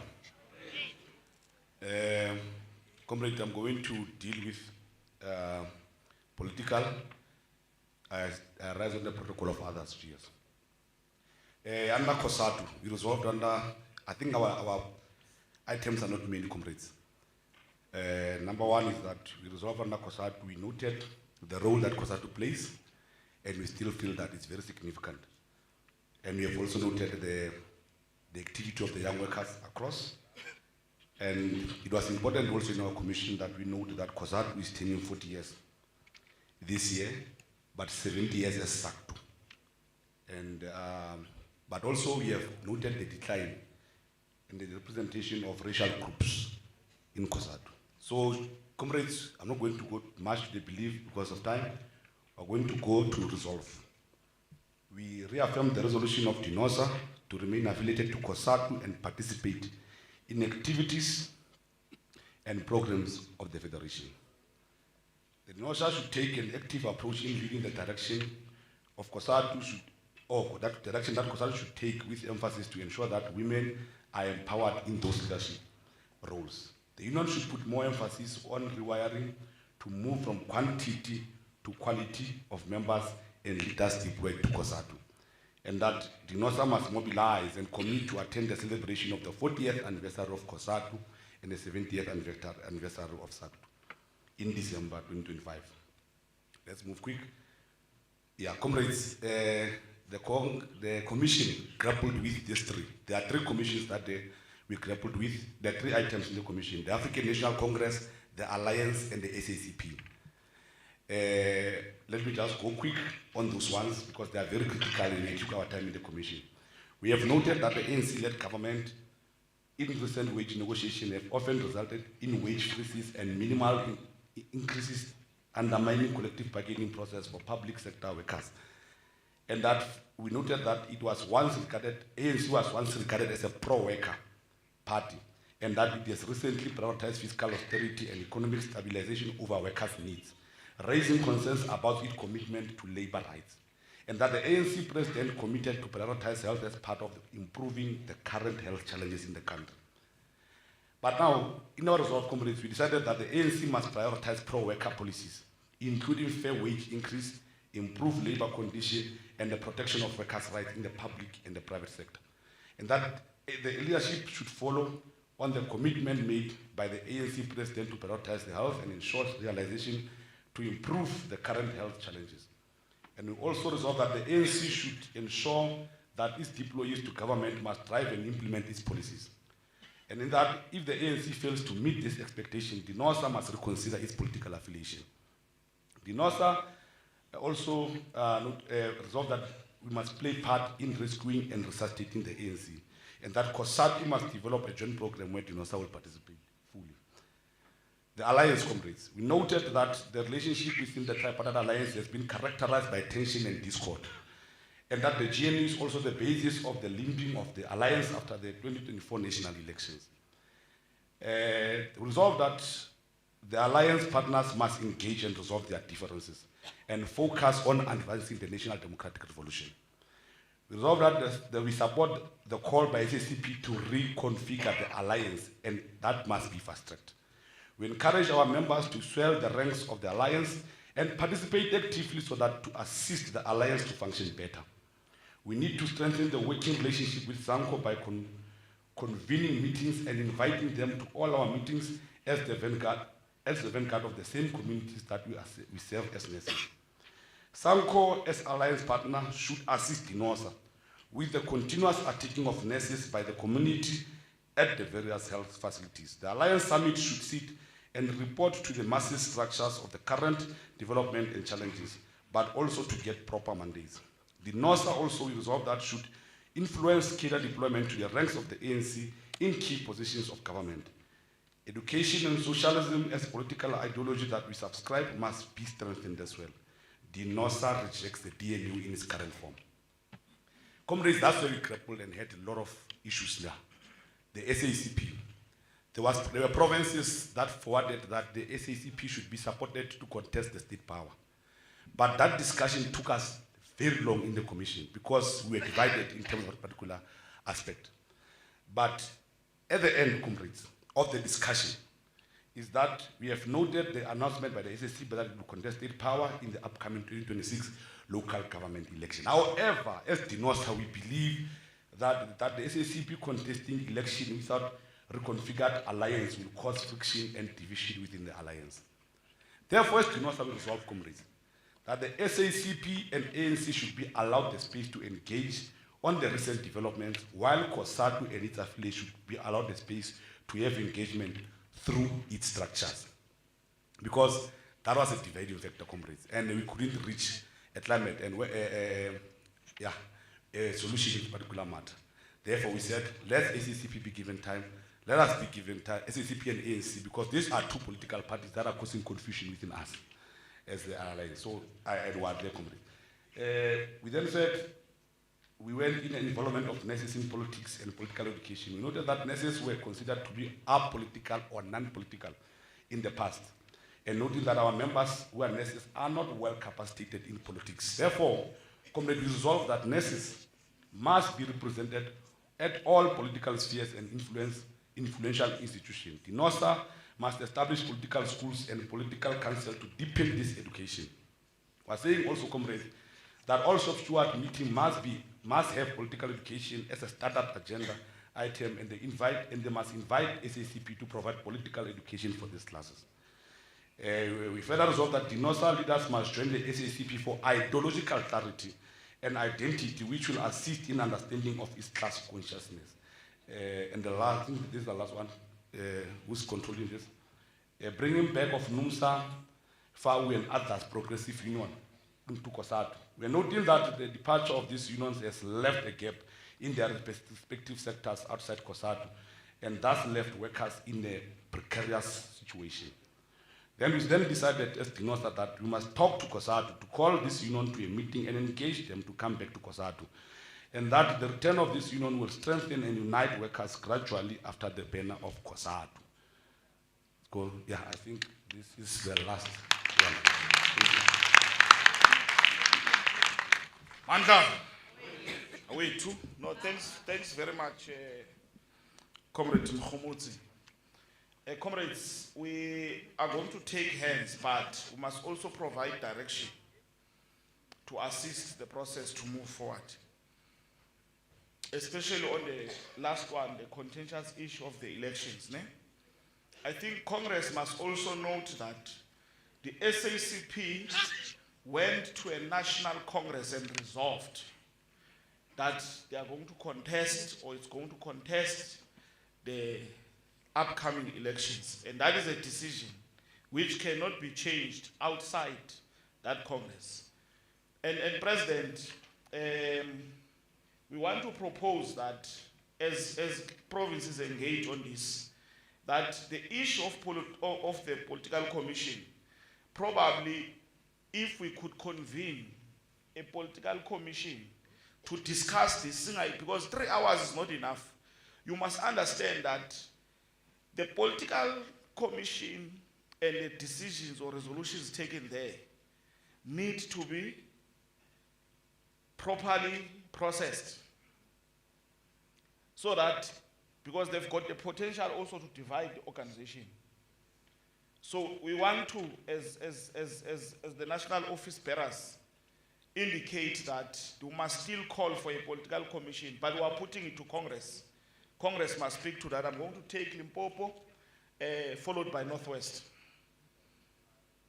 Those are the 2 hands that are, okay, KwaZulu-Natal will be the 3rd, Eastern Cape, in that order, and then Gauteng.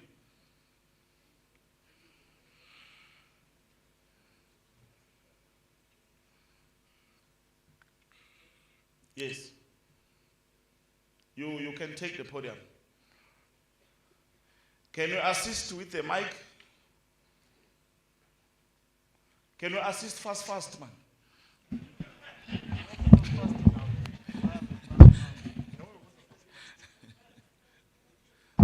Chair, we wanted to be very fast. Yeah. However, the situation on the ground was not allowing. Thank you very much, Chair, for noting us as the province. And we want to welcome the report from the political commission, and we are very happy where we are about the work done by the political commission. It indicates that they knew what they were doing, and we welcome it. What we will venture on is few on the SSCP contesting the election. Comrade, COSATU is safe, does not have a problem. The only problem is between ANC and SSCP. So let us not take their problem to be our problem. Comrade, I'm warning COSATU. The problem is between ANC and SSCP. If you can check, Comrade, all the ministers that are there are from ANC and SSCP. We don't have ministers. So they know what they are fighting for. So they must sit down, resolve their thing, not involving us on the matters that does not concern us. What we want the advancements of working class. And comrade, we don't have time, Chair. We could speak a lot, but we welcome the decision taken by the commission to say, let's leave this matter to the fighters themselves. Because what will happen if we decide to move with the ANC and then tomorrow the SSCP says we are not contesting? What will happen with us? Because they might have done that because this decision is not the first decision to be taken. And they reserve when they get what they wanted. So let us not involve ourselves to the things that are not necessarily our problem. Our problem is the advancements of working class in this country. Amanda.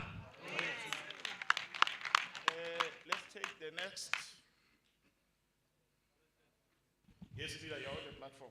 President, let me firstly move for the adoption of the report, the political report. But President, when you guided, we listened to you properly. And as Northwest President, we are of the view that as we move to adopt the commission, political, let us not adopt it with that resolution that speaks to the SACP contesting state power. Our view is that we agree with you, President. We still need to engage on the matter as DENOSA. Because we can't absolve ourselves from that discussion. And when you look at the resolutions of this commission, the same commission says to us, we must swell the ranks of the same two political parties. So necessarily we want to plead with Limpopo President to say, let us adopt the political report, but defer that portion of contestation of state power by the SACP to a political commission that is proposed by the chair of the session. And then we then give ourselves enough time to discuss the matter. We look at the merits and the demerits of the discussions. The critical part that is there, it is this. There is no rush in this thing. We are in March, elections are sometime next year. So while they are still engaging each other, let us also give it time to engage and get to the bottom of the matter, as I learned, President. Okay, thank you, Northwest. The Soba province.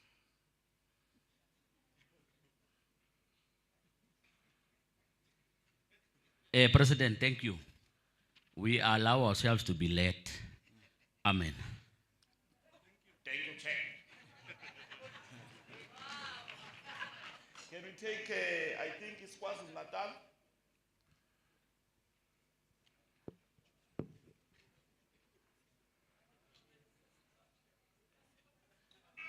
Can you assist with the mic fast to KwaZulu-Natal?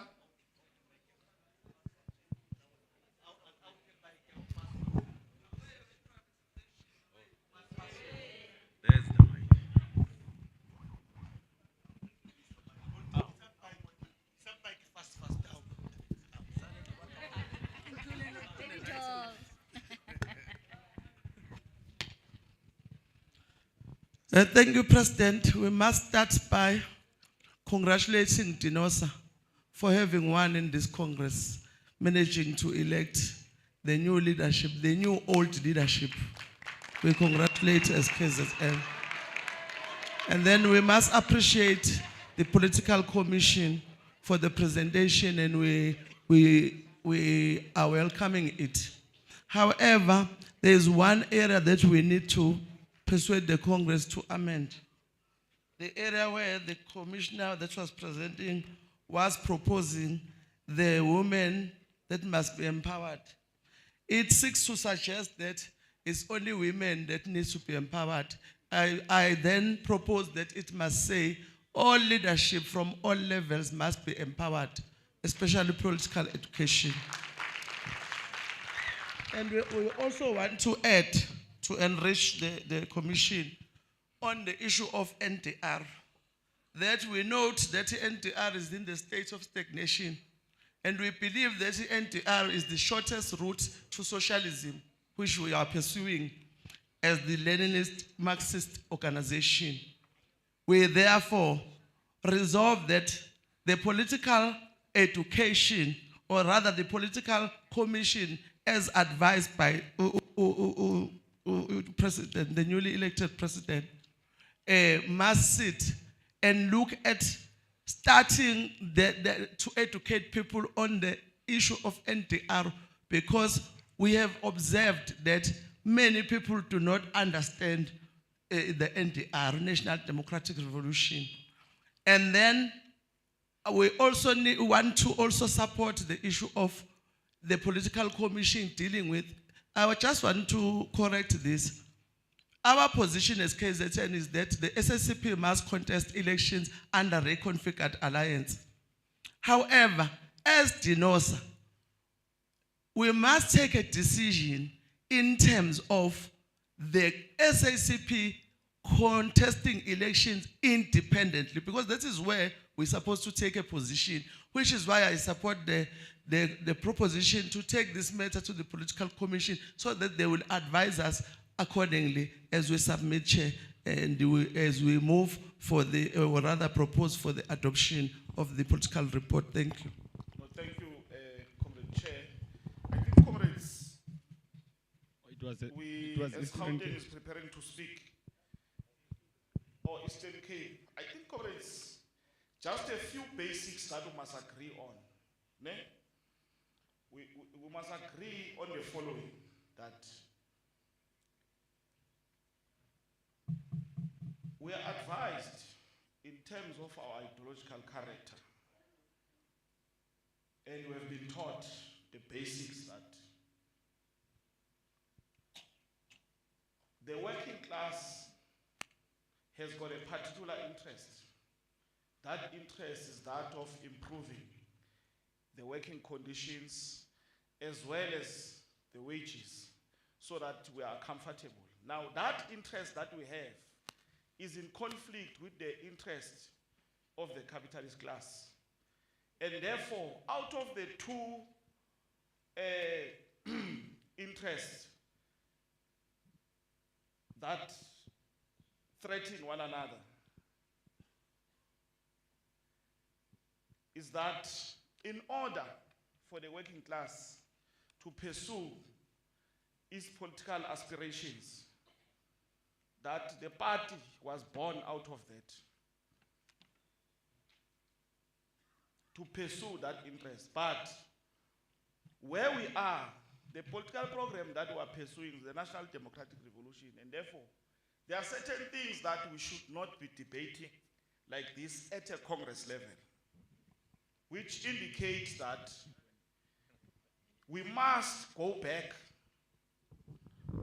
speak the political commission, President, and we make sure that it is extended so that we converge, because these decisions that we are taking today, 20 years, 30 years down the line, we will account, history will judge us.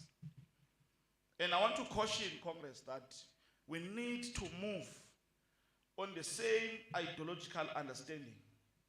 And that is why we have said the time that was allocated yesterday for commissions was not enough to exhaust everything, especially the political issues, because, comrades, our members are looking up to us to provide direction.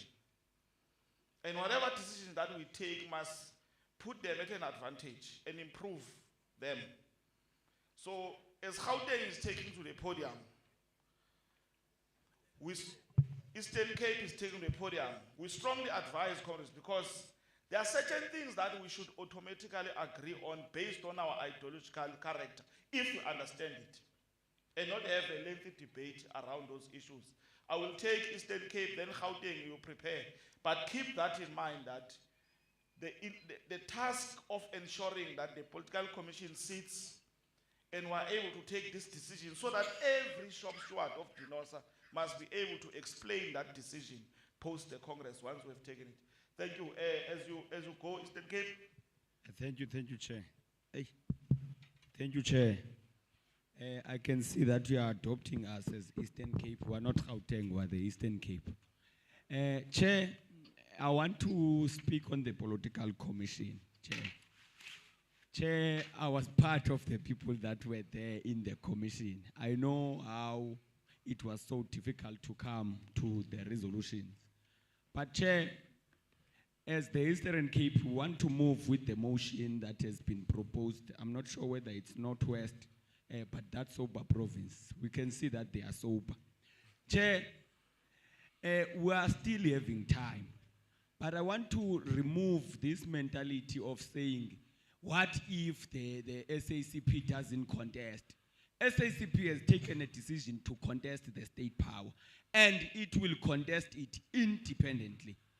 And Chair, it's not correct to say we are not involved. We are involved, comrades, because the SACP is workers' party, and it's the vanguard of the working class. It represents solely the workers.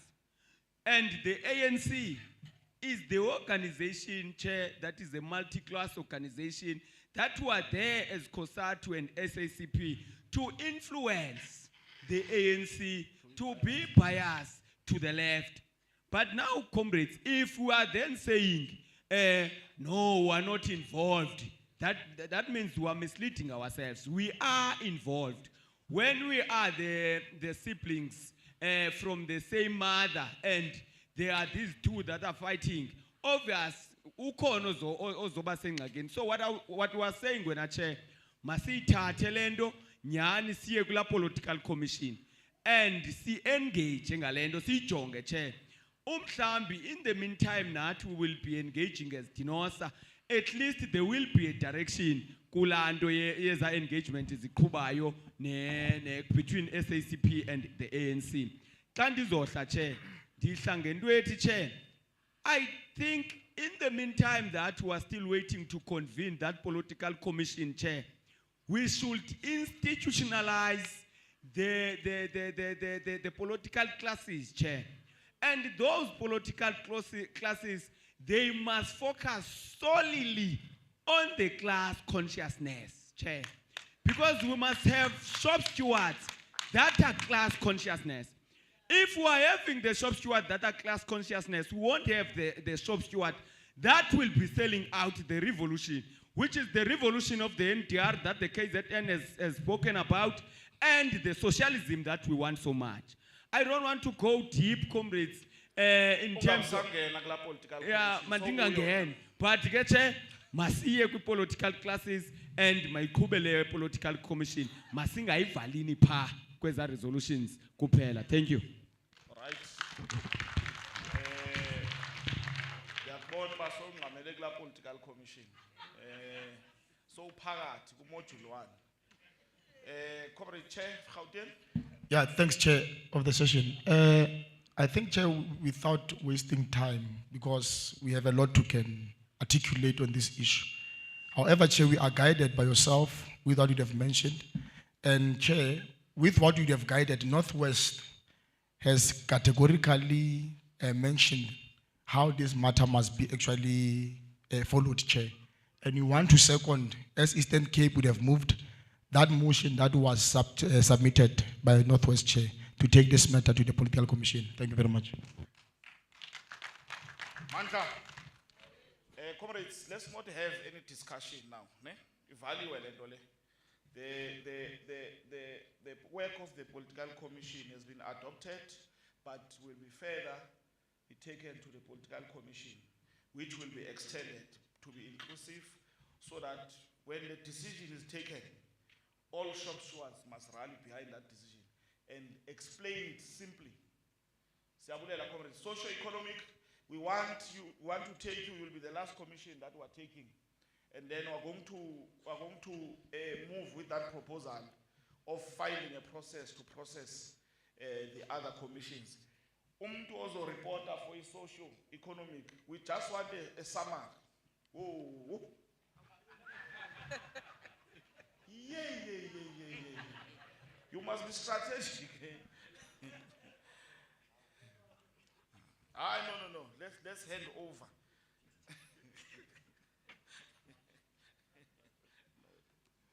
Amanda. Comrades, I will be very fast. Don't be worried, Deputy President. When we are dealing with OSD, we summarize it into 3 categories. Sorry, leader. as you gather your thoughts, to summarize them. Comrades, there's somebody that has lost spectacles yesterday, which look like sunglasses, but are scripted spectacles. They are not sunglasses. There's a prescription for that. So if anyone has found them, please bring them to the table, because we want the person that lost these glasses to arrive at home. So you must understand the deep implication of not bringing these glasses. Thank you.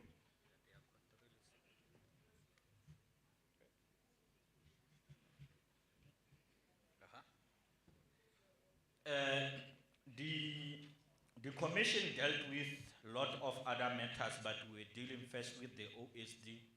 And in terms of the OSD, there are 3 issues that we talked about, which is a great progression. And we also know that in terms of average grade progression, a practitioner can take up to 10 years to be progressed from 1 grade, which does not find a synergy with all other allied healthcare workers. And the commission believed that the period for grade progression should be reduced to 5 years, which it will be synerged with all other allied health workers with that. By so implication, it resolved that PHFD-CBC Resolution 3 of 2007 should be amended to allow grade progression to be after 5 years. The other problem that comrades dealt with, it was the date of effectiveness in which the grade progression takes part on it. It is known that only from the 1st of April that you will move to another grade after satisfying the grade progression. As such, for example, if you qualify in May, you will only go to another grade next year in April. And comrades are saying, no, they have been robbed enough. They wish that as per their resolve that an individual should be grade progressed immediately after, the next day after satisfying the requirements for grade progression. Furthermore, it is issue of pay progression where comrades are saying they are tired with this biannual pay progression when it coming to nurses, while others are getting it on annual basis. And then they believe that it should be on annual basis. And it is also an issue of a collective agreement which requires it to be that. So there is an amendment that it is also needed as far as it relates to that, to make it an annual basis. On danger allowance, the provision is that nurses are saying they want danger allowance to be paid to every nurses. The argument there is that everyone it finds in its opportunity to come across the psychiatric patients. We have seen the attacks that are happening to the healthcare workers while they are on line of duty. In their view that all nurses must be paid a danger allowance, and that it is an issue that relates to PSCBC Resolution 1 of 2007 as amended by PSCBC Resolution 4 of 2015. Which then it means it should be tabulated for amendment.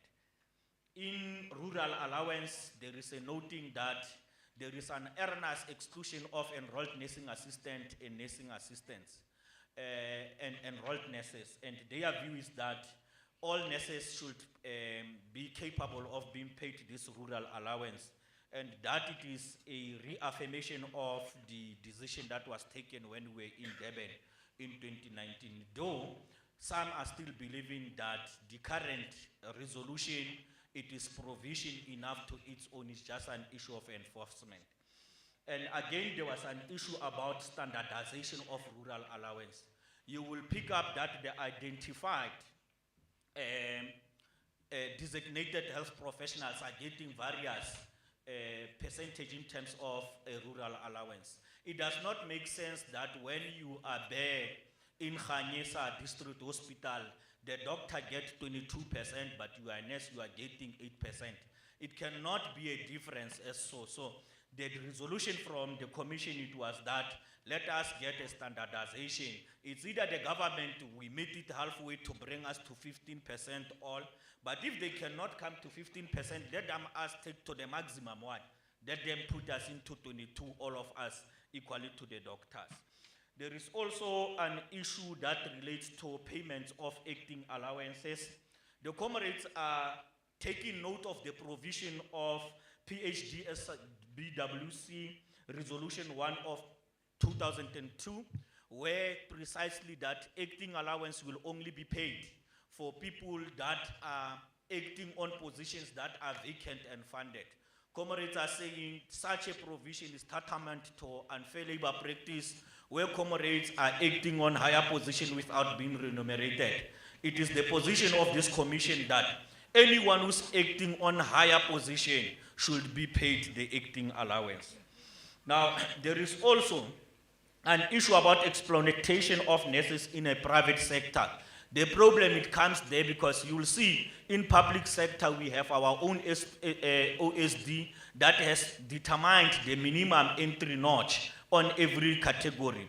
But that it is not a position as far as it relates to the private sector. And comrades are believing that there must be a concerted effort to have a determination on a baseline of entry level as far as its salaries in the private sector. The inference that or inefficiencies of emergency services, the additional costs of traveling, comrades are saying in various institutions you find that there is a difficulty on patients being fetched by the EMS. At times, they are using what they ordinarily call body scoff. When that public transport now, that you are paying it on a monthly basis, while you are waiting for this person to be uplifted and living on a transit to another hospital. If that does not happen, nurses end up having this. However, nurses are also reaffirming or requesting a fair implementation of what it is they on negotiated accelerated healthcare, that there must be an ambulance that it is stationed in every facility to avert this unnecessary taking of additional cost. The issue that also relates is that comrades are talking to issue of a new demand in a form of a specialty units allowances.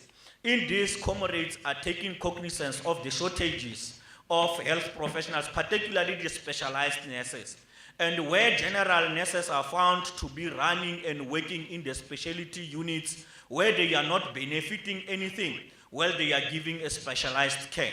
In this instance, they are saying nurses that are working in these units and they are not in a position of a specialty qualification, but they are experienced and working in those environments, they must be paid a 10% as an incentive to motivate them continuing working on that, so that it should be. As a result, this it will be a new demand that the new leadership has to be presenting in PHDS CBC as our sector to deal with it.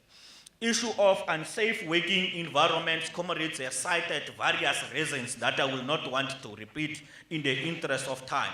But over a period, they are saying there must be a concerted effort of finding that the environment, it must be safe. Amongst others is that they say employer must start in sourcing the security personnel in facilities.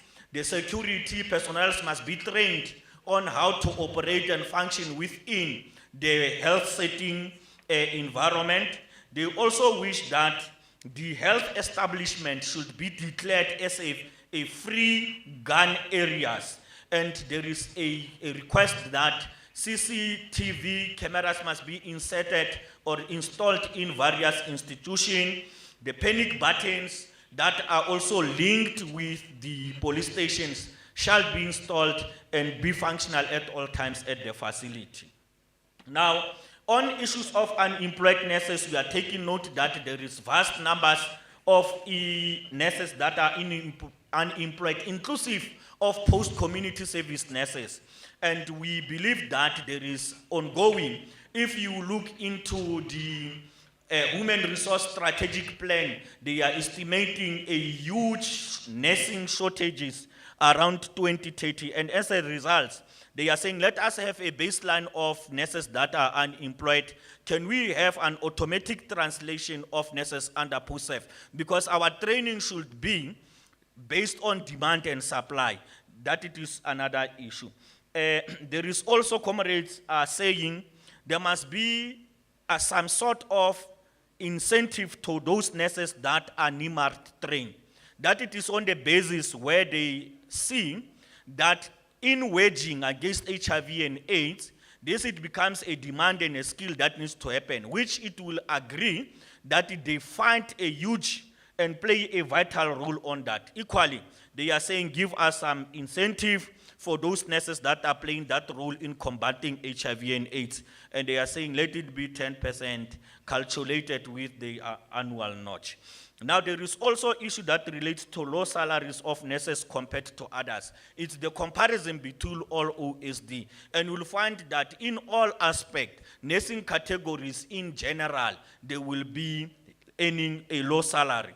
And comrades are saying, we are aware of the OSD, but though the OSD is there, we think that there is time that employer in consultation with the trade unions, they must consult and find a new modality or a new dispensation that it will be in a position to upgrade and give a good salary for nurses equally.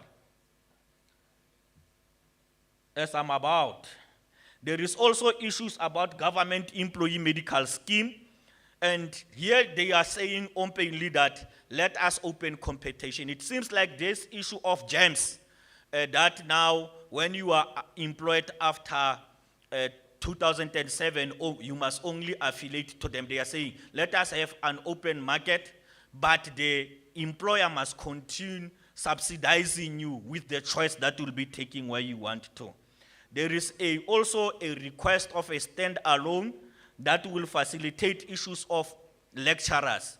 We know that the new dispensation of nursing education requires that when you educate, that you must be having a master's. Worst case scenario is when you have to give that postgraduate diplomas, you must also be having a specialty qualification that is relevant to that stream.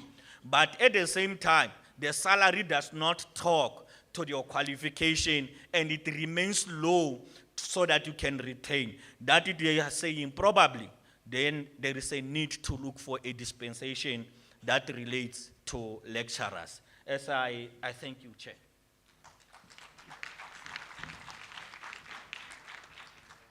No, thank you very much, Chair, for that summary. That was more than others, but it's a summary. No, Siabulela. Comrades, just before we take the hands on this one, I know that we are taking minutes there, that on the issue of political commission, the adoption thereof was Eastern Cape, Northwest, and I think Gauteng, ne? And KZN, so that it's reflected on the minutes. Ne? Let's take hands that are going to speak on the presentation, noting that issues of socio-economic are a moving target, aren't it, comrades? They are a moving target, they revolve, but at least if we live with the principle that socio-economic is its strategic objective is to improve the lives of workers and all that. So we're going to take the following hands, going to be KZN, followed by Northern Cape, then Northwest, Mpumalanga. There are two Mpumalangas now. Gauteng, Limpopo will close fast for us. Free State. I think I've noted all the hands. If you are covered, you just say I'm covered. As the first speaker, Comrade Chair, over to you.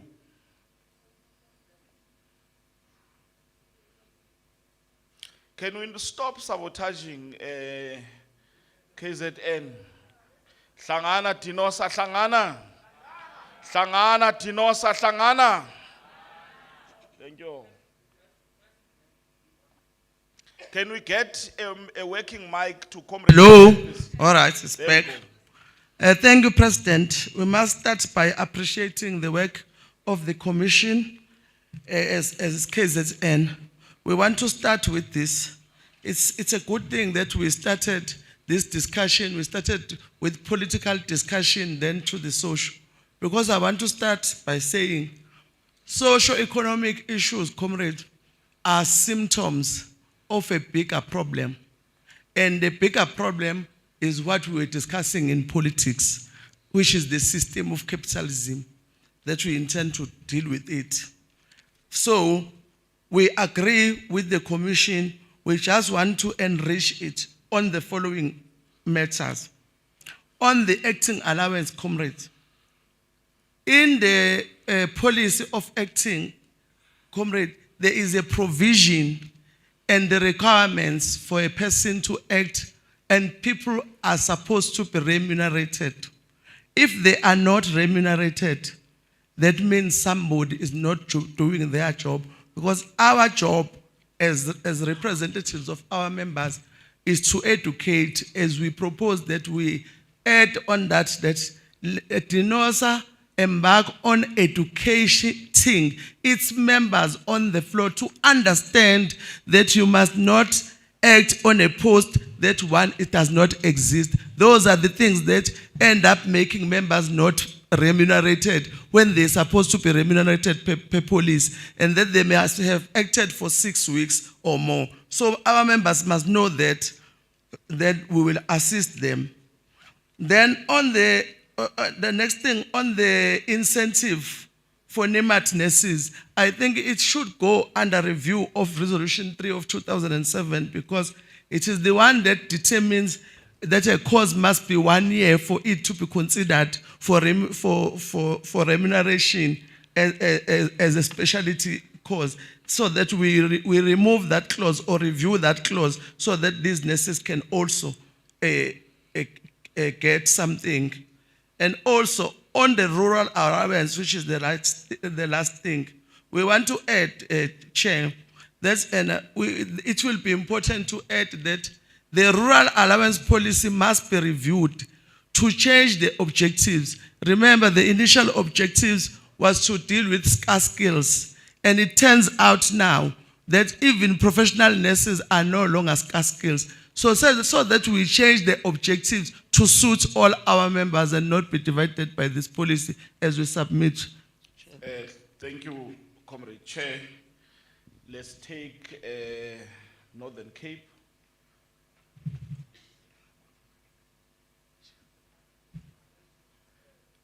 Northern Cape, you are still taking mandate. We can jump you and come back. Okay. All right. No, thanks, President. We are trying to consolidate the position of Northern Cape.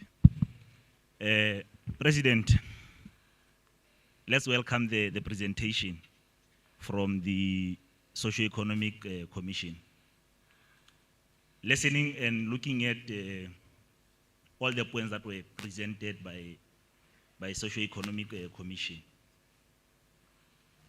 there's a serious call for total review of the OSD, because the items or the points that reflected there motivate for the total review of the OSD. The issue of the 10% for non-specialized nurses in the specialty areas. With the current OSD, we had the grandfather's clause that spoke to that.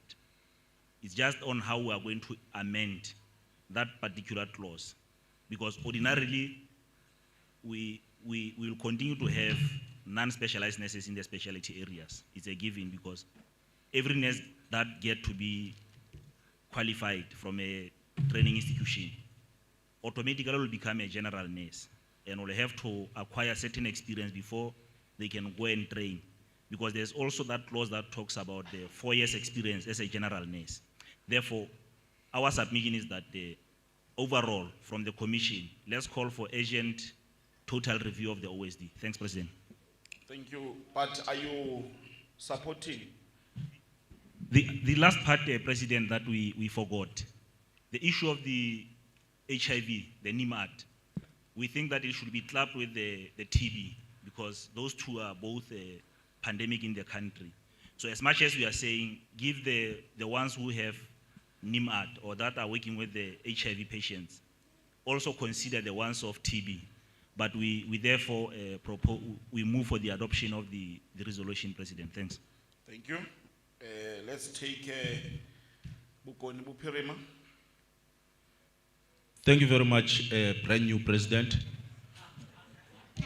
English says the new broom sweeps cleaner. Now we trust that the floors will be clean, Chief. President, look, I think in essence as Northwest, we support the adoption of the commission. But President, we want to lobby Congress to say, when we listen to how we narrate on the issue of these different resolutions, which empower us to go out and bargain on behalf of our members to get benefits, there seems to be different understandings from provinces. President, I think in the NEC as Northwest, we once proposed this. We are going to propose again in Congress that in DENOSA, after a very long time, last we had a bargaining summit. Let us call a bargaining summit where we will put our minds together and come out with a single understanding on these resolutions and how we can exploit them to the maximum benefit of our members. So, President, in closing, we second the adoption of the commission report with that plea and proposal from Northwest to say, let a call of a bargaining summit be a resolution of Congress. Thanks. Thank you, Northwest. Let's take the province of the rising sun, Mpumalanga. Ijima, wait. Thank you, Mgameli. As Mpumalanga, we rise to second the commission, but equally, there are things that they are not making that of a sense in terms of the commission, particularly the one for NIMART, because NIMART and TB-MAT is the same thing. And those are not necessarily causes that they can upgrade you in terms of the NQF level. They are just training courses. They are the same as the APC, the APC guideline. You are just being taught of that. So with that, we are saying that then that doesn't make sense at all. Then we also support the commission in terms of the nurse educators. The nurse educators, we might lose them as time goes on, because for a nurse educator will teach one to become a nurse specialist. When that person finishes, you are earning the same salary. And at the same time, when you go to, when that person is working, then will do overtime, then will work on the weekends and get more. So let us review the OST for nurse educators. Thank you, President. Thank you, Mpumalanga. We are going to take Gauteng. As Limpopo and Free State are getting ready.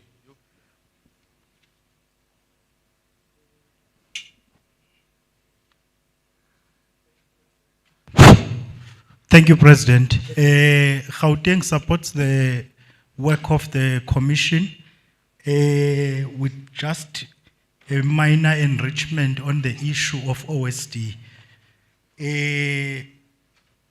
We support the view of reviewal of the OSD. However, President, there are still gaps in the current resolution, and therefore, while we're waiting for reviewal, we would like to submit to this Congress that perhaps we should, DENOSA ensures that in that Resolution 3 of 2007, 3.1.13, with a heading says salary recognition upon promotion. That clause needs to be implemented in its entirety. We have noted that the employer uses the difference in interpretation as an excuse of not implementing it. It talks, President, about nurses who are promoted to higher positions from production level, or those that have completed a qualification and therefore are appointed at a higher position. It says they must gain at least one notch higher upon the appointment on that post. And the employer is putting these nurses at an entry level. DENOSA must ensure that there is compliance in this. Thank you, President. We second the adoption of this work. Thank you, Mawawa, Mpinga, Intromtwana. Let's take Limpopo, represented by the former regional chair of Tshwane, Comrade Jacob Mlembo. Thank you, President. No, thank you very much, President. As Limpopo, we want to second the provinces which move for the adoption of the report with a slight addition in terms of bargaining commission, bargaining summit. So, President, we are saying that as we are proposing that the resolution be referred to bargaining committee first, and reprioritize them as some of the agenda items. They are already at the different bargaining platforms. And then the NOB called the bargaining summit, of which we believe that it might not be this year, but before end of 2026, we should have convened the bargaining committee to prepare ourselves for the next round of salary negotiations, and also to review the agenda items that we have submitted at various bargaining platforms. Thank you. Thank you, Popo. Let's take the last one, Free State. Free State is covered. Thank you, comrades. Clap hands for yourselves. We have adopted the socio-economic issues. And I think the speakers that spoke after Northwest did not object to the bargaining summit. Well, of course, the bargaining summit is done. We have done it before. And there's a caution that the issue of socio-economic, it's a moving target. But I think what comes out strongly is the reviewal of OSD. And I think that should also reflect on the declaration, the reviewal of OSD, especially for nurse educators. That must feature in that. The issue of collective bargaining in DABA, that must feature in the declaration. Also, the issue of convening a political commission must feature in that declaration.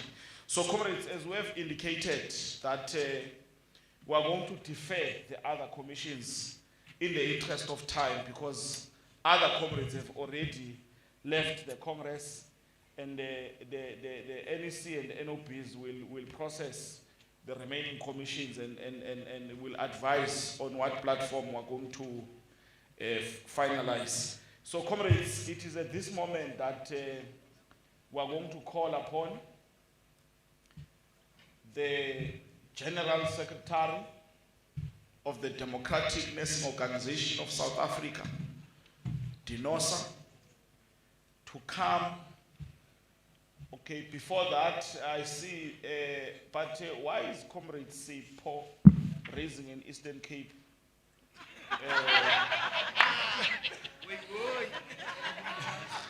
There's KZN. So in the meantime, I'll take KZN while SEPO is okay. So let's take Gauteng, then KZN. Then President will come in just to advise us on something. Then GS as you get ready, ne? Sure. He's a SIP. So move in the Eastern Cape.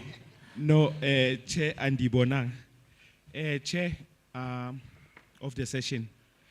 Firstly, let me convey my congratulatory messages to the newly elected NOPs. We are not happy as the gender structure that our issues are deferred instead of being participated on in this Congress, because we have to express ourselves as the gender structure. So that is what I wanted to raise, and that is what I want the Congress to know, that we are not happy with that at all. Thank you, Chair.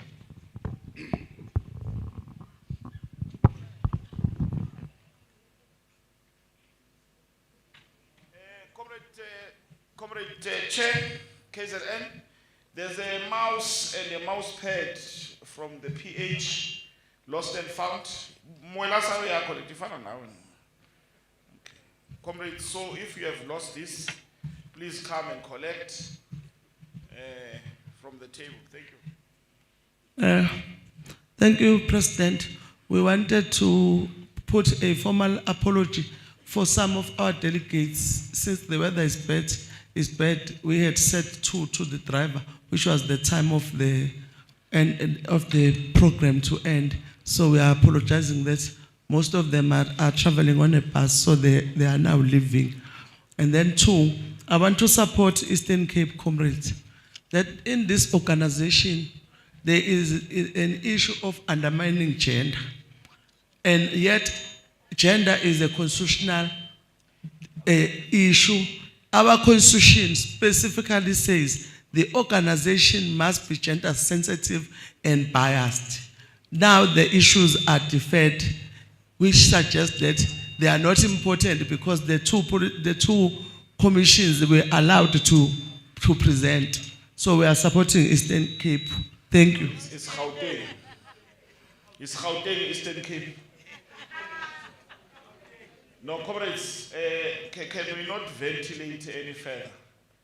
We are going to take the Gender Commission, because as part of our commitment as an organization that we are committed to gender struggles, and we have done so much that we are where we are in terms of gender. So we're going to take gender, but before we take gender, let's and we apologize to gender, and we must affirm that in no way that gender is undermined in this organization. We must indicate we do not undermine the work that the Gender Commission does. President, can I invite you to the podium?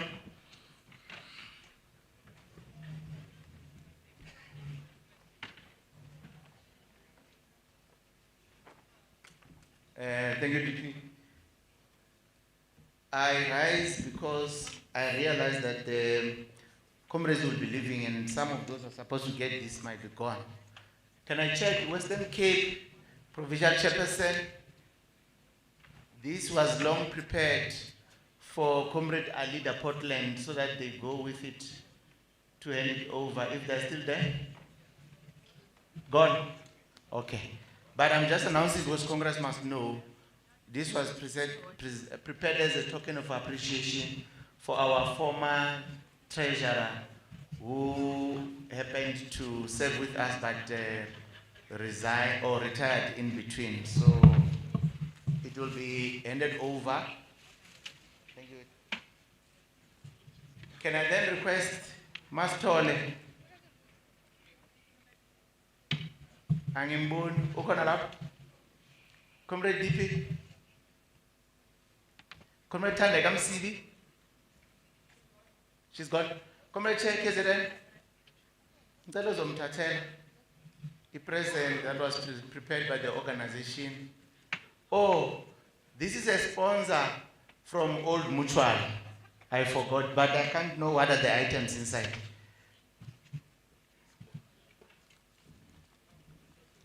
Thank you. Yeah. Comrade Tandega MC, she served this organization diligently from 2010 as a deputy president. DP, ngiyacela ma.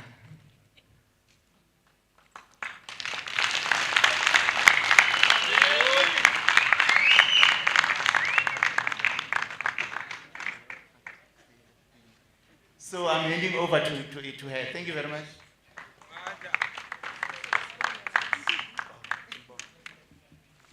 Amanda. Thank you, comrades.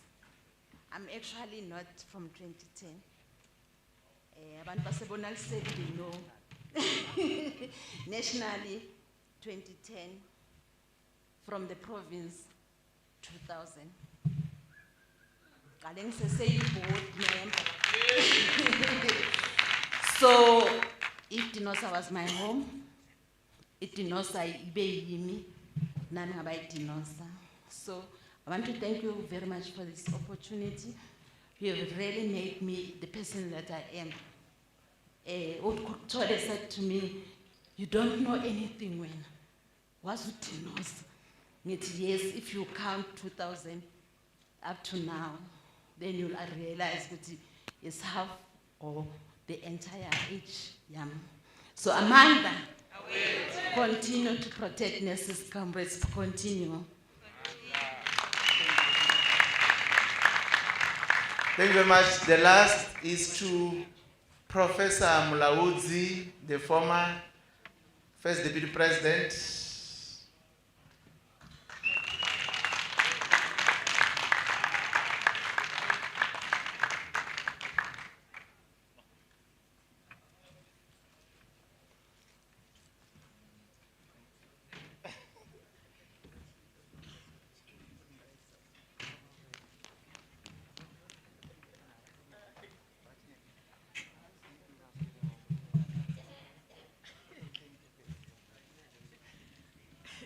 Amanda?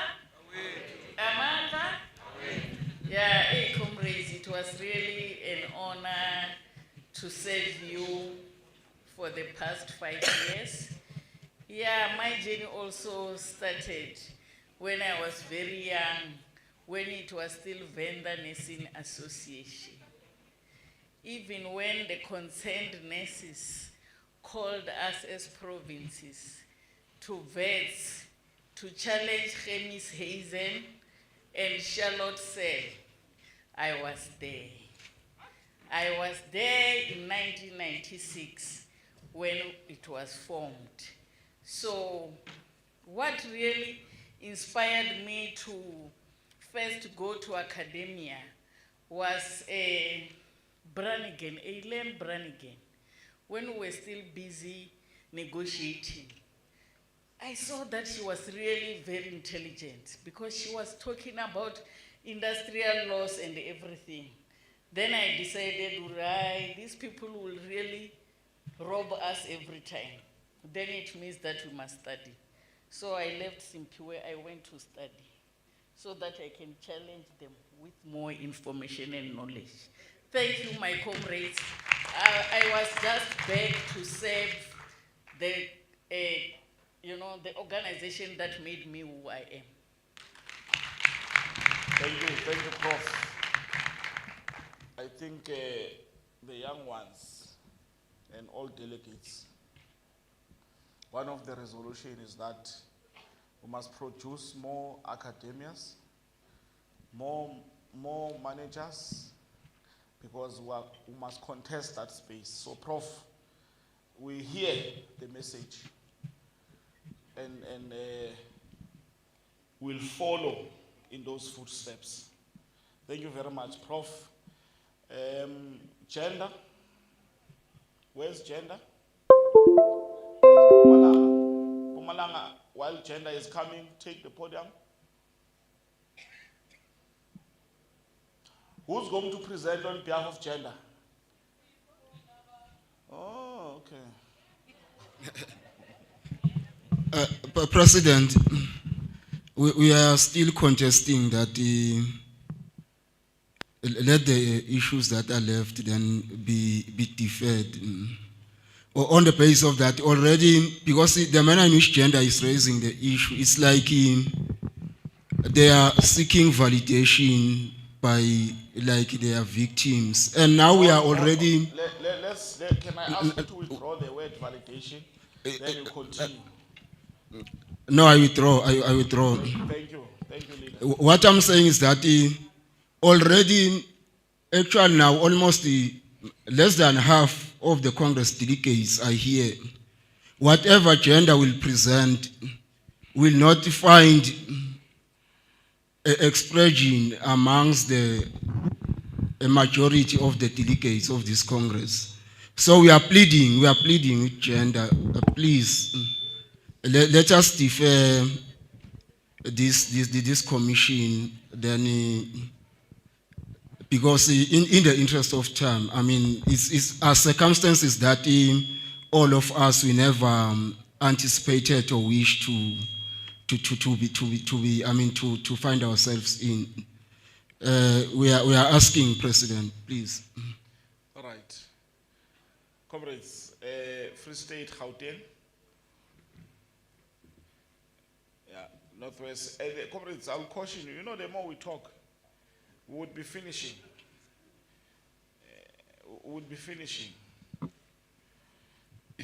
President, I think earlier on there was a ruling. Can we allow them to present? Thank you very much. I can't hear you, Chief.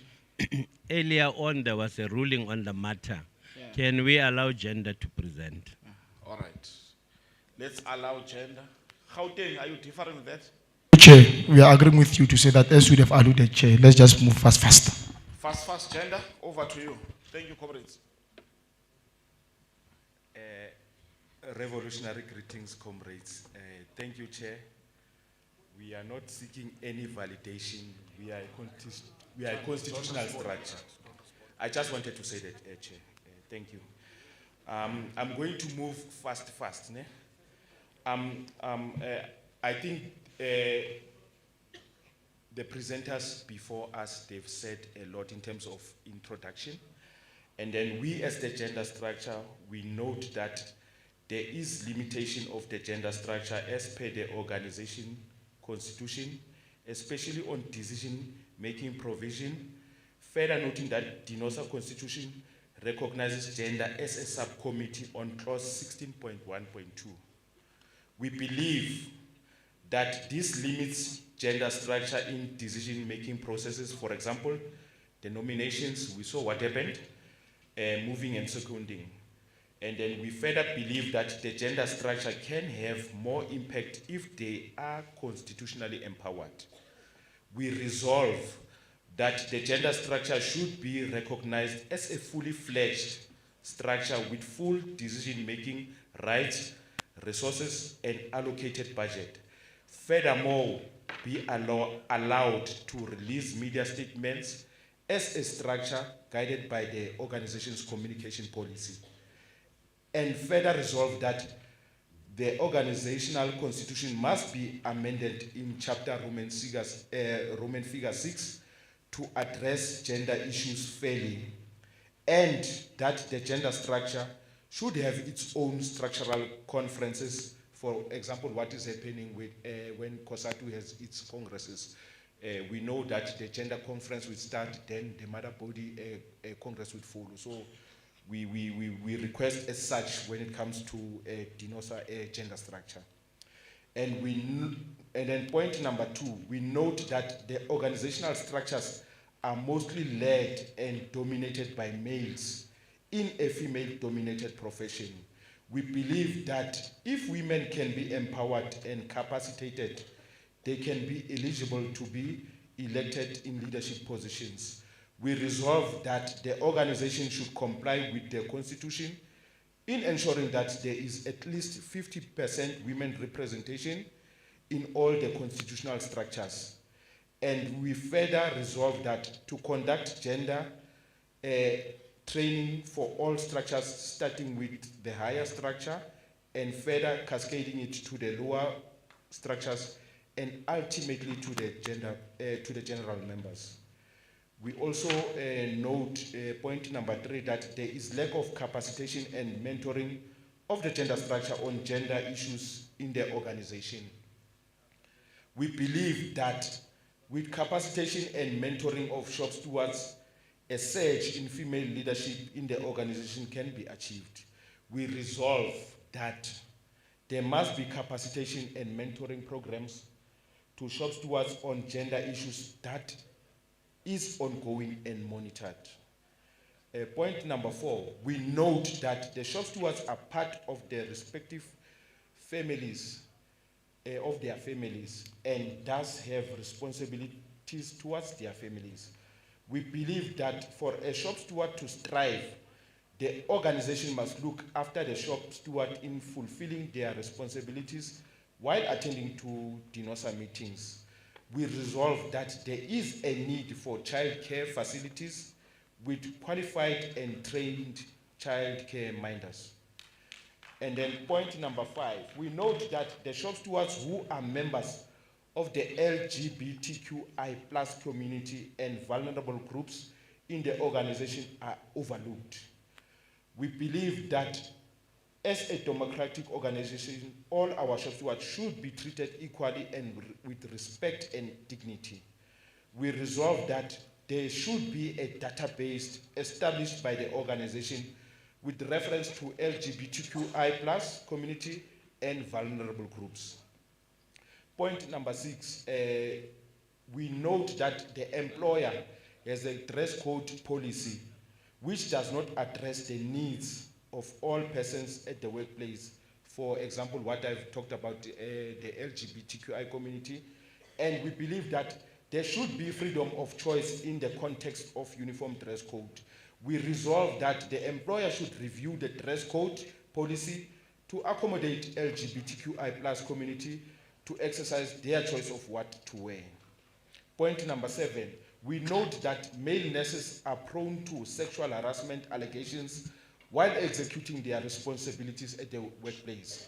We believe that the male nurses should discharge their duties in accordance with standards of training and should be protected should sexual harassment allegations arise. We resolve that there should be awareness programs of gender on the scope of practice for male nurses and accoucheurs. Furthermore, we resolve that there should be protocols in place in procedures that might lead to potential sexual harassment claims. Point number 8, we note that male nurses are being referred to as sisters by patients and fellow colleagues. Sometimes they jokingly do this, and thus leading to males not to be attracted to the nursing profession. We believe that male nurses should be addressed appropriately in the workplace.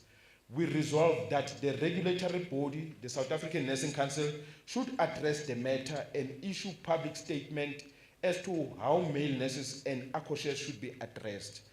And we further resolve that the gender structure should advance programs protecting male nurses in the workplace. Point number 9, we note that there is high prevalence of gender-based violence, harassment, and bullying in the workplace. And we believe that there is plenty of legislations available locally, nationally, and internationally to protect workers from this phenomenon. We resolve that the employer needs to implement the International Labour Organization Convention 190 that talks to prevention of violence and harassment in the world of work. Furthermore, DENOSA must lobby COSATU to advance the implementation of ILO Convention 190 at NEDLEC. And we further resolve that there should be appointed transformation officers in the workplace to provide oversight on gender-based violence-related legislation. Point number 10, we note that there are no childcare facilities in the workplace. And we believe that workers should have peace of mind while on duty, knowing when their children or child is under good care. We resolve that all institutions should have childcare facilities that are affordable and with qualified childminders to support the employees who are on 12-hour shifts. Point number 10, We note that the employer in the public service is not complying to the legislation relating to paternity leave as per the amendment of the Basic Conditions of Employment Act, Amendment Act of 2022. The employer is still granting males who are on paternity leave 3 days. Comrades, can we not have a secondary Congress inside the Congress? Please, let's respect the speaker on the floor. Thank you. Thank you, President. We believe that with proper implementation of youth-friendly services, I lost my train of thoughts. We believe that the bonding session during the first days after birth is important for the development of the child. We resolve that the employer should... Yes, I am. Okay. That the employer should comply with the legislation to allocate 10 days paternity leave for fathers. Lastly, comrades, we note that the International Labour Organization C-183, which talks to the rights of pregnant and breastfeeding women in the workplace, South Africa has not yet ratified to this Congress. Then to this legislation or the convention, we believe that there are legislation in the forms of conventions globally that exist to protect all citizens globally, and it should be adhered to. We resolve that the South African government should ratify to this important convention. Thank you, comrades. Amandla. Amandla. No, thank you very much, Comrade Sipho, for that presentation. I'm going to take Free State, Northwest, Mpumalanga, KZN, GP. In that order. No, thanks very much, President. We are rising here, President, as Free State, to welcome the Commission of Gender. And President, I think it is important to raise as Free State in this Congress that by no means the intention was to undermine the gender structure because it's constitutional.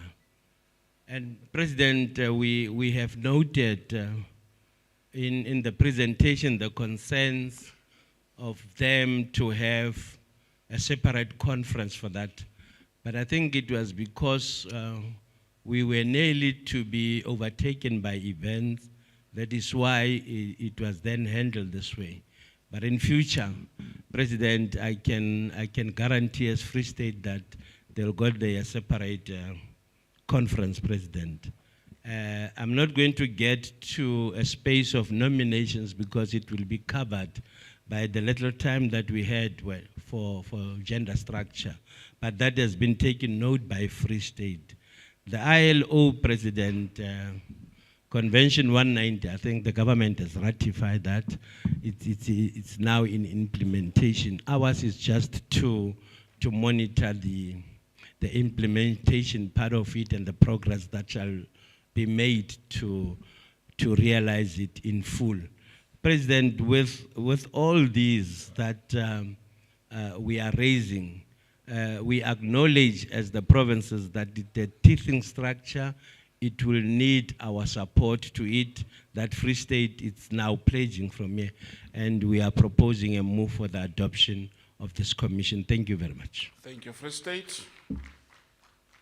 Northwest. President, PT from Northwest here. President, let's firstly welcome the report from gender, but we want to move fast.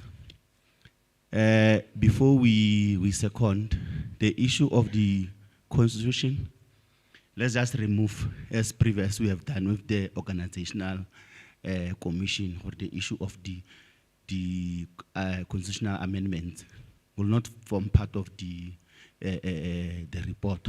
And then we second Free State. Thank you, Chair. Thank you. I think comrades, we have noted that some of the issues in the presentation talk to constitutional amendments. So don't worry, we'll clean that up when the document comes, and then we'll deal with it. But I think the other thing that I must caution Congress about is that let's not talk about gender as if it's there and DENOSA is here. Ne? Let's agree on that. Let's not talk about gender. And I want to also say to Comrade Sipo, as we presented for gender, the leadership of gender is here, is with the NOPs, because they are a leadership of DENOSA. All this collective that you see is leading DENOSA. So gender, when gender is raising issues, or you are rising to speak on behalf of gender issues, don't raise them as if there's this party that you must grieve. Guyo, ne? We are raising issues as DENOSA.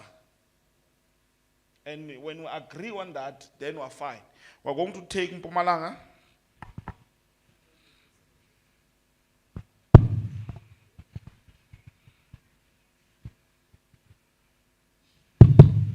Oh, thank you, Mungameli.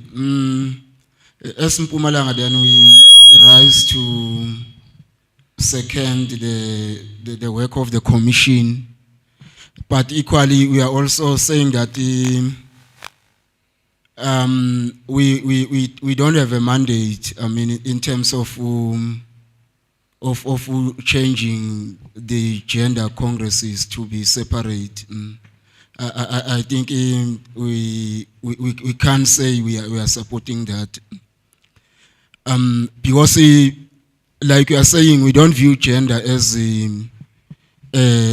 diametrically parallel to DENOSA as an organization. I mean,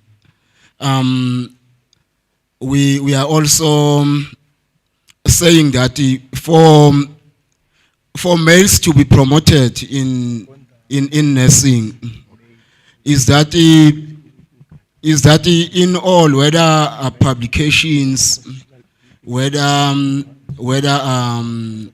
adverts of any events and all that, is that males must be there. It mustn't be that you find a cover of nursing update, then it's having a picture of women only, then the photographer will take pictures where only women are appearing. We are saying that it must be promoted by media in DENOSA, then by the pamphlets and everything that we distribute in DENOSA. Thank you, President. Thank you. KZN, I can assure you the mic is working. We just tested it now. Thank you, President. Let us appreciate the work of the Gender Commission. We just want to note a few things, as we also want to support those that are seconding.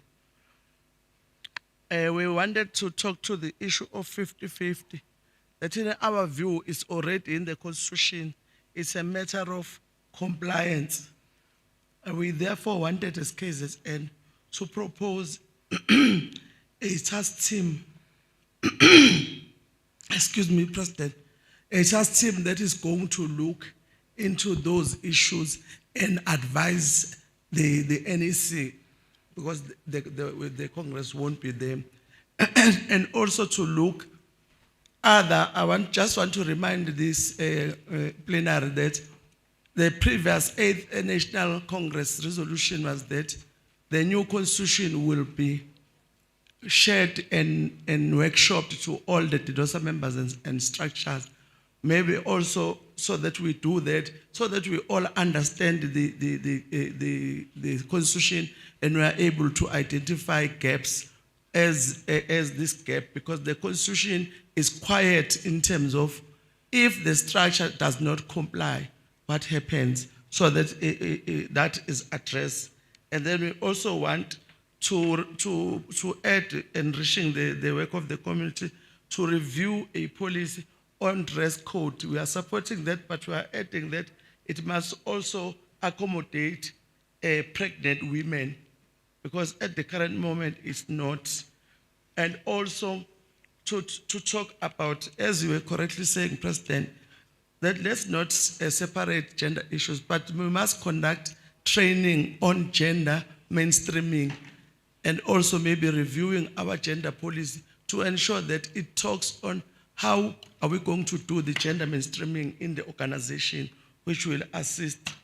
And then maybe separate those issues that are already in the PSCPC, like the issue on childcare facilities. But on the issue of pregnancy, what do you call, ILO Convention 183, on the basic conditions of Employment Act, there is a code of good practice at the back that talks about breastfeeding women that the employer is not compiling. I wanted to propose that DENOSA must challenge your employer in terms of implementing that code of good practice because it's already there. It's a matter of implementing. And then on the issue of the paternity leave, comrades, we are letting our members down if there are provinces that are saying members are not getting it. And then it's a matter of representing the member. Once the policies are there, it is our duty to ensure their implementation to assist our members as we submit and seconding. Thank you, Comrade Chair. We have noted the issues, but I think what is important now is Gauteng is coming. We need to because the issues that are transversal, you find them in another commission and so forth. When the cleaning of the document happens, we'll be able to take the other issues into, where they must be located. So let's not speak much on them, but leave with the understanding that we'll look into it. Gauteng? Thank you, President. My name is Mdeni Matondo from Gauteng. President, firstly, we would like to appreciate the work of the Gender Commission. We want to align ourselves with the seconding the other provinces with the amendment, especially with your crucial inputs in terms of the Constitution. Thank you. Thank you. Comrades, clap hands for yourselves. The work of the Gender Commission has been duly adopted by Congress. Comrades, without taking any time, let's call the General Secretary, the elected General Secretary of DENOSA, Comrade Kwena Manamela, to take us through the declaration of the Congress. Thank you very much. Masiphakamiseni uGS ngegwijo.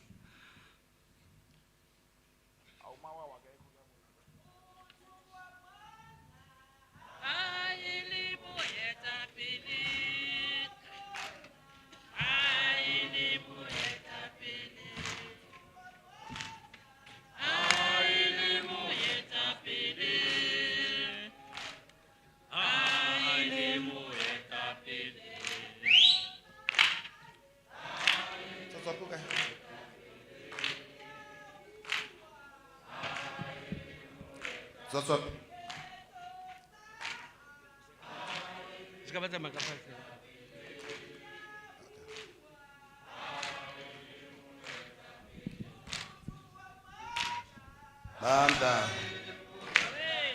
Amanda. Comrades, the day is becoming older. So I stand on the protocol of others. Comrades, the 9th National Congress Declaration, I think as already pronounced, it will be what we call,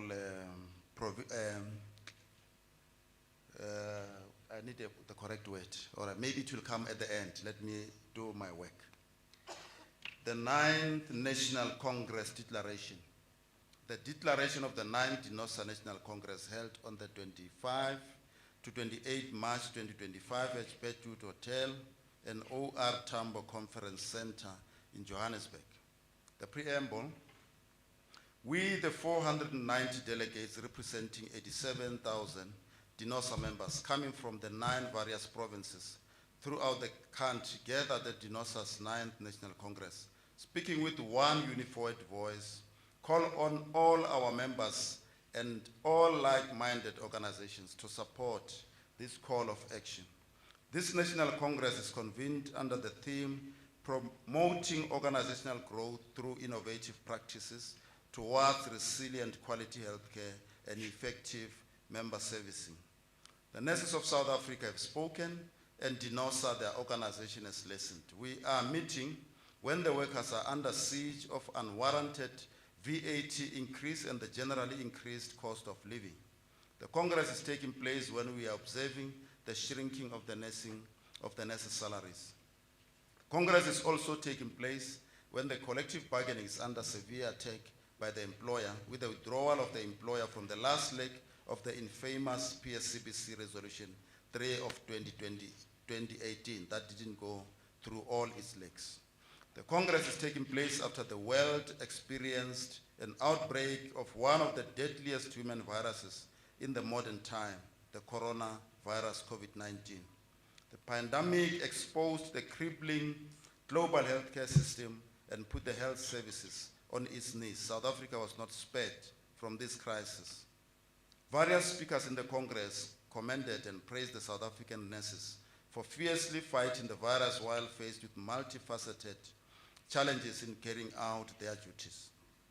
The Congress is also taking place post-2024 national general elections, whereby the Liberation Party, the African National Congress, lost majority for the first time in 30 years of democracy. The 2024 general elections gave birth to the Government of National Unity. The Government of National Unity partnership led by ANC put strain into the alliance relationship, COSATU, SACP, and SANCO alike. We emerged from this Congress feeling invigorated and revitalized. Furthermore, we are convinced that our glorious organization continues to be a beacon of hope for the nurses of South Africa. The Congress has dealt with our strong organizational areas and has also comprehensively dealt with our shortcomings. We are therefore proud of our history and confident of our future as this noble organization of nurses. Against this background, we declare, having considered the broader national situation, we register our discontent with the growing attack on collective bargaining institutions. We are not prepared to tolerate the undermining and dysfunctional healthcare system due to chronic shortage of staff and unconducive working environment. The nurses are demanding decent remuneration as they are the backbone of the healthcare system and for the valuable service they are rendering for both public and the private equally. The employers review all agreements gathering dust that have become stale and irrelevant to the times. The employers should do that, to review all the agreements. I think we talked about a number of them, included the OSD and so on. The nurses are demanding, the nurses are demanding to work in a safe environment, be protected from the heinous crimes against them while rendering health care to the patients. Heighten our commitment to the program of action to advance the interests of the members of DENOSA with the employer. The current nursing education system is not addressing the comprehensive healthcare services that our communities need, therefore proposing the review. The delay in accreditation of the training institutions must be addressed with immediate effect to address the crisis in producing the nurses. The national health insurance must be implemented with immediate effect to ease the burden in the healthcare system. DENOSA is affirming its affiliation to COSATU and active participation thereof. DENOSA within COSATU must assist in rescuing and resuscitating the African National Congress. There is a decline of support by the African National Congress to the working class of this country. The alliance remains relevant to the cause of the working class as guided by the Freedom Charter and National Democratic Revolution Program.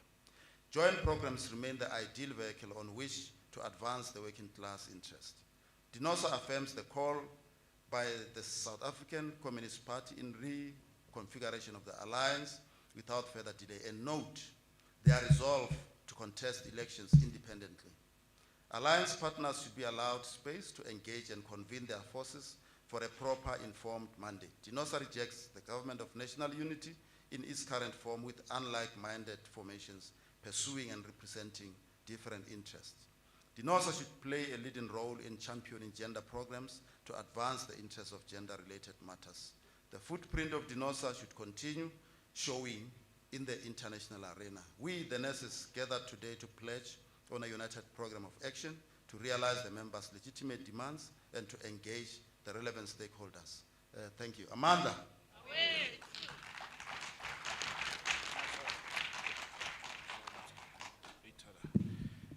Mandla.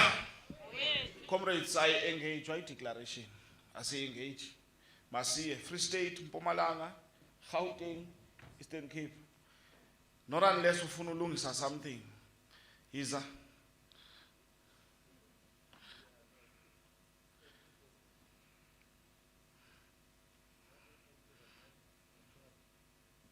KZN. Thank you, President. President, before we move or proposing for the move of adoption of this agenda, President, I think Agenda. Declaration. agenda item on the declaration. That's what. President, I think it's proper that we raise it here that because of time that Free State cautioned earlier on, the venue is empty. And it would have been a wish of Free State that when the president closes this Congress, at least most of the delegates are here. However, President, I hope you have noted that as a table, we are proposing an adoption of the declaration as an item. Thank you very much. Mpumalanga. Thank you, President. We rise to second the declaration of this 9th Congress of DENOSA. Thank you. Thank you. The next one is KZN. Oh, Eastern Cape, sorry. They are called Eastern Cape.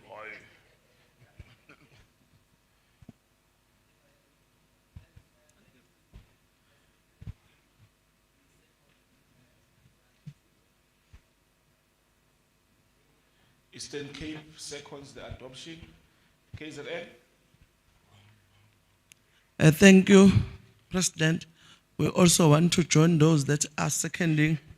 However, we have a view that we want to propose to the Congress that maybe after the Congress, if the new leadership if the Congress can resolve that there must be a media briefing to introduce the new leadership to the nurses, as well as to also report the outcomes of the Congress, which will improve visibility that we were talking about as part of organizational building. And also, I wanted to say that as much as the declaration is good, but we wish that it could talk to the specific issues that are of interest, like the revision of OSD to reflect as the revision of OSD in the declaration, as well as also the issue of the semi-profession, the Department of Labor reviewing the semi-profession to make it full profession. Because I think those things, it's what the nurses sent us. So they must see it in the declaration that indeed it was discussed as we submit, President. Thanks. Thank you, KZN. Gauteng. Thank you, President. Rise on the protocol of the others as well. As Gauteng, we would like to second the proposal by KZN for a media briefing, and we support the declaration with the additions by KZN. Thank you. Thank you. I think, comrades, let's clap hands. The declaration has been adopted. Oh, sorry. Hey, Northwest, man. Northwest. Yeah, President, ours was just to correct that infamous last leg is actually Resolution 1 of 2018. The what? The infamous last leg, the resolution is actually 1 of 2018, not 3 of 2018. That was just a correction. Thanks, Sure. President. No, thanks. I think we'll still clean it up and correct.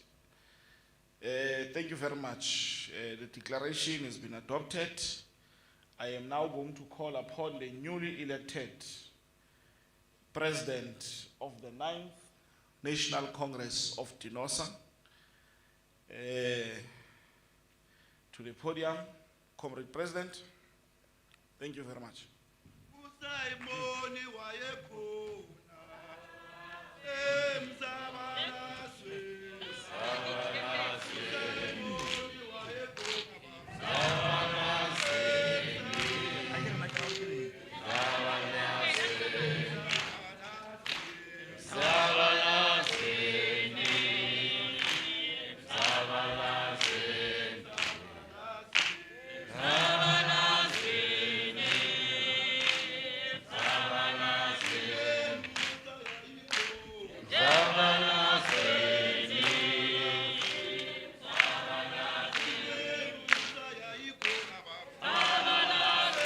Mandla. Comrades, we are coming to the end of the Congress, and I want to thank you, Deputy President, for bringing me to the podium. It suffices to say one must thank all the delegates, one must thank all the provinces. As you can see, the voices have been franchised now. I think it would not be fair for anyone to stand here and give a 5-minute speech. And what I wrote here is long. I want to do justice to those who are hungry. I want to do justice to those who may even have other conditions that depends in that they must not stay hungry for far too long. By saying, ke boletše ka sepedi ke re tau tsa tlhoka sebuka di siwa ke nare e tlhotsa. I no longer translate because I did when I opened. Hi Xitsonga hi ri mintirho ya vulavula. So whatever we will do as DENOSA, mintirho a yi vulavuli. Digcwele ukubulela. Siyabonga. Riyalebuwa. Kulu kamata. Nkiapa ka kilobelere. Mulumo o do bula ditsela gore batho ka moka ba thakane. Isindebele siyanishaya ngisabe ukubheda kancane but asilotsheni emakhaya ngoba sibela iviki lonke imindeni yethu isimisa. If we don't balance the reality that when we are away our families miss us but they still support us, we will have difficulties in our social circumstances. So I want us to thank everyone, particularly the support structures that we have within our families. The short speech will be published in our social media and it will be attached as part of the Congress. But in it is the content of our national democratic revolution, which we have resolved. I had written something on what Karl Marx says as to what is a cadre, just to bring back the theory of what is it that we're doing. As we know, and I think Comrade Chair of KZN will always explain these things. She's always at bitter pain to explain these things. So, Deputy President, may I accept that I'm not talking because I'll be delaying people even further, and the numbers here are not telling us that we can proceed as such. I just want to thank everyone for the trust that we have. I don't want to speak emotionally because one can cry to avoid that. Long live DENOSA, long live. Long live DENOSA, long live. Long live DENOSA, long live. Tia Muki, tia. Tia Muki, tia. Phambili nge-unity ka-DENOSA phambili. Phambili nge-unity ka-DENOSA phambili. Long live the unity of the MDN structures, long live. Amandla. Thus, therefore, oh, I announced, it was announced, nobody came, is still here. Nobody brought the spectacles. However, comrades, with all the logistics, I declare this 9th elective Congress of DENOSA officially closed at 15:23. Amandla.